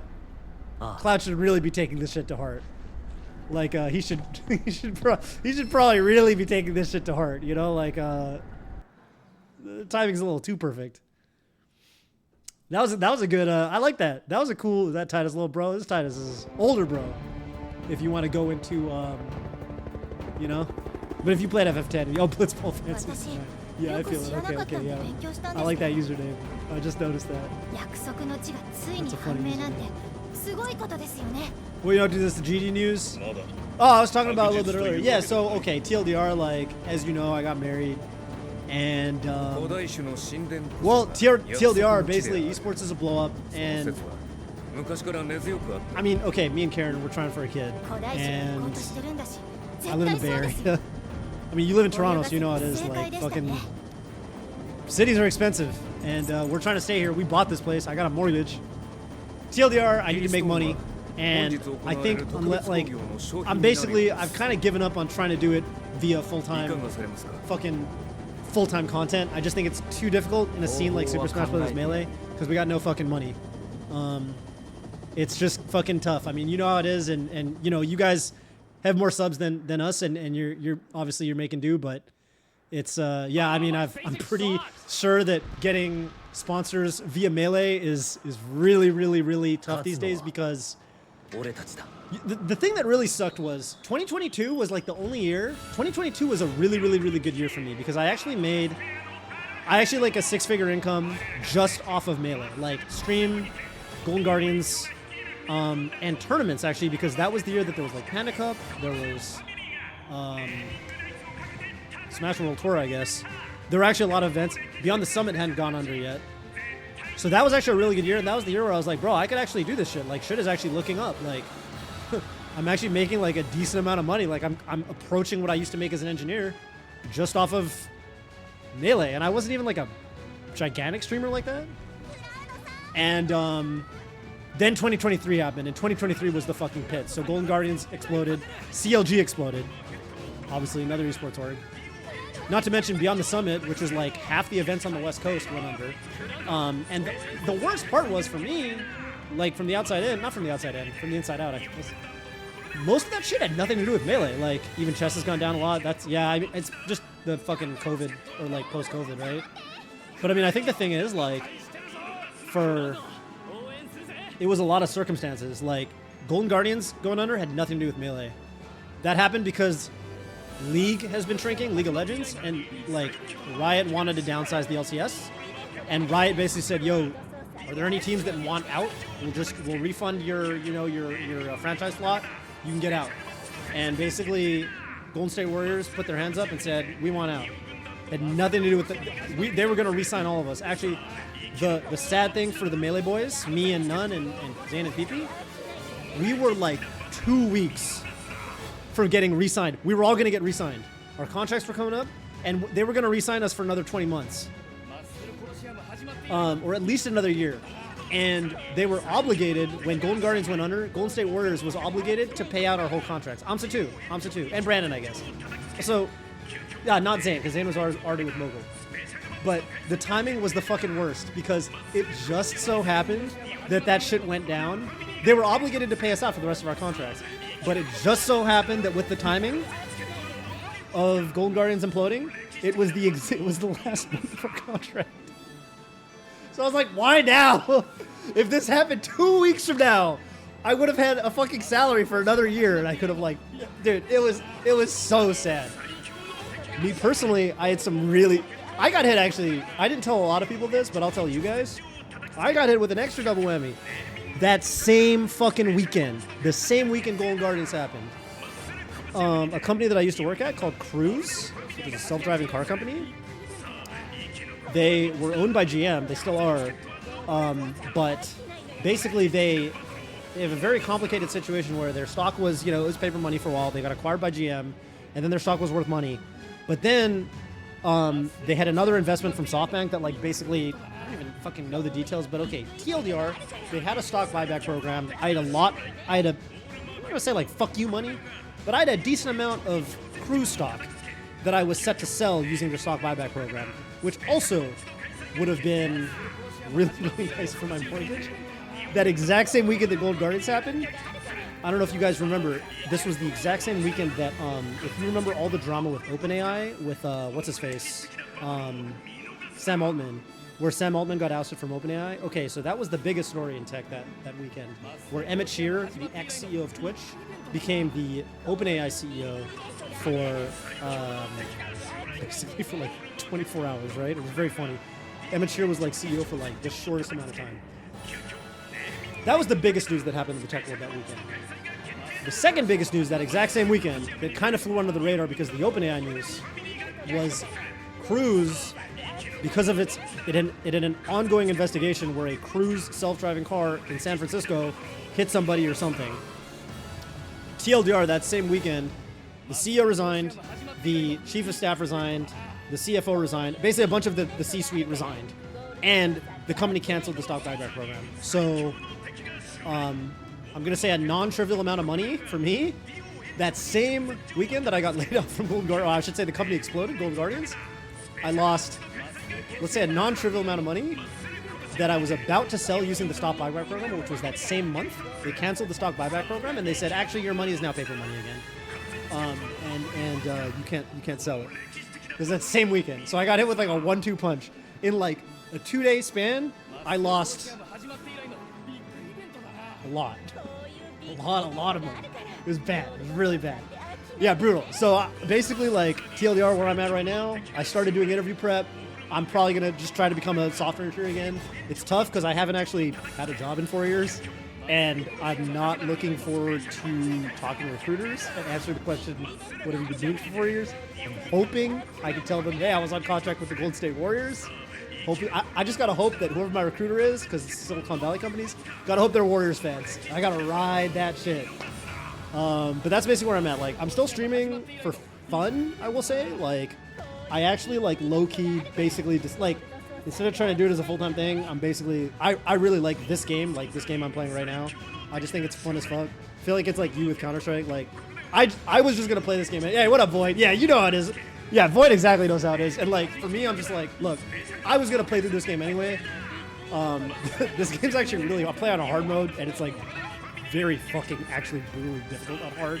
So I was like, well, when I beat these like challenges that I actually have to kind of grind for because they're hard, like it would be cool if it was recorded in some way, shape, or form. So I was like, fuck it, I'll just stream it.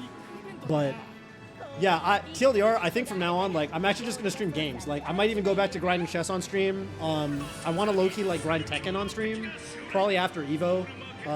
Maybe before Evo's better because then I can enter Evo, but I think I missed the registration. But yeah, I'm just streaming for fun, and I think I'm gonna get a full-time job and be an engineer. But I am still playing a lot of chess, I will say. I won money.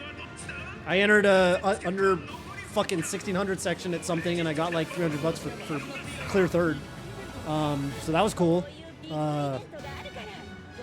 Chess is already paying me more than Melee tournaments. No, I can't say that. I've definitely made more with Melee tournaments, but I feel if I keep entering these under 1600 sections, I could see that changing. Because, oh, also, funny story. I played somebody over the board at the Mechanics Institute who was also, it was also his second tournament. Because I could also tell this guy was way the fuck underrated. Because his USCF was like 1300, but I was like, I was playing him, I was like, bro, this guy's not fucking 1300. Like, so the funny thing was, it's actually ironic because, okay, I guess he didn't do a very good job because I was actually winning out of the opening. I basically, whatever. I was winning out of the opening. I was up in exchange, but basically I was up in exchange.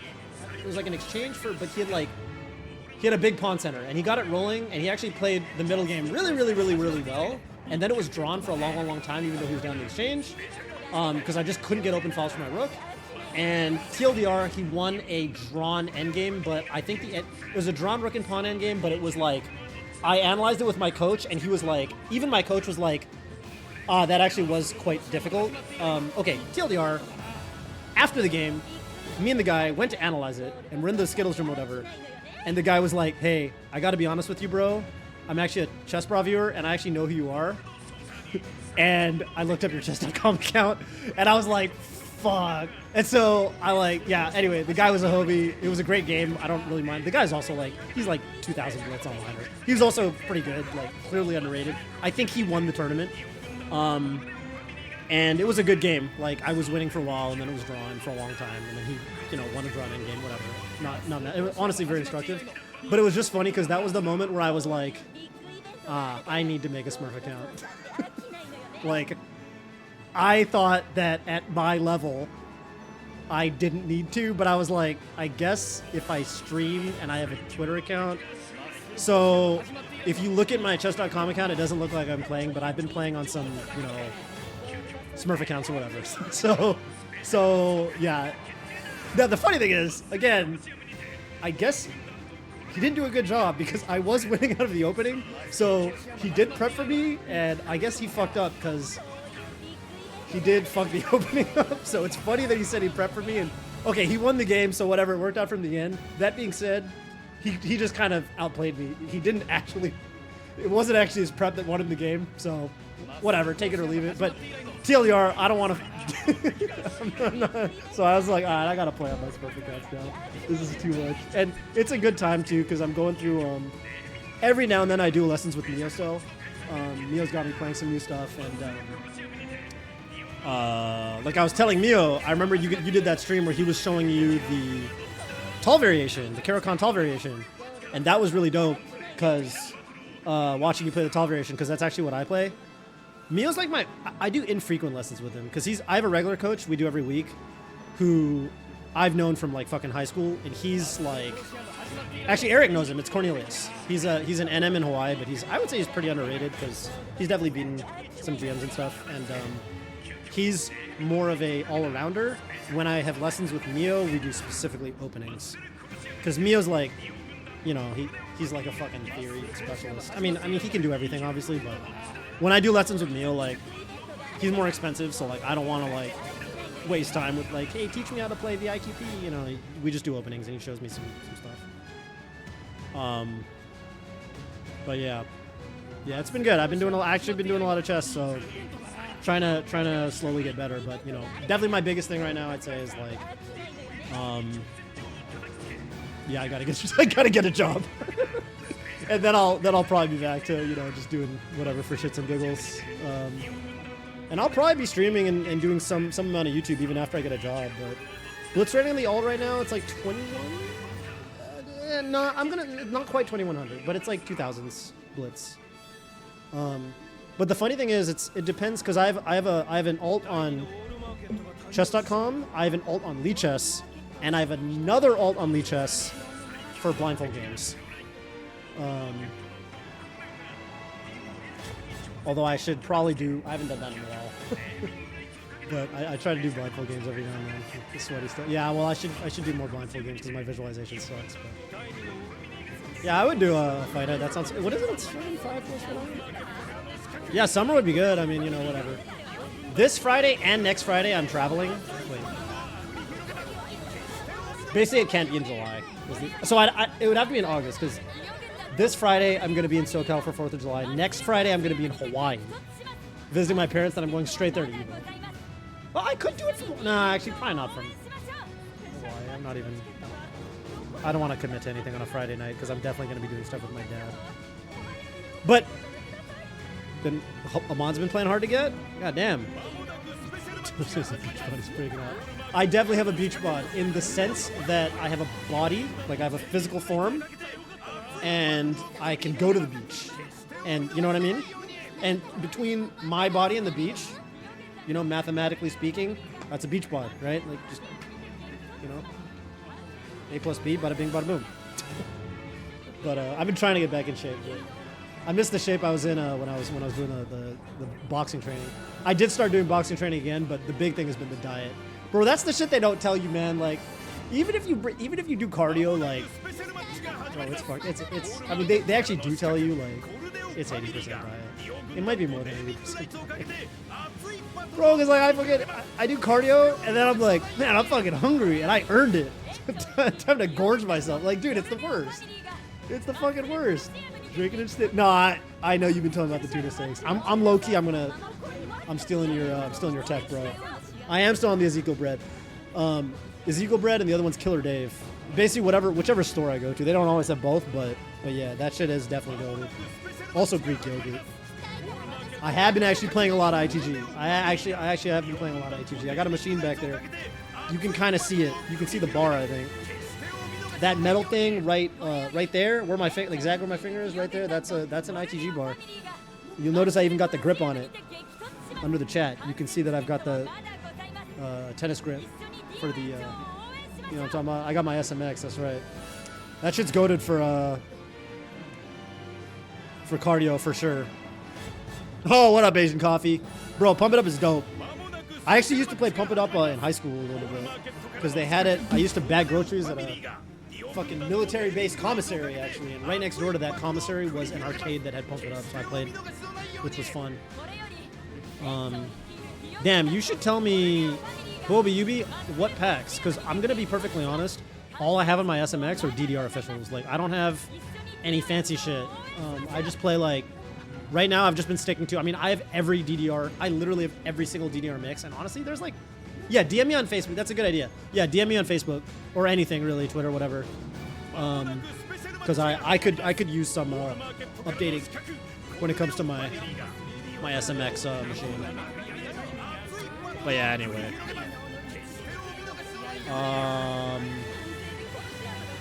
Okay, I think it's getting late. It's 12:30 here, and I streamed for. Honestly, this was dope because I wanted to do this solo SEPHIROTH challenge, and then I got it in like the first hour, which was tight. I wish my man Bonerhole was here. I feel like he's like the one guy that like really appreciates. He knows all the nitty gritty, fucking details, the ins and outs of this game.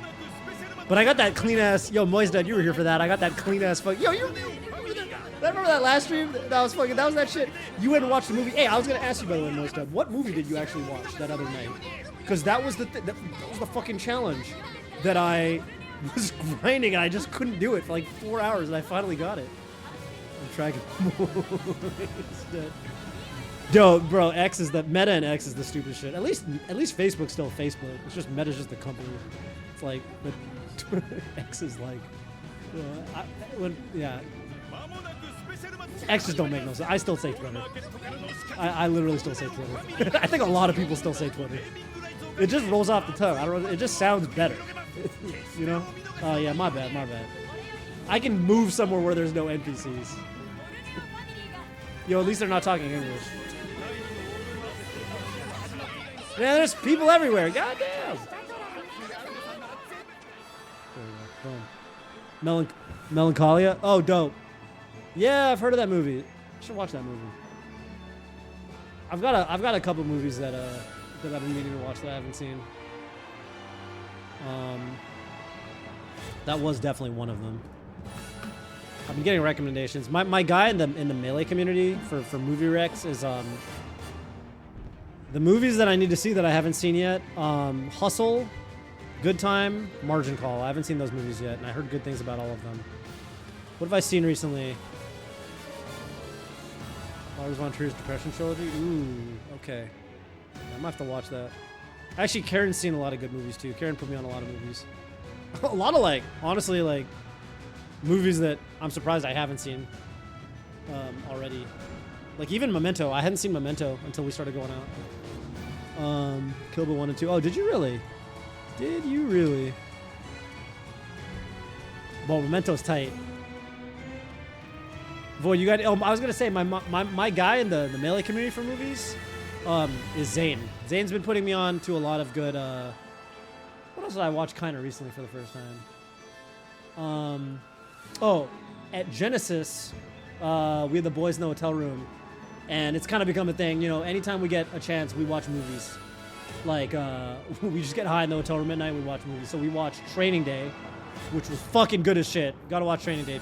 I'm assuming most people... These are also movies that I think probably a lot of people have seen, but if you haven't seen them, Training Day was good as fuck. And then we also watched... Oh, A Few Good Men. And I'd never seen A Few Good Men. And that movie was really good. It, like, makes me feel like... Yeah, I'm definitely... I see why this is a movie. A Few Good Men I should watch 100%. Yeah. And it, like, the way I would describe watching A Few Good Men was like, I watch it and I was like, yeah. That, like, I knew I needed to watch that movie and I'm really happy I did. Like, it's like, you definitely watch it and you're like, yeah, that movie was good as fuck. Like, I see why everyone raves about that movie. It's like a big deal. If you liked A Few Good Men, Time to Kill. Yeah. That was one of the other ones. Yeah, Zane, I think he added that. Yeah, that was a good rec, because I think Zane also told me to watch that at one point. My movie guy. Okay, I will watch Time to Kill soon, most likely.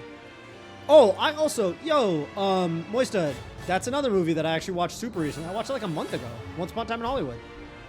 There's only a couple Tarantino movies at this point I haven't seen. That was one of them. So I finally watched Once Upon a Time in Hollywood, which was very enjoyable. I liked it for sure. It was not at all what I was expecting. And I was going to say the one Tarantino movie that I haven't seen is actually Hateful Eight. So you saying it's your favorite so far, that makes me... I'm excited. I'm excited to watch that if you... I mean, okay, I don't know anything about your taste in movies, but... I'm assuming you got good taste because you're watching Melancholy and stuff with Inglourious Basterds. Really good. So, fucking okay. Hateful Eight. That's like actually I was hoping to maybe even watch that like this weekend. So, Sam. I don't know anything about Hateful Eight. I don't know who's in it. Like I don't know the synopsis. The funny thing even about Once Upon a Time in Hollywood. Do you know anything about Once Upon a Time in Hollywood, or you just watched it, Moistad? Or you haven't watched it yet? Do you, I don't know if I should... Maybe I just won't say anything. You're putting it on tonight? And fuck, depending on how late I stay up, I might hop in there. Is that going to be in the sauna or whatever? I'm never in there. Okay.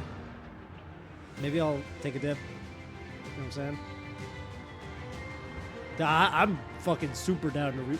Once Upon a Time in Hollywood, I would for sure, especially because I'm probably not going to stay up that late. Like, I'll pop in for, the first half of the movie or whatever until I start getting sleepy.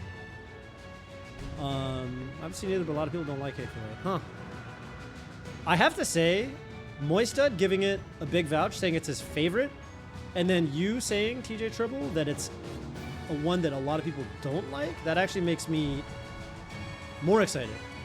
Because I feel like I don't know if I'm, you know what I mean? Like, now I don't know what to expect. I'm kind of excited that I'm excited to see where, if I like it or if I don't like it. You know what I'm saying? Yeah, what is my favorite Tarantino? I mean, probably just Pulp Fiction. I don't know if that makes me basic. I think Pulp Fiction's fucking really good. I would probably just say Pulp Fiction and maybe Reservoir Dogs. But gun to my head, I would just say Pulp Fiction. I don't know. Maybe that's the basic answer. What's your favorite, Eric? Sam Jackson, a good performance in Hateful Eight. Sam Jackson's got a legendary performance. Have you seen Pulp Fiction, right? I mean, Pulp Fiction's like, it's probably, I sort of assume if you polled just a million random people,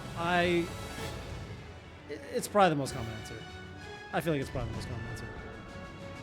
Yeah, okay. I feel that. All right, I think I'm gonna end stream But if you guys are gonna be in the sauna, I might pop in. I'll keep an eye on it. And yeah, I'm gonna go see what Karen's up to, and I'm gonna make myself a drink. And I'll probably be up like another hour or two at least. So we'll see. Okay. Who plays that guy? Marcellus Wallace, actually.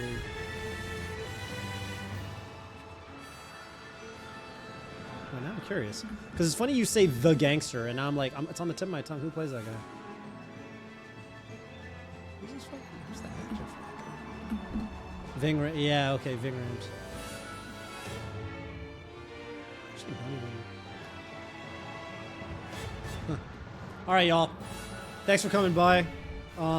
Eric, I'll also hit you up about Singapore. Because Kill Bill, the Uma Thurman feat shots. Yo, what up, Void? Void, by the way, I gotta update you, Void, just before I end. Void, I just want you to know that night you popped by, you didn't see the end of it. One try after that, I got the solo Cloud. Tonight, I got solo Sephiroth pretty quick. And then I got an Aatrox raid. And then the Aatrox raid, I was about to end because I got solo Sephiroth pretty quick. Turns out Sephiroth is pretty broken. TLDR, I'm just going to summarize it for you. Sephiroth, broken in every way except damage. Because you can't give him Genji gloves, so he can't break the damage limit, so you can get a little creative. But, so his DPS is a little low, which means you can't just, like, stagger the enemy and then nuke the shit out of them. You gotta, like, play the game a little more. But the funny thing is, the two hardest fights, Bahamut and Odin, way easier with Sephiroth. The earlier fights where you, like, need to strat the enemy and, like, dodge their cheese and then nuke them in the DPS window, those are way harder with Sephiroth than Cloud. Okay, TLDR. Finish the Sephiroth one really quick. Then I got an Aatrox raid. And they were like, oh, do something for us, blah, blah, blah. So I was like, all right, since I just did solo Sephiroth, I'll do solo Cloud. And I fucking had the cleanest solo Cloud run. Like, bro, I can't even explain to you how... And I was explaining to them, because they, you know, most of them were just fucking randos from Aatrox stream. And like, bro, it was the cleanest shit. Like, you would have been so proud of me, bro. I fucking parried everything. Just the most pristine fucking gameplay. And I just fucking one-take jaked it. Unbelievable stuff. Unbelievable. I don't even know what to say. I just want you to know that because you're a God gamer, and I feel like I want to share my God gamer moment with a fellow God gamer. So I just want you to know that, Void. But anyway, wish you were here for that. Yeah, dude, it was dope. It was dope. I will save the VOD if you ever want. If you ever have nothing to do for 20 minutes and you want to. I do plan on highlighting it.